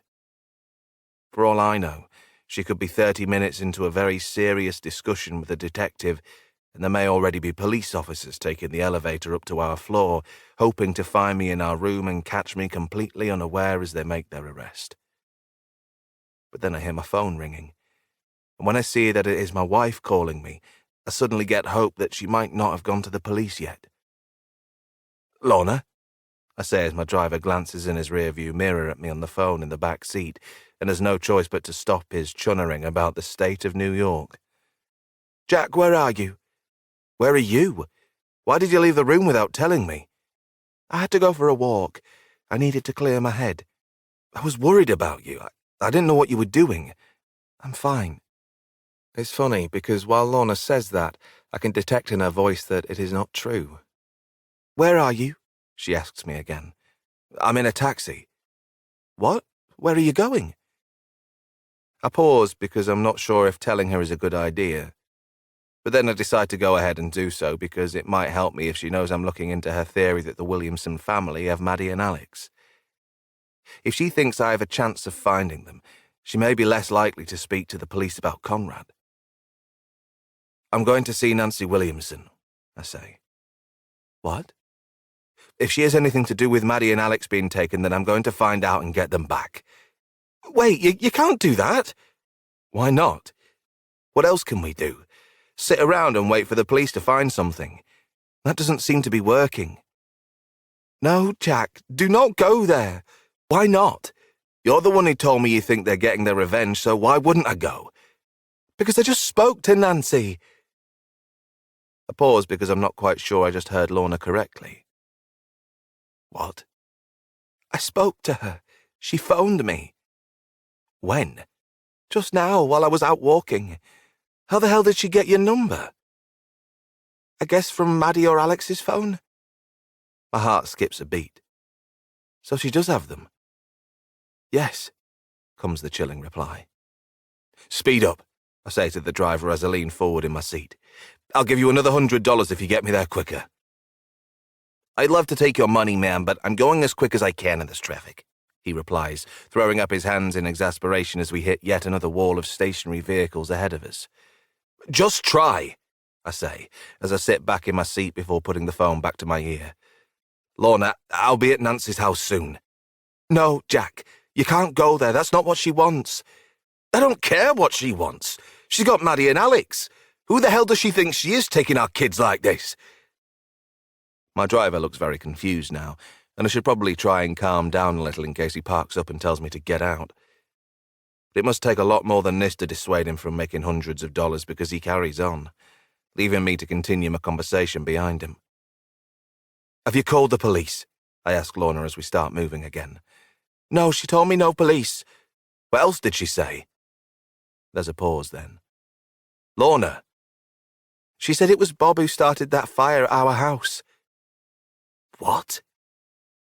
I can't believe what she just said, but she confirms it by telling me Nancy told her about her late ex-husband flying to England intent on revenge, though, fortunately for us, he failed. "That son of a bitch," I say before I grit my teeth and wonder how he could have started a fire at a house with 4 people inside. Then again, he most likely wondered how a person could hit his son and drive away, so best not to dwell on that. "Jack, please, just come back to the hotel and then we can talk about this." I ignore that request before asking Lorna if Nancy made any requests. "What does she want? It can't be money, can it?" I say, and Lorna confirms that it is not. "So what is it? Does she want me to go to the police?" I expect that to be it, but surprisingly, Lorna says no again. "So what is it?" "Come back and I'll tell you."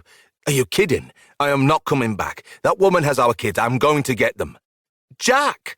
"No, this has to end, and I'm going to end it." It might just be all the adrenaline running through my body that causes me to end the call then and urge the driver to put his foot down. But I temporarily forget about Lorna and put all my focus now on finding Nancy. I know what I did to that woman was wrong, but what she is doing here is wrong too. Now it's finally time to make things right. Chapter 24. Lorna. I've tried calling Jack back, but he isn't picking up his phone anymore. The last thing he told me was that he was going to finish this, so I guess he is still on his way to Nancy's house. But what will happen when he gets there? Will she be there? Is that where Maddie and Alex are? Or are they all elsewhere? And what will Nancy do if she finds out that instead of me doing as she wishes and killing Jack, he is running around the city on a one-man mission? She'll know I've not followed her orders, and she made it very clear what would happen if I didn't. I'll never see Maddie and Alex again. I'm desperate for Jack to pick up his phone and give me another chance to convince him to come back to the hotel. But after trying him again, he still isn't answering. Frustrated, I throw my phone down onto the bed and look around helplessly at our suitcases and our numerous items of clothing strewn around the floor. This room is a mess, and almost a representation in the real world of what my thoughts feel like in my mind. Cluttered, disorganised, stressful. But then, one clear thought comes to my mind to tell me what I should do next. I should call Nancy and tell her what my husband is doing. That way, I can make it clear that I am not a part of his plan, and that anything he does is going against what I have told him to do. I pick up my phone again and try the number Nancy contacted me on earlier. But to my dismay, it says the number is no longer in service. I guess that is by design, and she made sure I couldn't reach her again, just in case I gave the number to the police and they could track her down by using it. But I haven't gone to the police. I'm just trying to talk to her myself, mother to mother. But I have no way of doing so, and that means I can't tell her that my husband has gone off the grid in a desperate attempt to foil her plot and ruin her plans for revenge. It feels very strange not to be on my husband's side, and as if I have to apologise for his behaviour to the woman who kidnapped our children. But that's what I feel I have to do, because I can't have Nancy thinking I didn't take her warning seriously. I'm still not sure exactly what I would have done if Jack had been in this hotel room where I'd left him when I got back, because I don't know if I could have killed him like I'm supposed to. But I didn't even get the chance to find out. Jack has almost decided what happens next for me, and in some ways it's similar to how this all began when I came home and found him drinking in our kitchen in the middle of the day. As much as I love my husband and am grateful for the children we have raised together, as well as how he so heroically saved those children from the house fire that I now know was arson, there is no doubt he has a habit of acting selfishly, and I always seem to be the one who is hurt the most. Is that all I am to him? Collateral damage? When will he ever stop and listen to me for a moment, instead of simply telling me what he wants to do and leaving me with no choice but to go along with it? I could have been more forceful back in 2008 and not let him decide what we did next. But he got his way then, and he is getting his way now. The problem is, Jack's way tends to be the one that results in the most pain and destruction, not just for me, but for others.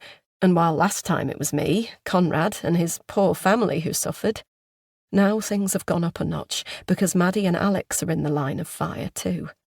How can he be acting so selfishly when our children need him to do the right thing?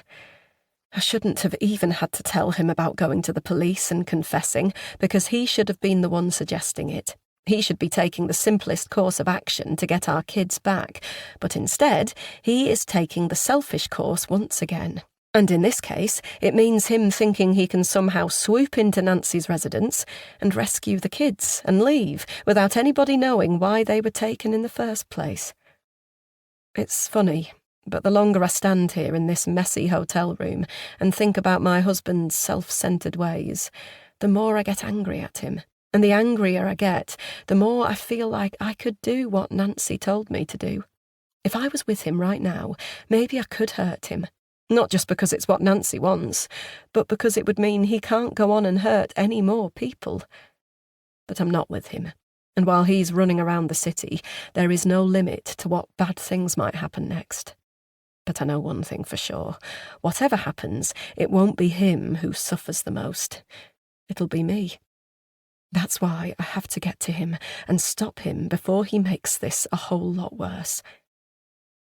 Remembering that Jack told me how he easily found the Williamsons' address online in the past, I used my phone to conduct an internet search to get that same information. I've never spent much time looking into any news stories about the Williamsons, simply because my levels of guilt were already high enough, and doing so would surely only make it worse. But I need to know where they live now, so I can potentially intercept Jack and stop him from making what might be a huge mistake on our children's behalf. So I scour the internet for their address.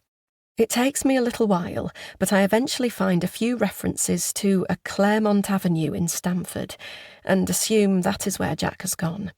Looking at the map on my phone, it tells me it is an hour away from here, and must be the kind of place a wealthy family like the Williamsons might live. I'm guessing it is a prestigious place, kind of like Oxford and Cambridge are back in England.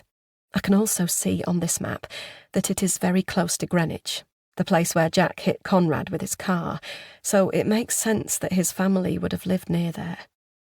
From what I know about poor Conrad, he had been skipping school that fateful day when he was killed. If only he had stayed where he was supposed to be, he would never have crossed paths with my husband. But he was in the wrong place at the wrong time, just like Jack was. And after that unlucky set of circumstances, here I am now, 15 years later, standing alone and panicking in a New York hotel room whilst trying to make it all right again. With a good lead to go on, I leave the room, intent on hailing the first taxi I see outside this hotel and asking the driver to take me to Stamford. Impatiently pushing the button on the elevator to get it to come to my floor, I am so distracted that when the doors do eventually open, I step in before I've allowed whoever might already be inside to step out. That's how I end up walking right into a police officer. "Mrs. Thompson," a voice says, as I step back and apologise to the man in the NYPD uniform who I just bumped into. As I do, I notice another man standing beside him, and he is wearing a suit, which tells me he might be a detective. "What's happened?" I ask her, fearing they have all come here to give me some bad news about Maddie and Alex. Has Jack already done something stupid, and Nancy has retaliated, ruining whatever chance I stood of getting my kids back safe and well?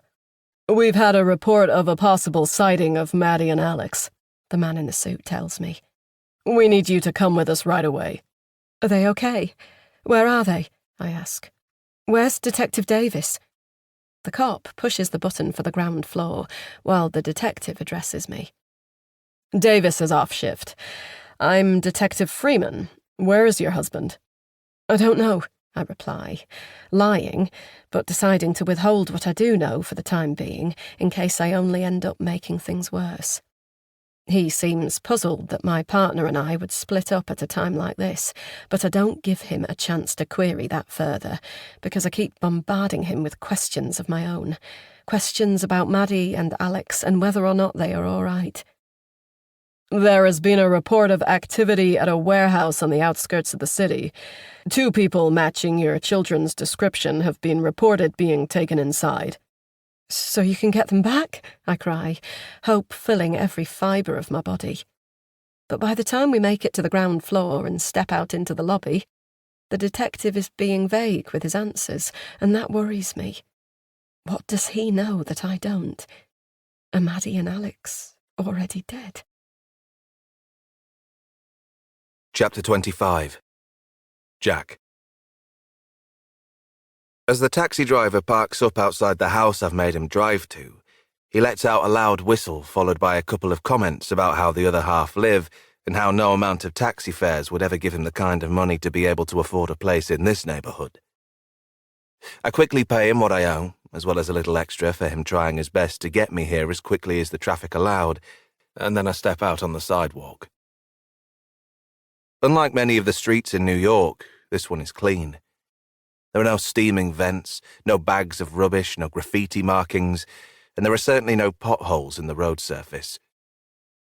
The residents here clearly expect more from their local council, and it looks like they get it. As the taxi driver departs, no doubt probably still muttering something about all the rich people who live around here, I look at the property before me and take a deep breath. So this is where the woman who has taken my children lives. As I'd seen from a street view look on Google Maps, it's a 2-story tall, stylish brick build. The lawn is lush and perfectly manicured, and there's a large American flag hanging from a pole by the front door. This is quintessential wealthy suburban America, a home just like many I have seen on TV shows or movies in which the main characters live an aspirational lifestyle. But there's nothing aspirational about what the woman who lives here has been through or done recently, and as I stride towards the house, I'm prepared to go in and treat the homeowner how she deserves to be treated. I won't be overawed by her wealth. I will simply tell her to give me back what is mine. Or else.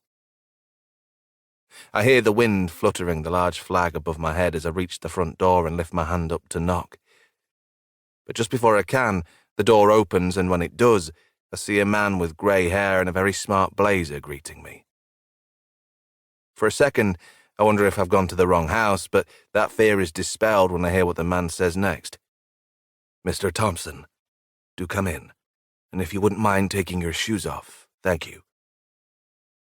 I have no idea who this ultra-polite person is, but he knows my name and has clearly been expecting me. But how? The only person who knew I was coming here was my wife, and she wouldn't have passed that information on to Nancy by way of a warning. Would she? "Where is Nancy?" I ask, holding off on stepping inside for the moment. "Are my children here?" "Please, come in," the kindly gentleman says, and now I'm wondering if he's a butler, which would make sense because Nancy certainly has enough money to be able to afford one.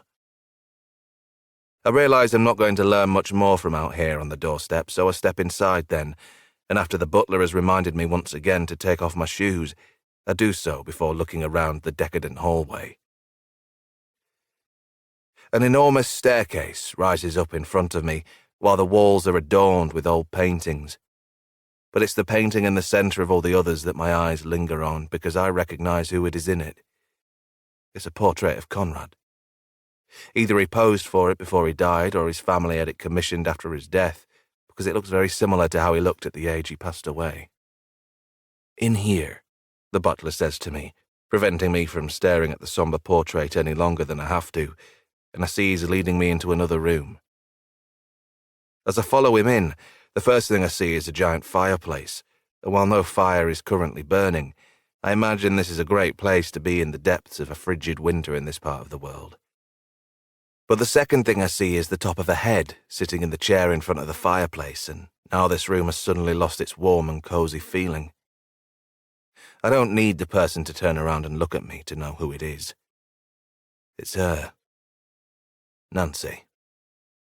"Thank you, Edward," she says after the butler has delivered the guest to her, and as he turns to leave, I hear Nancy order me to take a seat in the vacant armchair beside her. But I stay standing for the time being, because I wasn't planning on being here for long. "Where are my children?" I ask her calmly. "I know you have them, and I know why you think you had to take them, but this has gone too far. Either you let Maddie and Alex go, or I call the police and tell them what you've done." "You think I'm afraid of a police officer?"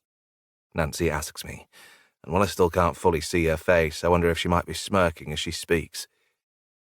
"This family has donated over $2 million to the first responders in New York. And I have many friends in the NYPD, as I do in the local police force that serves this area around here.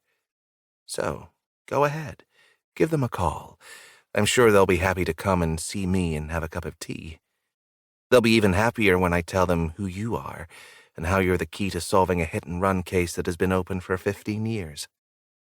While I had no intention of calling the police because their being here would be as bad for me as it would be for Nancy, hearing how confidently she speaks about the police makes me fearful of just how many friends in high places she has. Is this why she has been able to pull off such a brazen thing as taking 2 British holidaymakers in such public places? She isn't afraid of the law because, for people like her, she's almost above the law. What if money gets you far more than just a big house around here? Sit down, Nancy tells me again, and without any better option, I do as she says, easing myself tentatively into the armchair beside her. Once I have, she finally turns to look at me, and while she says nothing as she does, the way her eyes regard me makes me feel utterly awful. I'm staring into the eyes of the mother whose son I killed, and she's looking at me like she knows exactly who I am and what I have done in my life. Without saying another word, she's making me feel dirty, deceitful, dishonest, and downright disgusting. But she isn't making me feel any different to how I've made myself feel plenty of times in the past. You want to see your children again, Nancy says, stating the obvious, and I nod my head, hopeful she's going to give me what I want. Well, so do I. I want Conrad to walk through that door and give me a hug. But that's not going to happen, is it? It's not going to happen because you took him from me. I could deny that, or say any one of a million other things to try and preserve my self-respect. But the look Nancy has given me is as if she can see into my soul, and I realise that it is utterly pointless to try and sit here and say I'm innocent.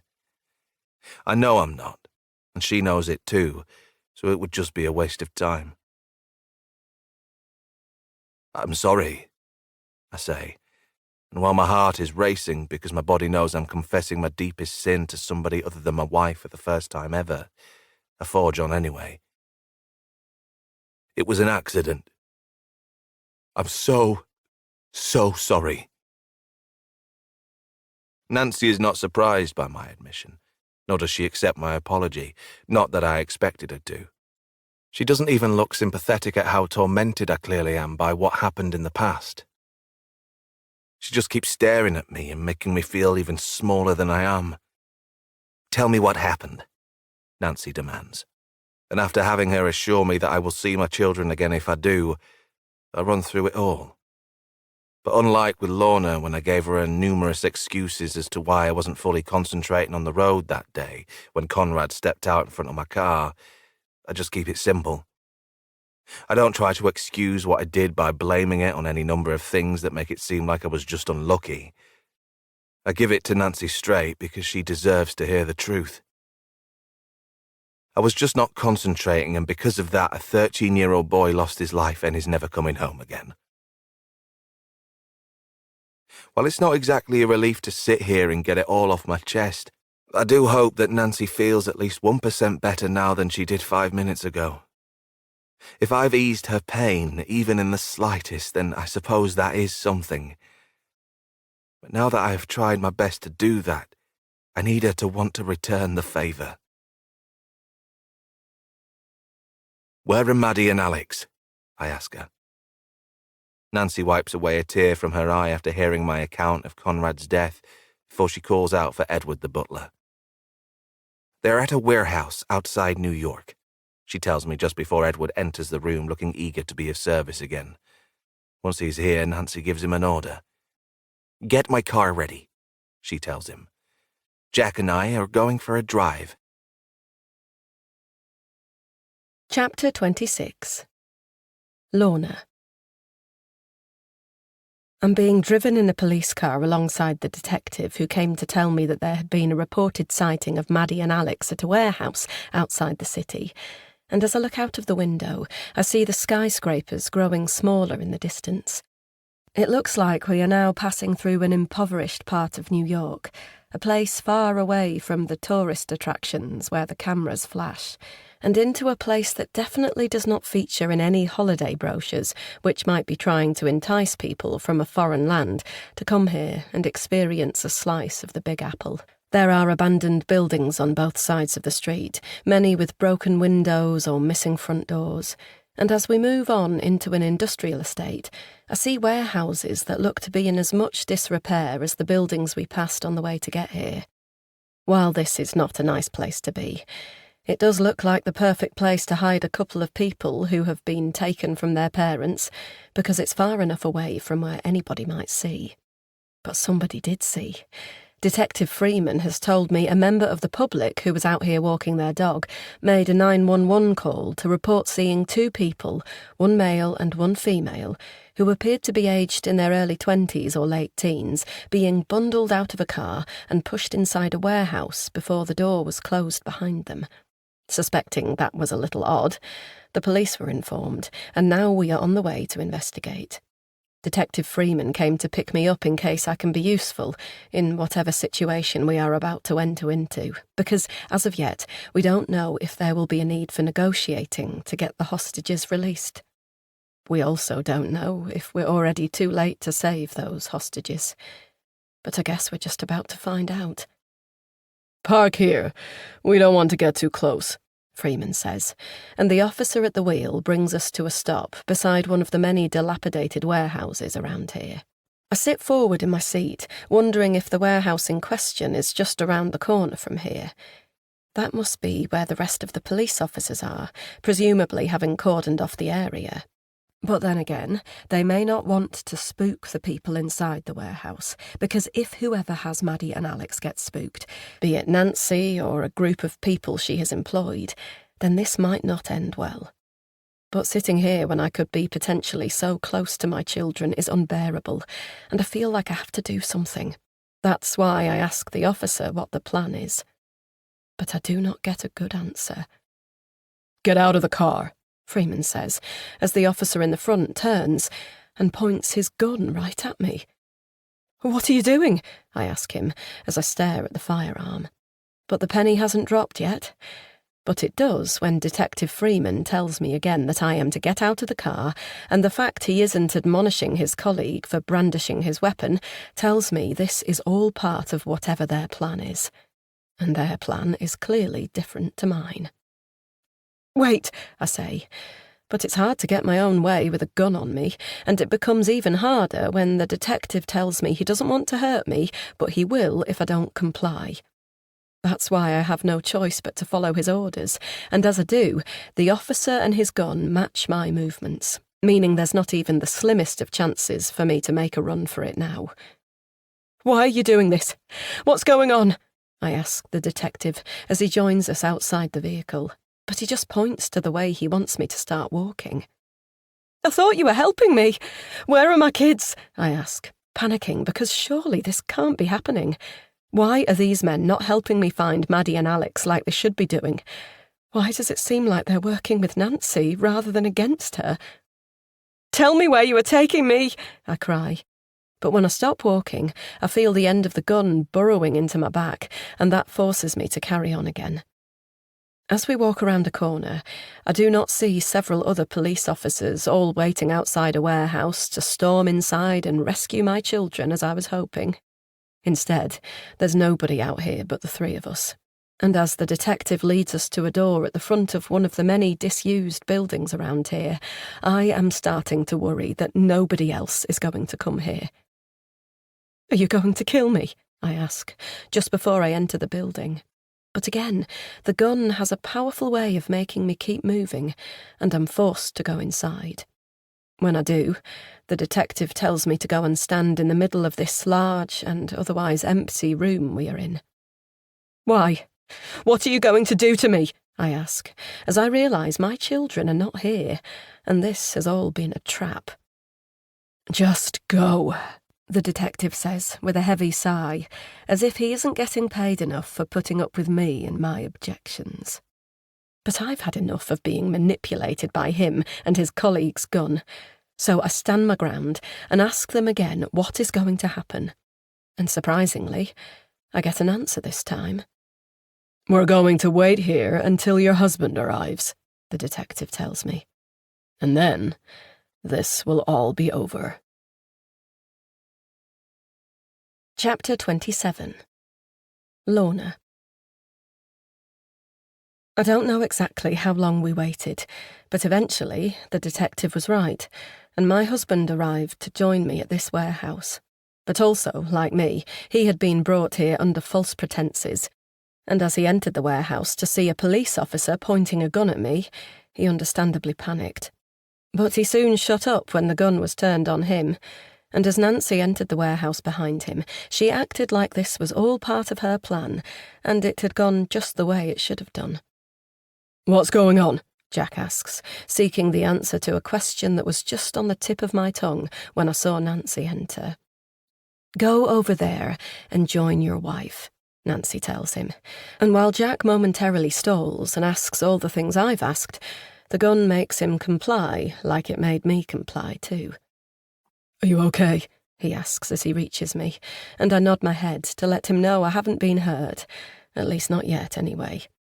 He looks physically unharmed as well, but he's obviously as confused as I am, and with neither of us having any answers yet, we both look to Nancy to get some. And finally she enlightens us. "I wasn't expecting you to pay me a visit, Jack, but I'm glad you did," she begins, as the detective and the police officer stand by idly, confirming they are mere pawns in her game rather than actual upstanding custodians of the law in this city. "That's because it should make what I want to happen even easier. Isn't that right, Lorna?" I'm not quite on Nancy's wavelength, nor is my husband. "What are you talking about?" Jack asks her. "I'm talking about what I have asked your wife to do for me," Nancy says, appearing calm, but I'm anything but, now that she has brought up the awful ultimatum that she gave to me earlier. Jack is looking at me too, very confused, as he well might be, because it's obvious there is more going on here than he has been party to. But what can I do?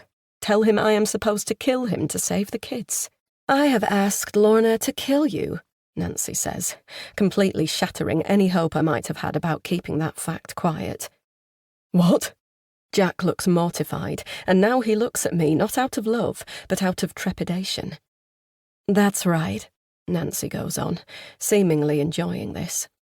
"I'm aware it's quite a bold request, but the thing is, you dying is the only way I can punish you how I would like, and making Lorna do it is the only way I can punish her for her role in all of this too."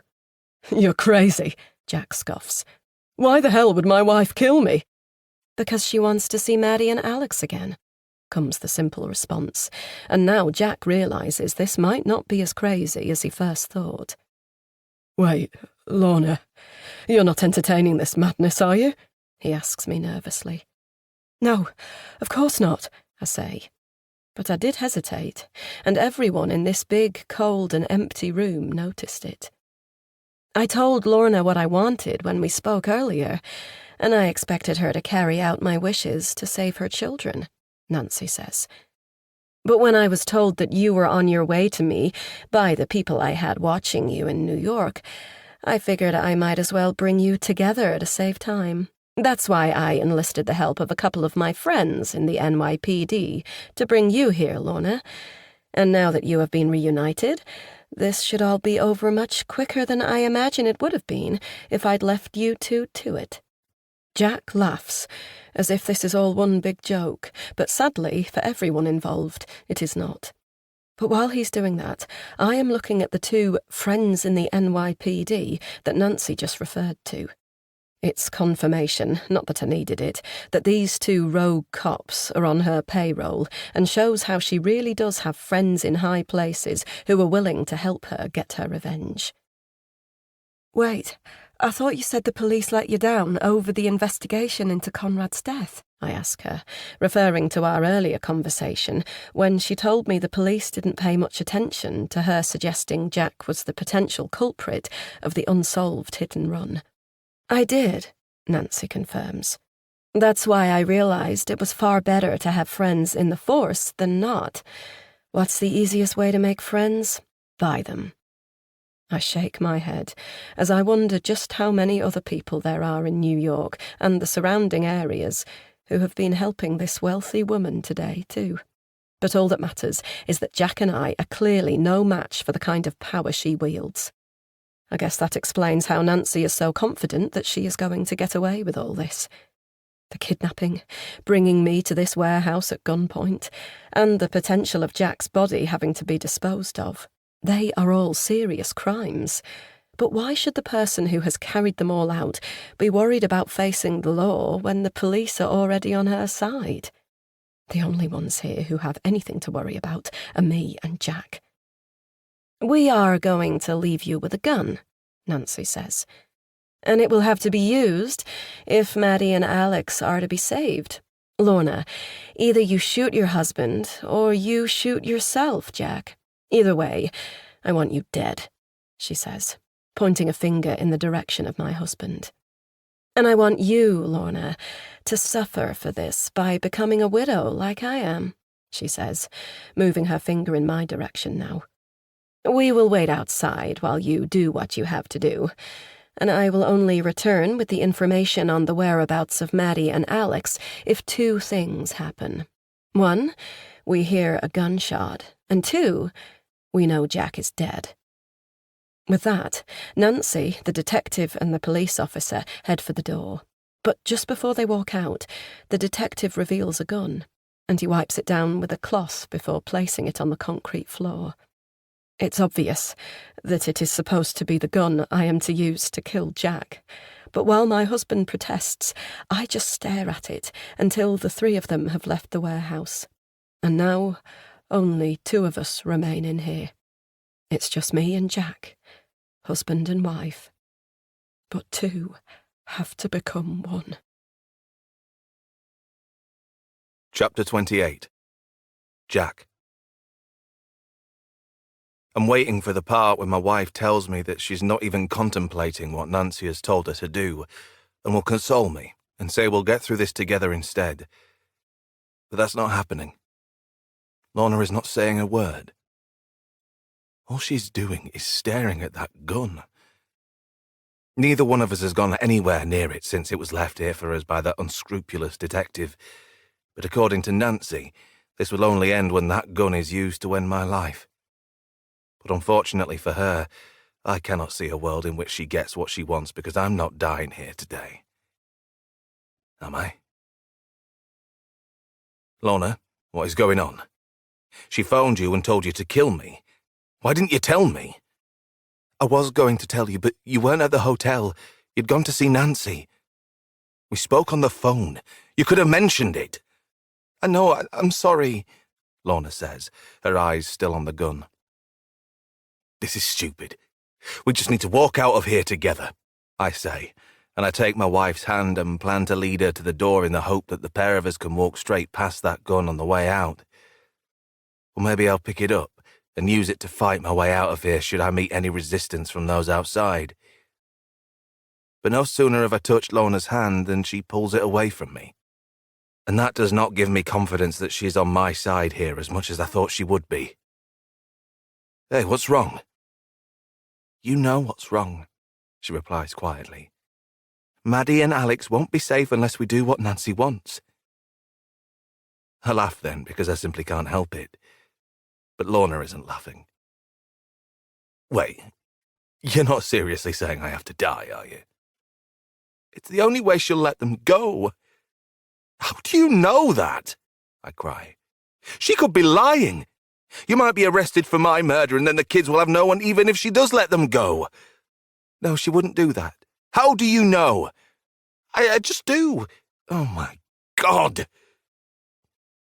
I stare at Lorna in disbelief, but even though I am shocked, it's just as scary because I know she is right.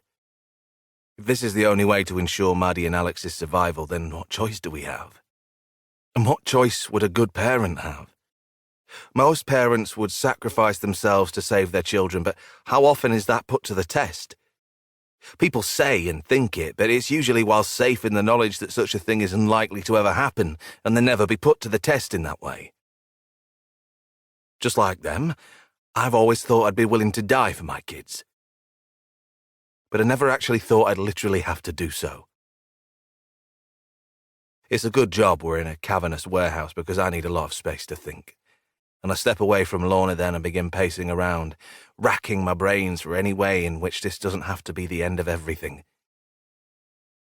With my hands on my head and an awful sinking feeling in my stomach, I try to conceive of a world in which I can reason with Nancy and make her see that she doesn't want to do this. My death will be on her conscience forever, and surely she won't want to live with that, will she? But I already know the answer to that one, and it's not an optimistic one. But what about Lorna? Could she live with it on her conscience too? She's supposed to kill me, but I doubt she will actually be able to pull the trigger. It's more likely that I'd have to pull it myself, taking my own life to give Nancy what she wants. But can I do it? Do I want to do it? This isn't about us. It's about Maddie and Alex, Lorna says to me as she watches me pacing around. They are the only innocent ones here.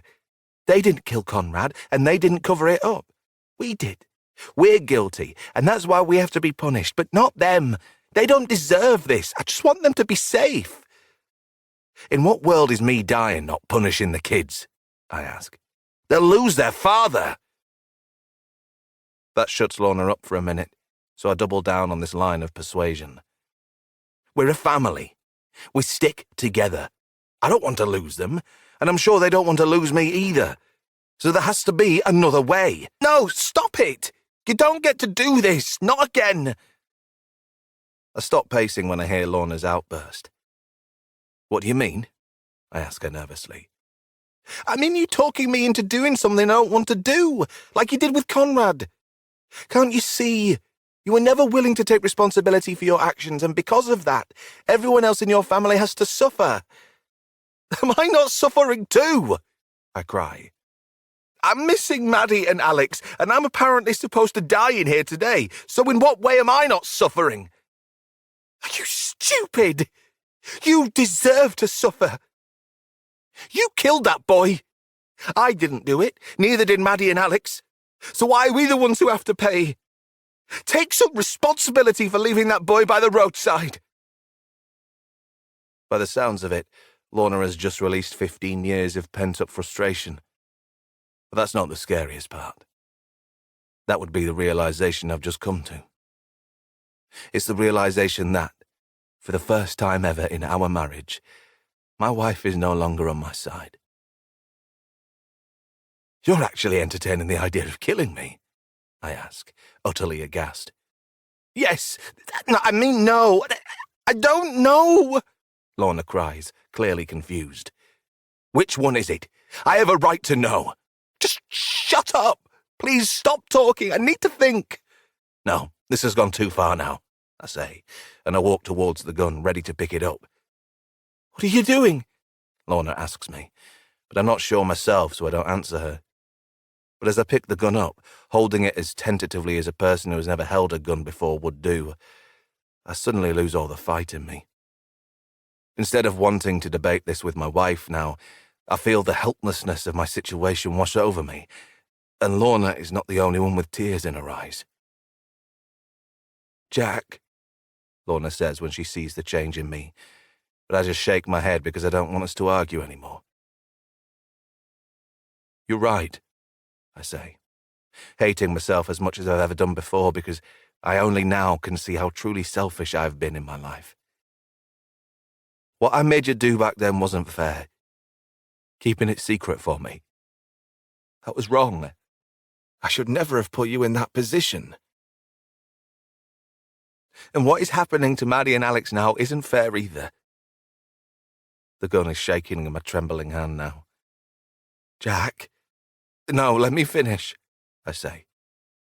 I should have owned up to what I did. I should have gone to prison. I'd have been out by now and we'd all have been safe. That's what you told me to do back in '08, but I didn't listen to you. I thought I could handle this all myself, but the truth is it was never just about me. It was about Nancy and her family and mine too. I've ruined so many lives with what I've done. I look down at the gun then and wonder if using it is really the best thing to do here. Not only would it potentially save my children, but it would also put me out of my misery.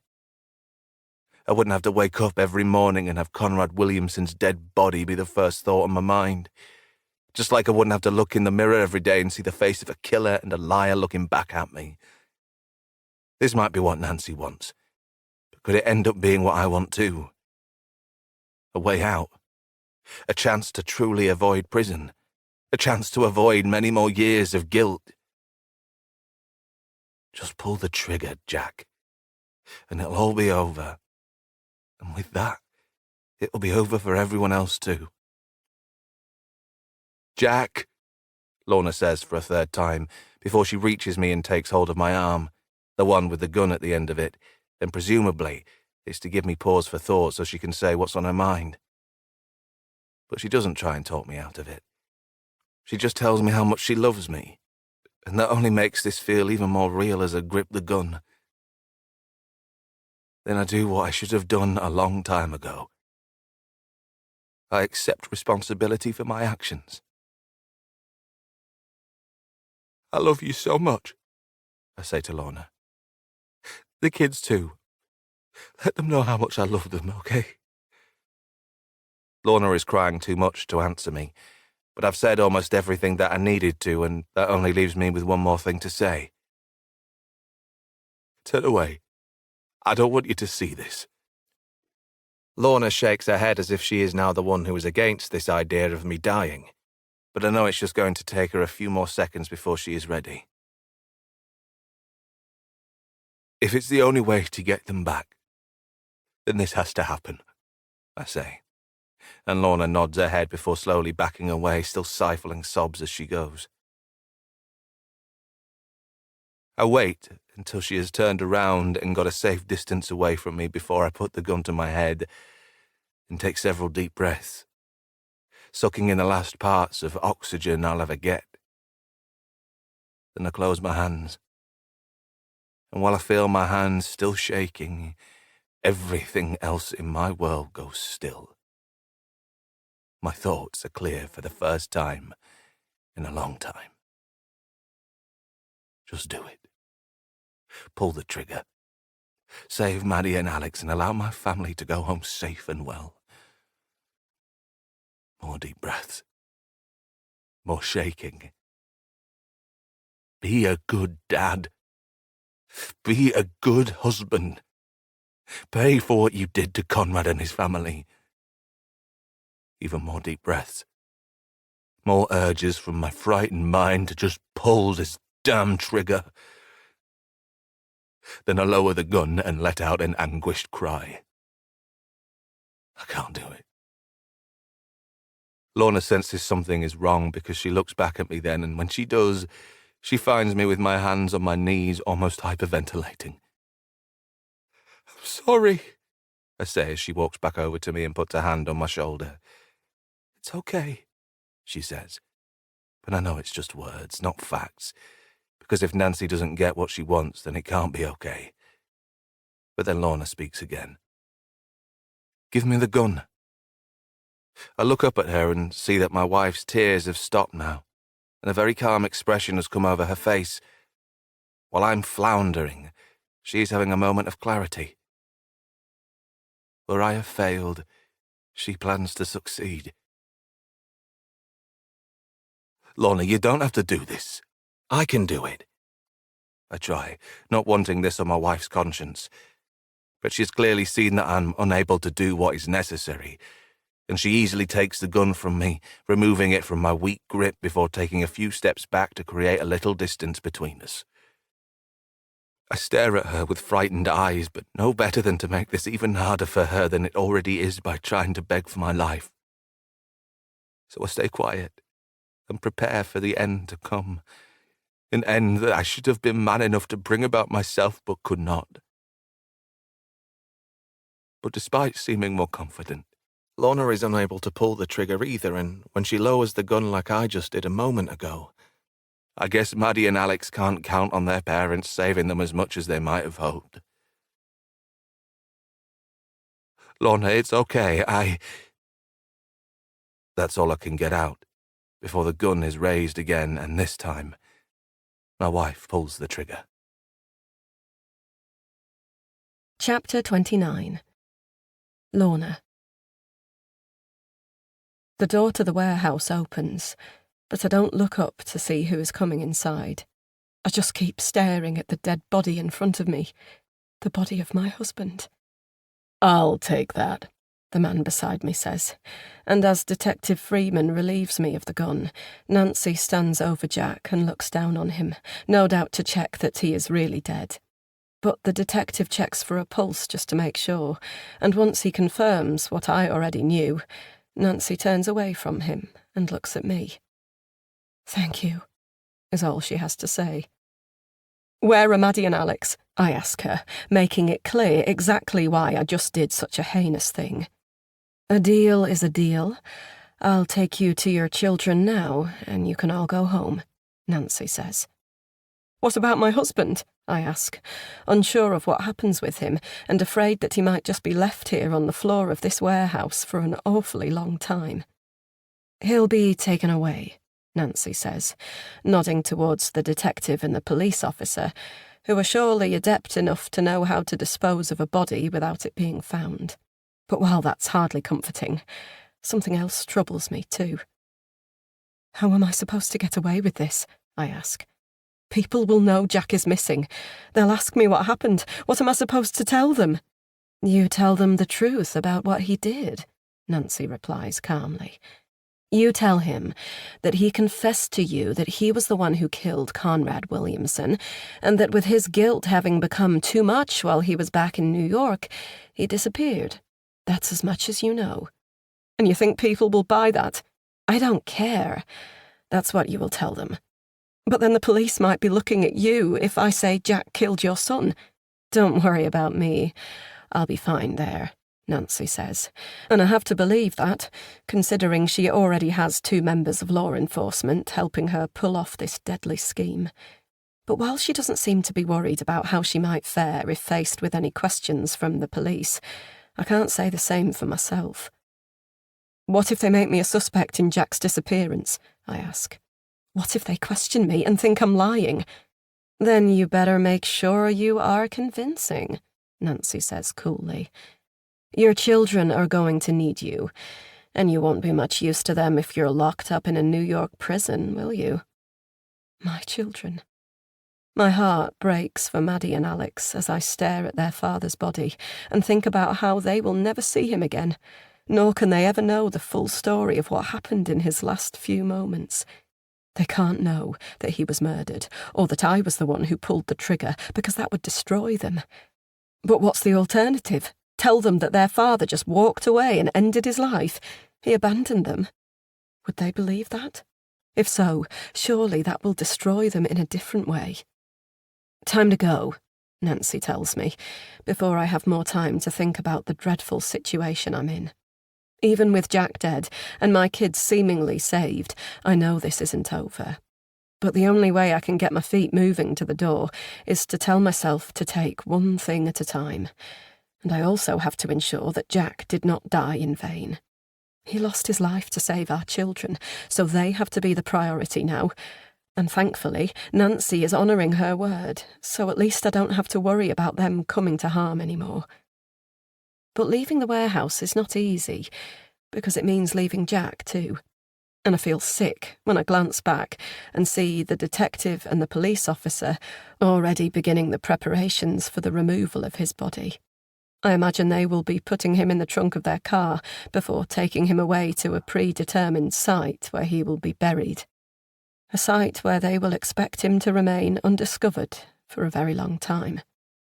While I knew pulling the trigger on that gun would ensure that Jack would never be coming back home to England with us, I'm hit with an awful sickly feeling when I imagine getting on that plane from JFK soon and leaving my husband behind here.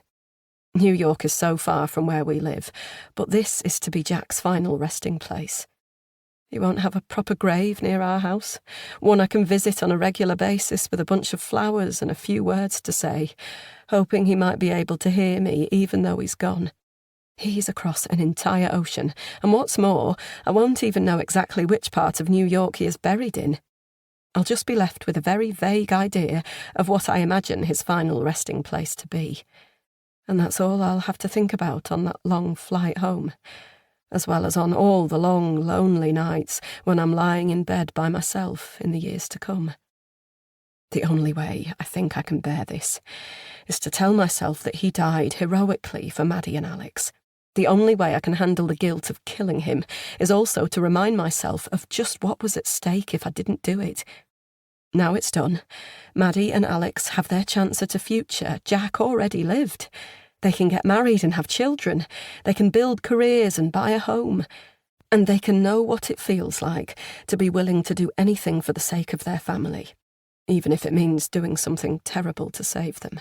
The fresh air is of no relief to me as I follow Nancy away from the warehouse and towards her waiting car. Her driver opens the door for her, and I am told to get in the back alongside her, which I do. Then, with us both on the back seat, we start driving. I stare out of the window as we leave this industrial estate behind, a much unloved part of the city that has surely seen some unsavoury things during its time, due to its location and the lack of a strong police presence in these parts. Now there is one more unsavoury thing to add to that list. Another body, another crime, another thing that shouldn't have happened, but has. As we leave the warehouses behind, we move onto a road that runs alongside a river, and I know it is the Hudson. I can also see the tall buildings of the city across the large expanse of water, and over there is where all the tourists will be enjoying themselves. But I'm over here, hating myself, my life, and this city, and all I want to do is get away from this place. This time, I mean it when I say I will never come back. "How far is it?" I ask Nancy, when the silence in the car has become almost unbearable. "Not far," she says. But I'm surprised at just how much she meant that when the car is brought to a stop a moment later. Looking around the vehicle, I cannot see anywhere that might be housing Maddie and Alex. All I can see is the river on one side of the car and a desolate wasteland of concrete on the other, where I presume a few old buildings used to stand. But they have now been demolished, and nothing has been rebuilt on their foundations yet. What's going on? "Okay, Lorna, time to get out of the car," Nancy says, and when I look at her, I see that she is pointing a gun at me. That's when I realise that I have been lied to. "No, wait, you can't do this. I did what I was asked to do," I cry. But those appeals fall on deaf ears as the door beside me is opened and the driver pulls me out. "Nancy, wait, think about this," I try, as I'm bundled down to the edge of the river, my feet scrabbling over loose rocks as I go. But it seems like Nancy has done all the thinking she is going to, because when I turn back to look at her, with my hands out in front of me in desperation, she has the gun raised towards me. "Turn around," she tells me. "No! You promised me my children would be safe. Why are you doing this?" I'm not sure if Nancy is even going to do me the decency of giving me an explanation, but thankfully she does at least give me that, which buys me a little more time. "There is no way I can let you get away with your part in this," Nancy tells me. "No matter how much I might have told myself that I would feel better as long as Jack was dead, I know that you need to die too." "Why?" "Because you're a mother, and that means you know what a cruel thing you did to me by not letting me find out who killed my son. How could you do that to another mother? How could you do that to me? I'm so sorry," I say as I cry and keep my hands out in front of me, as if they will be enough to stop a bullet. "I really am. Just let me go, please." "Don't you see? I can't let any of you go," Nancy says coldly. "All 4 of you have to die. That's the only way I can definitely get away with this." "What? No, don't kill them, please." "What makes you think your children aren't already dead?" Nancy's horrifying question causes me to howl in pain, and I lose all my fighting spirit at the thought of Maddie and Alex already being gone. Nancy tells me to turn around again, and despite not wanting to, I know it's either that or stare at the gun as it fires. And that seems worse. So very reluctantly, I turn to face the river. And as I stare out across the murky water, I cannot believe this is the last thing I am ever going to see. But what else can I do? There is no escape, no way for me to get out of this, and even if I do, what would be waiting for me to find? The dead bodies of my children. I don't know if they are even still alive at this point, and maybe I don't want to know. Maybe I should just give up. But it's the thought of my children that reminds me of something that might help me here. I was occasionally glancing at the film Alex was watching on the flight to New York, and while I saw glimpses of various scenes in that action movie, there is one scene that comes back to me most prominently now. It was a scene in which the main character was in a situation very much like the one I find myself in now, where he had an enemy's gun on him and was expected to just stand and prepare to meet his maker. But he didn't just give up and accept his fate. From what I remember in the scene, he fell to the floor before the trigger could be pulled, and when his enemy stepped a little closer to investigate what had caused him to fall, or simply to just get a better angle to fire the bullet into his body from, the hero surprised his attacker by throwing dirt in their face before leaping to their feet and taking the gun and turning it on them. It all seemed so unlikely when I was watching it, but then again, it was a movie, so there is always a suspension of disbelief with those. But what if I was to try that now? Could it work? It's either that or stand here and wait for the bullet to hit me. Looking down at my feet, I see numerous rocks of various sizes, and I'm wondering if I could use one of these in much the same way the hero in the film used the sand to disarm his attacker.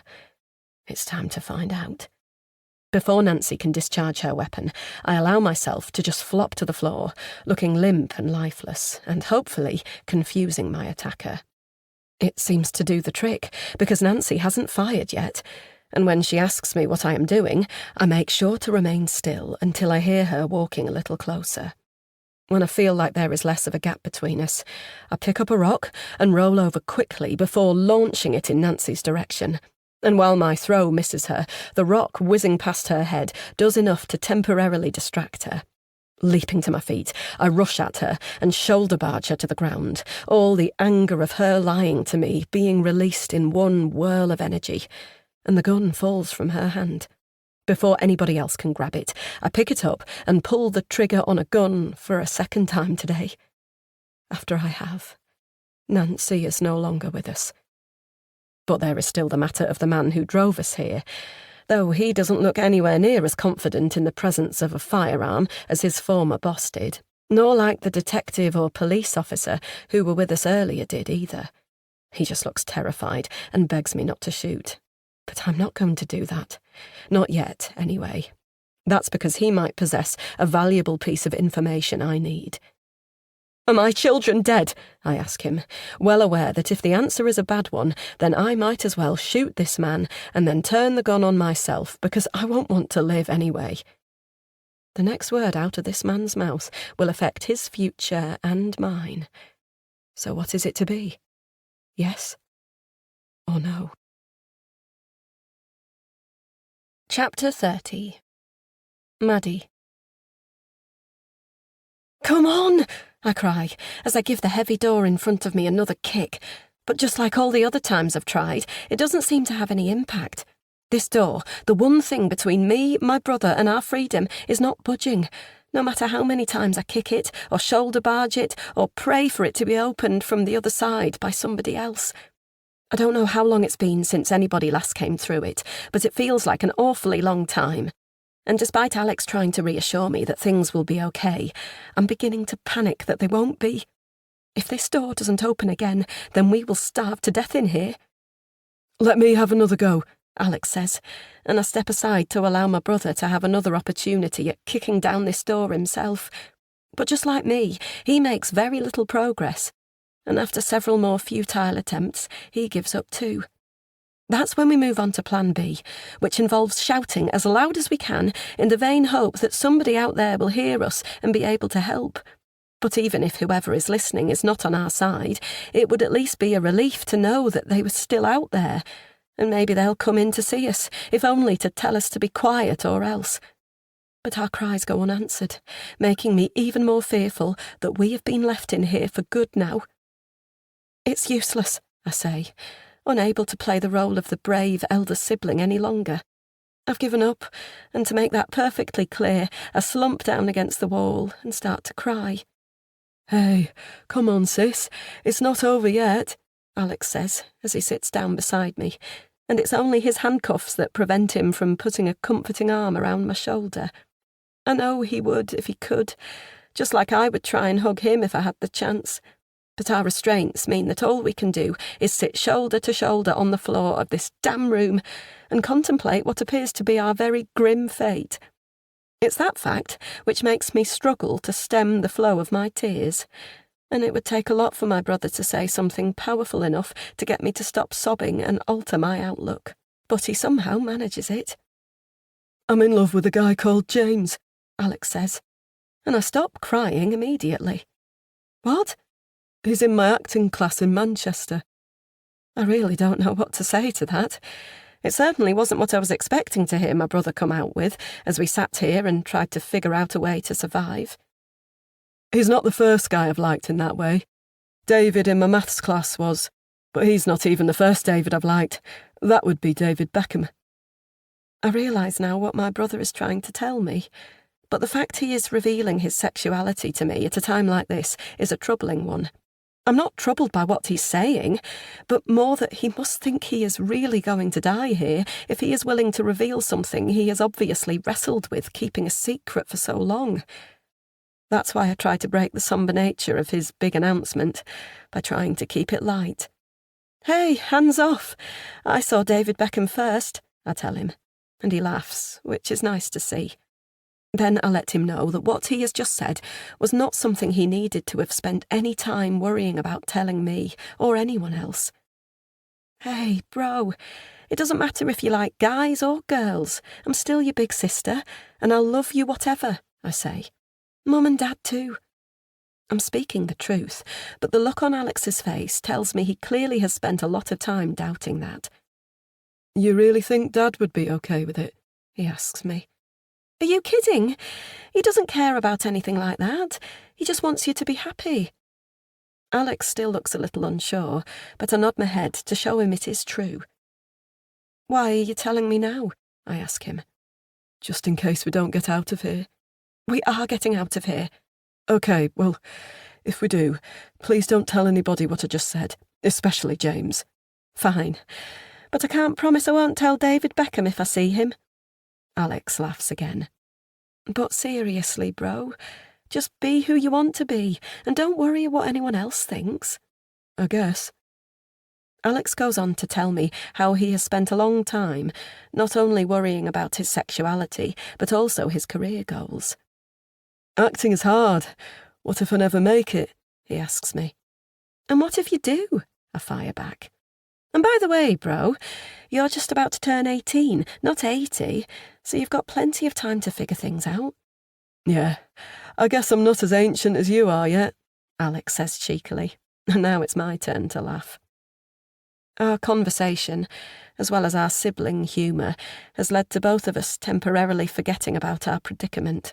But there's only so long we can put off returning our thoughts to the locked door, and what happens if it doesn't open. When we do, I tell Alex that I have a few regrets of my own about how I was living my life on the outside before we ended up trapped in here. "I cheated on one of my uni exams," I tell my brother, and he looks shocked when he hears it, as he well might, because I've always been something of a perfect student, whether that was at school, at sixth form college, or university now. But I'm no longer as perfect as I like to think, at least not academically anyway. "There was a guy selling the exam papers at a party one night," I tell Alex. "Everyone thought he was joking at first, but it turned out that he did actually have access to them. But nobody said yes, mainly because he was charging so much money to look at them. But I was really tempted because I hadn't been revising hard enough. So I told him I'd pay him when we were alone together. I used what money I had left in my student account, then asked Mum and Dad for more, telling them I'd run out because our fridge had broken and ruined all the food I had in there." Alex looks at me with a mixture of shock and a little delight. Shock because he could never have imagined his sister doing something naughty, but delighted because now he realises he doesn't have to try to live up to what he thought was his perfect sibling who could never do anything wrong. "I can't believe it. You, Miss Goody Two-Shoes, cheated on an exam," he says with a chuckle. "Yeah, but that's not even the worst part," I say. "The worst part is even then, I almost failed anyway." Alex is really laughing now, and I can't blame him because even I have to find it funny that I still almost messed up on an exam paper that I had already seen the answers to. But it's also something I'm not proud of. I wish I hadn't done it. I knew I'd always regret it, even if I did graduate. But I guess it doesn't matter now. "We'll get out of here," Alex says, trying to pick up the mood again. But despite his best efforts, it's obvious why we both just shared things we potentially thought we'd never tell anybody. We both think this is going to end badly for us. And then we hear voices on the other side of the door. "Someone's there," I say, as I scramble to my feet, and after Alex has done the same, the pair of us start shouting again, praying that whoever is outside will come in. I don't even care if it's that woman who put us in here or anyone who works for her. I just want this door to open and for somebody to tell me that we might be let go at some point. And then the door does open, although it's not as I would have expected it to.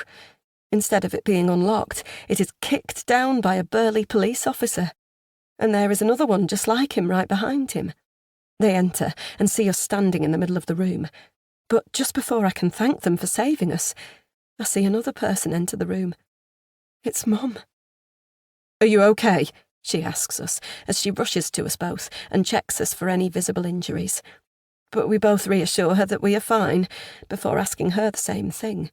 Then the natural thing is for us to ask where Dad is, because he's the only one missing now, after we have been rescued and reunited. But that's when Mum goes quiet.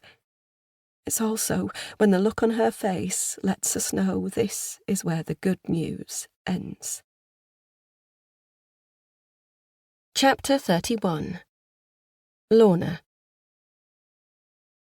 The tall towers on Manhattan Island are receding from view out of my window, and it sure is good to see them getting smaller as the plane I am a passenger on roars its way out of the city towards the ocean, and eventually to England. As New York fades away, my thoughts turn to home, or at least the new version of home that will be waiting for me when I get there. That's because things are going to be different now that Jack is no longer with me. And the house is going to feel very empty when Maddie returns to university and Alex is at acting class or just out seeing friends. That's when I'll really feel the void my husband's passing has left in my life. But so far, I've not really had a moment to be by myself since Jack died, and that's for various different reasons. Number one is that I've not been far from my children ever since I was reunited with them, inside the room they had been locked in at Nancy's house. As far as I was concerned, I didn't want to let them out of my sight again once I had found them, and neither Maddie nor Alex wanted to leave me either. Not once they found out what had happened to their father. I glance at the two brave souls sitting beside me on this plane, and when I do, I see Maddie reading a magazine while Alex is watching a film. The pair of them look content enough at the moment, but I know that appearances are deceiving, and they are both struggling on the inside. And how could they not be after all they have had to not only endure since they came to New York, but also what they have learned about both their mother and father since then, too. Picking up my plastic cup and taking a long gulp of the gin and tonic concoction that is in there, a concoction made up for me by one of the members of the cabin crew, I think about everything that unfolded shortly after Jack's demise. The most dramatic part was undoubtedly me surviving Nancy and her desire to shoot me, and presumably push my body into the Hudson, where it might never have been found again. I know I was extremely lucky to avoid losing my life, but also in how I was able to get the gun and turn it on my tormentor.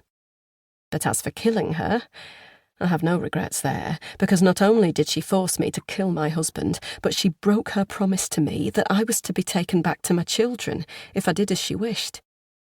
Nancy showed her true colours in lying, and that is why I am glad she is dead. Though I also know she was merely acting out of a desperate, probably primal need for revenge. But after I had shot her and turned the gun on the man who was working for her, I forced him to tell me where Maddie and Alex were. He gave me that information in exchange for his life, and once he had, I told him to give me his phone. He was reluctant to do so, until I reminded him that I would happily pull the trigger again if he forced me to, and once I had his phone, I made a 911 call. It was a call in which I told the operator at the other end of the line exactly what had happened and why it had, before telling them I needed urgent assistance to get to a certain address to see if my children were okay. Unsurprisingly, given what I had told the operator, it didn't take long for several police cars to make it to my location by the river, a location I had given them based on describing exactly what I could see from where I was standing. When the police arrived, I made sure to drop the gun because the last thing I needed was some trigger-happy cop getting confused and shooting me after mistaking me for a threat. But I did accept that I was going to most likely end up in handcuffs when they arrived and saw a dead body at the scene. And that was exactly what happened. But I didn't mind that, because once I'd told them exactly what had happened, I said that I could prove my story was true in several ways. One, they could go looking for the warehouse in which not only the body of my dead husband lay, but where they would also find 2 members of the NYPD attempting to cover it up. And 2, they could take me as quickly as they could to Nancy's address to find my children locked up in her basement. That's what they did. And while there was a brief moment of panic when I feared I had been lied to again and Maddie and Alex weren't going to be there, I was thankfully shown that my children were safe and well when the basement door was kicked down and my 2 children were revealed on the other side of it. All I had to do then was go with the police to be interviewed formally and give a more detailed version of events of the day. But just before I could do that, I had been forced to tell Maddie and Alex that their father was gone. It broke my heart at the time, almost as much as it breaks my heart now, to see the look on their faces when they learnt they would never see their dad again. But all I told them in that basement was that he had been killed as a result of Nancy's plot against us all, conveniently leaving out the part about me having to kill him and also his involvement in Nancy's son's death. But I knew I would have to be completely transparent when it came to talking to the police, though.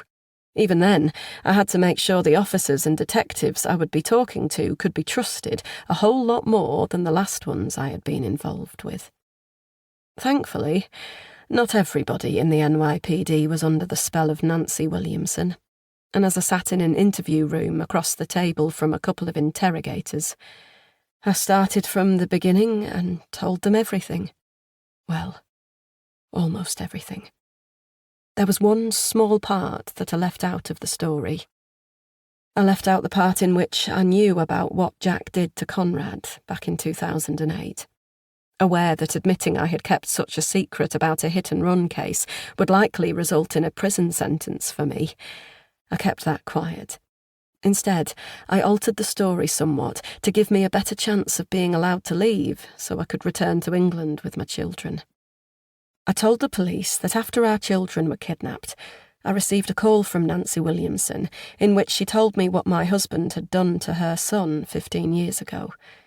I explained that I was shocked and almost didn't believe her, but had no choice when she told me she wanted revenge, and the only way she could get that was if Jack died. From there, I was taken from my hotel to a warehouse where Jack was brought to me, and I was told to kill him. After wrestling with my conscience, I pulled the trigger to save my children, a grim decision that, while making me a murderer, also only occurred because I was put in an impossible situation for any parent. Because I'd killed under such extreme duress, I knew it was unlikely that I would be punished too much by the law for that. I also knew it would help my case if the police had been able to get to the warehouse and find that corrupt detective and cop trying to move the body.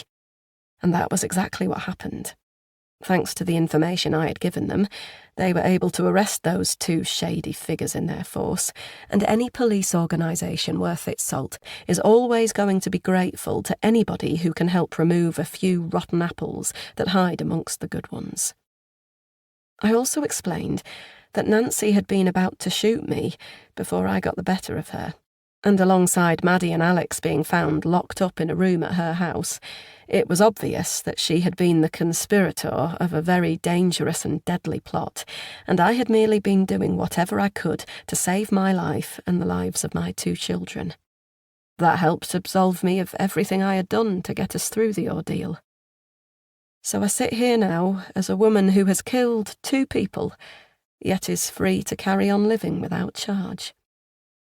But just because I'm not in handcuffs for anything I've done, be it shooting Jack, Nancy, or currently maintaining my secret of knowing about Conrad's death sooner than I pretended to, it doesn't mean that I've come out of this whole nightmare in New York unscathed. Not only have I lost my husband, but I must live with everything that has happened for as long as I have left, and that won't be easy. My conscience has been heavy for the last 15 years, and it will continue to stay that way until I join Jack in whatever place waits for the dead after they have ceased breathing and stopped living. Until then, all I can do is try to do what is best for Maddie and Alex, because they are going to need my full support as they attempt to pick up the pieces of their life when we get back to England. I hope they can both go on to lead full and fruitful existences, despite finding out their father killed a teenager with his car and covered it up for many years, as well as knowing their mother shot their father after being forced into doing so. That's a whole lot of stuff that could lead to decades of therapy and counselling sessions for them. But if there's any real justice in this world, they will find a way to move on without it hampering their lives too much. They deserve that, because neither of them has done anything wrong, be it recently or 15 years ago when this whole awful situation first began spiralling out of control.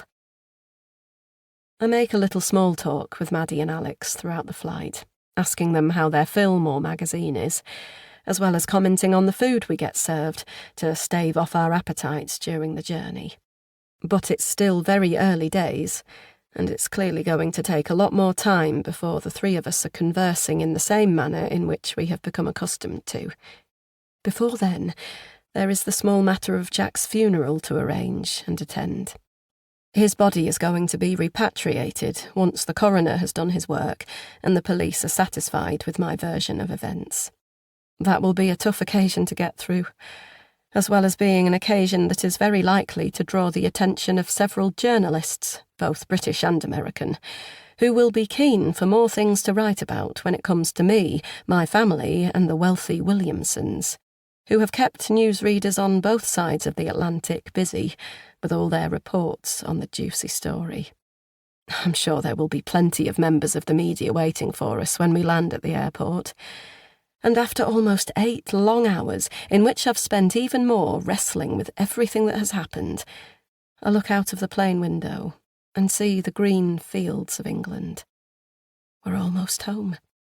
But despite being hours away from New York now, I will always feel like I left a piece of myself back in that city. And it is a piece I will be reminded of every time I look at my wedding ring on my hand, or the family photos in the album at home, or simply the empty space in the bed beside me at night. Jack's body might end up back here one day, but his soul left him in NYC, and that'll always be the place I remember him being too. But other than worrying about the media and adapting to life as a widow and mother to 2 grieving young adults, I otherwise feel glad to be home. As the landing gear deploys and the green fields around the airport get closer, I allow myself to wonder about when I might fly out of England again, and indeed, where I might be going when I do. I also wonder if I will ever take Maddie and Alex away on holiday again. If I do, it will definitely be somewhere much closer. Somewhere nowhere near America, and particularly New York. Somewhere sunny. Somewhere like Spain. That would be nice. Surely nothing could go wrong there, right? Epilogue. The sheer beauty of the marina was just one of the many reasons why so many people were happy to come here and moor their boats before taking a stroll into town. With tall palm trees lining the water's edge and whitewashed buildings sitting on a hill beneath a clear blue sky, there weren't too many who came here and felt the place needed a facelift. It was a perfect slice of paradise in the south of Spain, a real gem of a find on a continent full of other pretty places. And as the man stepped off his boat, He was looking forward to calling this seaside resort home for the next few days. Or maybe it would be weeks, because the man was open to changing his plans and going in whatever way his mood took him. And if he was to find that he enjoyed it here once he had explored a few of the bars and eaten in a couple of the restaurants, then maybe he would prolong his stay. It was no problem if he chose to do so because he was not on anybody else's schedule but his own, and his schedule was very flexible. Of course it was. After all, he was supposed to be a dead man, and dead men don't have any appointments to keep. As he walked away from his boat and past several of the other vessels that were already moored here by other wealthy sailors like him, he smiled at some of the names that were emblazoned on the boats. Some of them were personal, perhaps named after their owner or someone who the owner was close to, or alternatively, they were nods to something nautical. Rosie's Dream, Sarah's Sails, the Blue Voyager, Queen of the Water, Goddess of the Seas.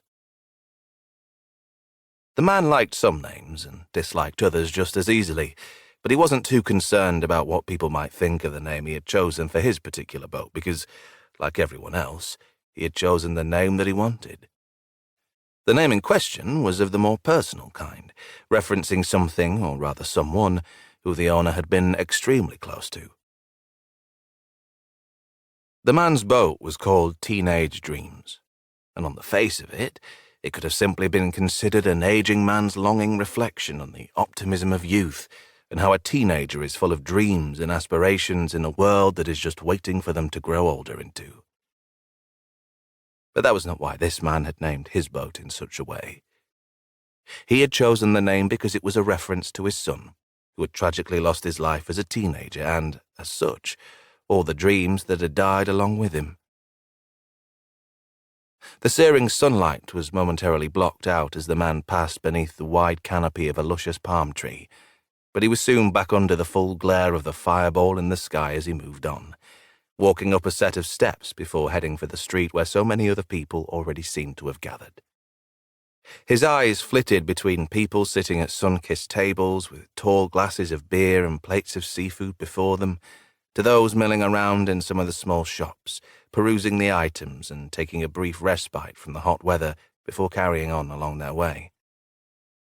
The man was more intent on finding a bar to sit and have a drink in after he had sailed here from along the coast rather than doing any shopping of note, but before he got to a bar, he had to pass some of those shops.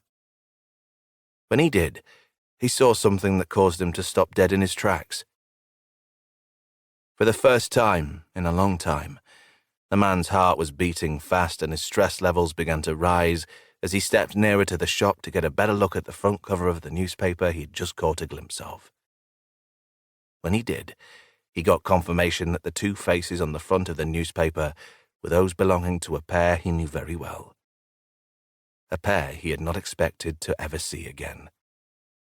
A pair he hated, and a pair who had caused him to take up the nomadic life at sea he experienced now.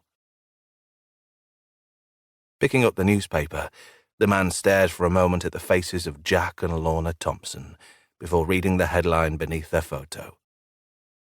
Wife returns to England after New York nightmare. Desperate to know the full story, the man turned the pages of the paper until he was able to find and read the corresponding article, and when he did, he was stunned to discover what had happened. After reading the article through a second time to make sure that he hadn't missed or misinterpreted anything, he felt he now had the full picture, and it was this.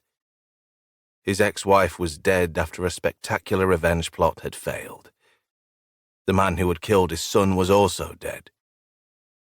And the wife of that man had just arrived home with her children, clearly after having made a huge mistake in going to New York with her family in the first place. Bob Williamson could scarcely believe what he had just read. And not only was it shocking, but it brought back so many terrible thoughts and feelings.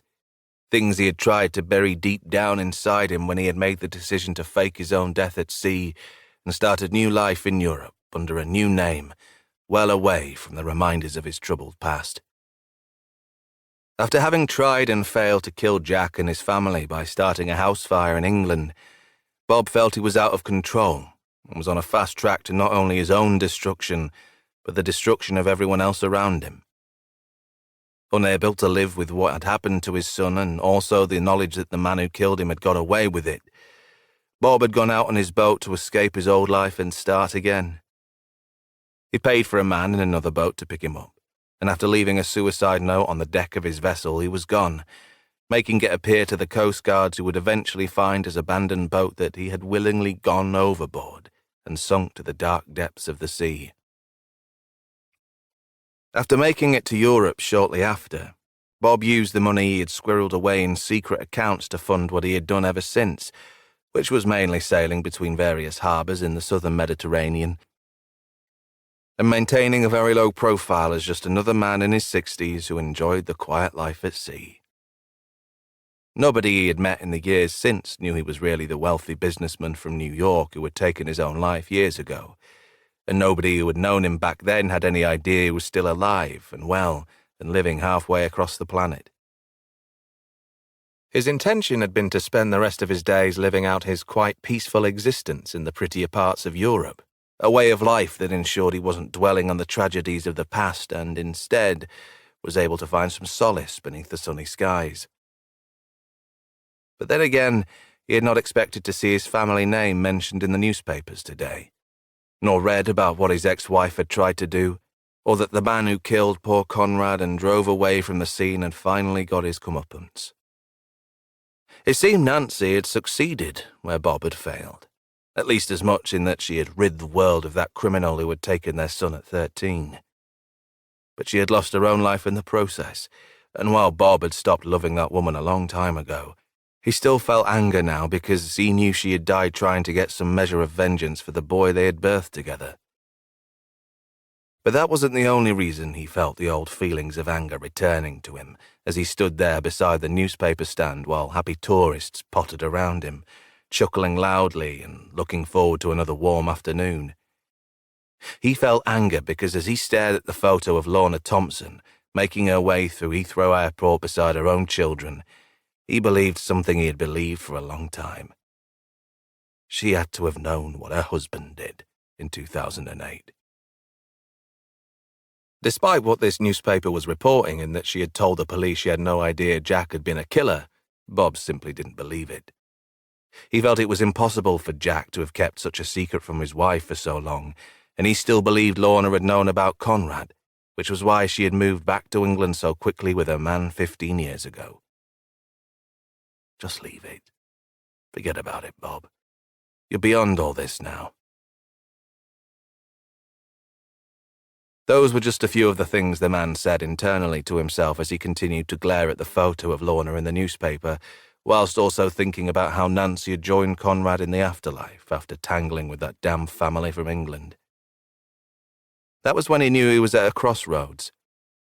He could either carry on, as he had been doing, and continue living secretly in Europe, sailing around and drinking cold beer whilst trying to forget all about the pain he had endured back in New York, or he could pick up where his ex-wife had left off and try to kill Lorna, who surely deserved to die just like her husband had for her part in Conrad's death, going unsolved for so long. Which would he do? Keep seeking redemption? Or return to seeking revenge? Bob Williamson did not quite know yet, though he did have a strong feeling it would be a mistake to give up what was a peaceful life now to try and make Lorna pay. Then again, mistakes were a part of life. People didn't always do the right thing. Jack hadn't, and Bob believed his wife hadn't either. So maybe it was Bob's turn to make a mistake. Maybe it was time for him to plot his next course and, this time, set sail for England. The weather wouldn't be as warm there, nor would the harbours be as pretty. But there might be one thing he could get there that he couldn't get anywhere else in the world.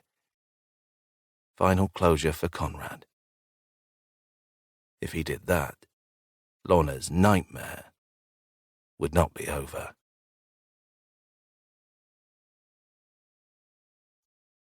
The end. If her husband's mistake kept you up all night, you'll love The Couple in the Cabin Another gripping psychological thriller with jaw-dropping twists. Continue listening for an extract. Available in audio now. Prologue. A sturdy wooden cabin standing at the bottom of a well-maintained garden at the rear of a large property in the English countryside. Sounds nice, doesn't it? But what if there was more to the cabin than first meets the eye? The cabin itself had cost quite a lot of money, but like any man-made structure, it was all about the story behind it, rather than the nuts and bolts that went into its construction. The cabin belonged to Dominic Brown. It had been his idea to have it built, his time spent talking to the builders, and his money used to fund the project. It would also be used predominantly by him. But before all of that, he had needed permission, and that had to come from his wife, Grace. Dominic had raised the idea of building a cabin in the couple's spacious back garden by suggesting it would be the perfect place for him to work from home, away from the noise and distractions in the house, and somewhere he could leave his paperwork without frustrating his partner, who was forever telling him to try and be a little tidier. While that idea was met with some enthusiasm by Grace, she was less impressed when she learned how much the whole thing would cost. The cabin wasn't going to just be some shoddy structure thrown together cheaply. No, Dominic wanted it to be state-of-the-art. It needed electricity so that he could go online while inside it. It needed a heater so that he could stay warm while working there in winter. And he wanted it to be big enough so that he didn't feel cramped. Enough room for a desk and chair, but also enough room for him to stand up fully, really stretch his legs, feel at home. And maybe even space for a TV and dartboard for the moments he needed to relax. Grace had to ask him if this was really a place for him to work, or a place for him to escape for a little alone time. But Dominic insisted everything that he required was for purely professional reasons. And he also insisted on having all the amenities he described, well aware it would be expensive. But he had a good job, and he didn't spend a lot of money in other ways, so why couldn't he allow himself this luxury? To Grace, this seemed like it might be a midlife crisis manifesting itself in her husband in a rather unusual way. Some men who entered their 40s and were struck down with creeping fears about their mortality were suddenly compelled to go and spend big money on something that made them feel young again, if not look it. Traditionally, it was a sports car, although it could be anything really, from new and flashy clothes to new and flashy teeth, the kind that could be seen from quite a distance away on a dark night. Whatever it was, the point was that it was supposed to make the person feel better about the fact that they were now potentially halfway through their existence on this planet, and the last remnants of their youth were nothing but a distant dream. Was the cabin Dominic's way of expressing his fear of death? Was it his one shot at cheering himself up and distracting himself from what lay ahead? Or like the sports cars, the suits, and the teeth that so many men had before him, was it just going to prove to be yet another expensive waste of money? Grace had her doubts, financially and philosophically, but in the end she agreed to her husband's idea to build a cabin in the back garden.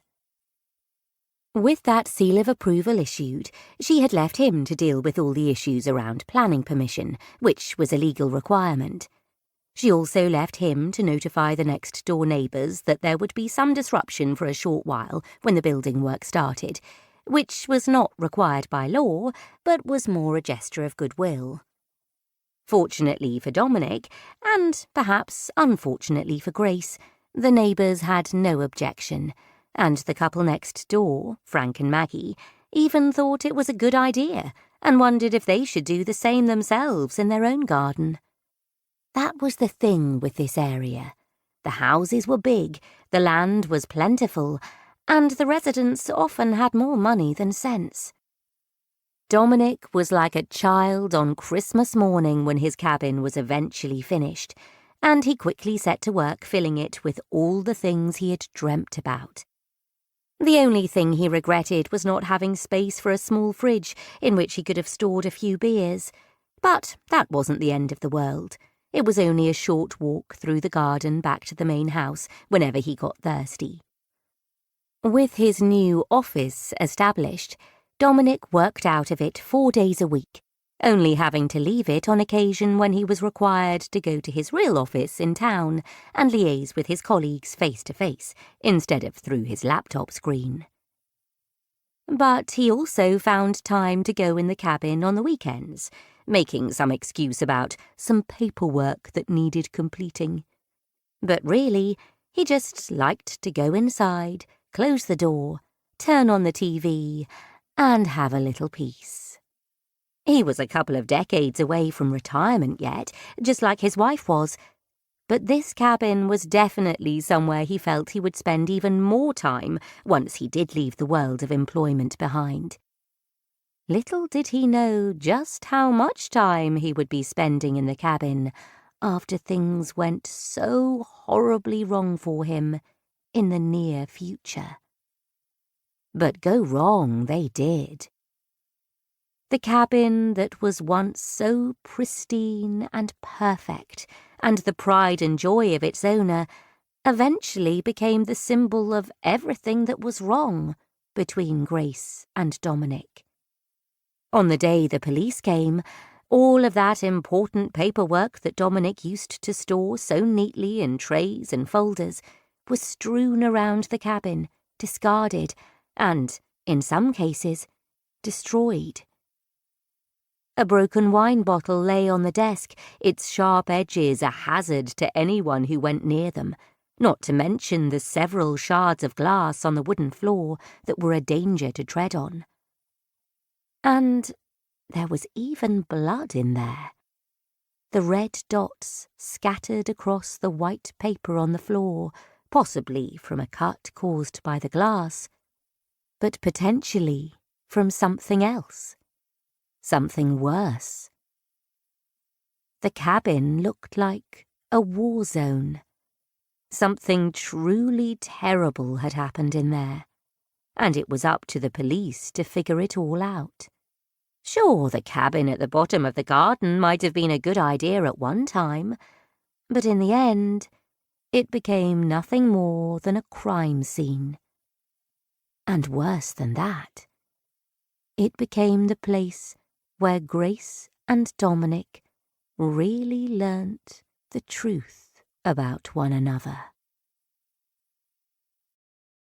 This has been Her Husband's Mistake, written by Daniel Hurst, narrated by Tamsin Kennard and Nathaniel Priestley. Copyright 2023 by Daniel Hurst.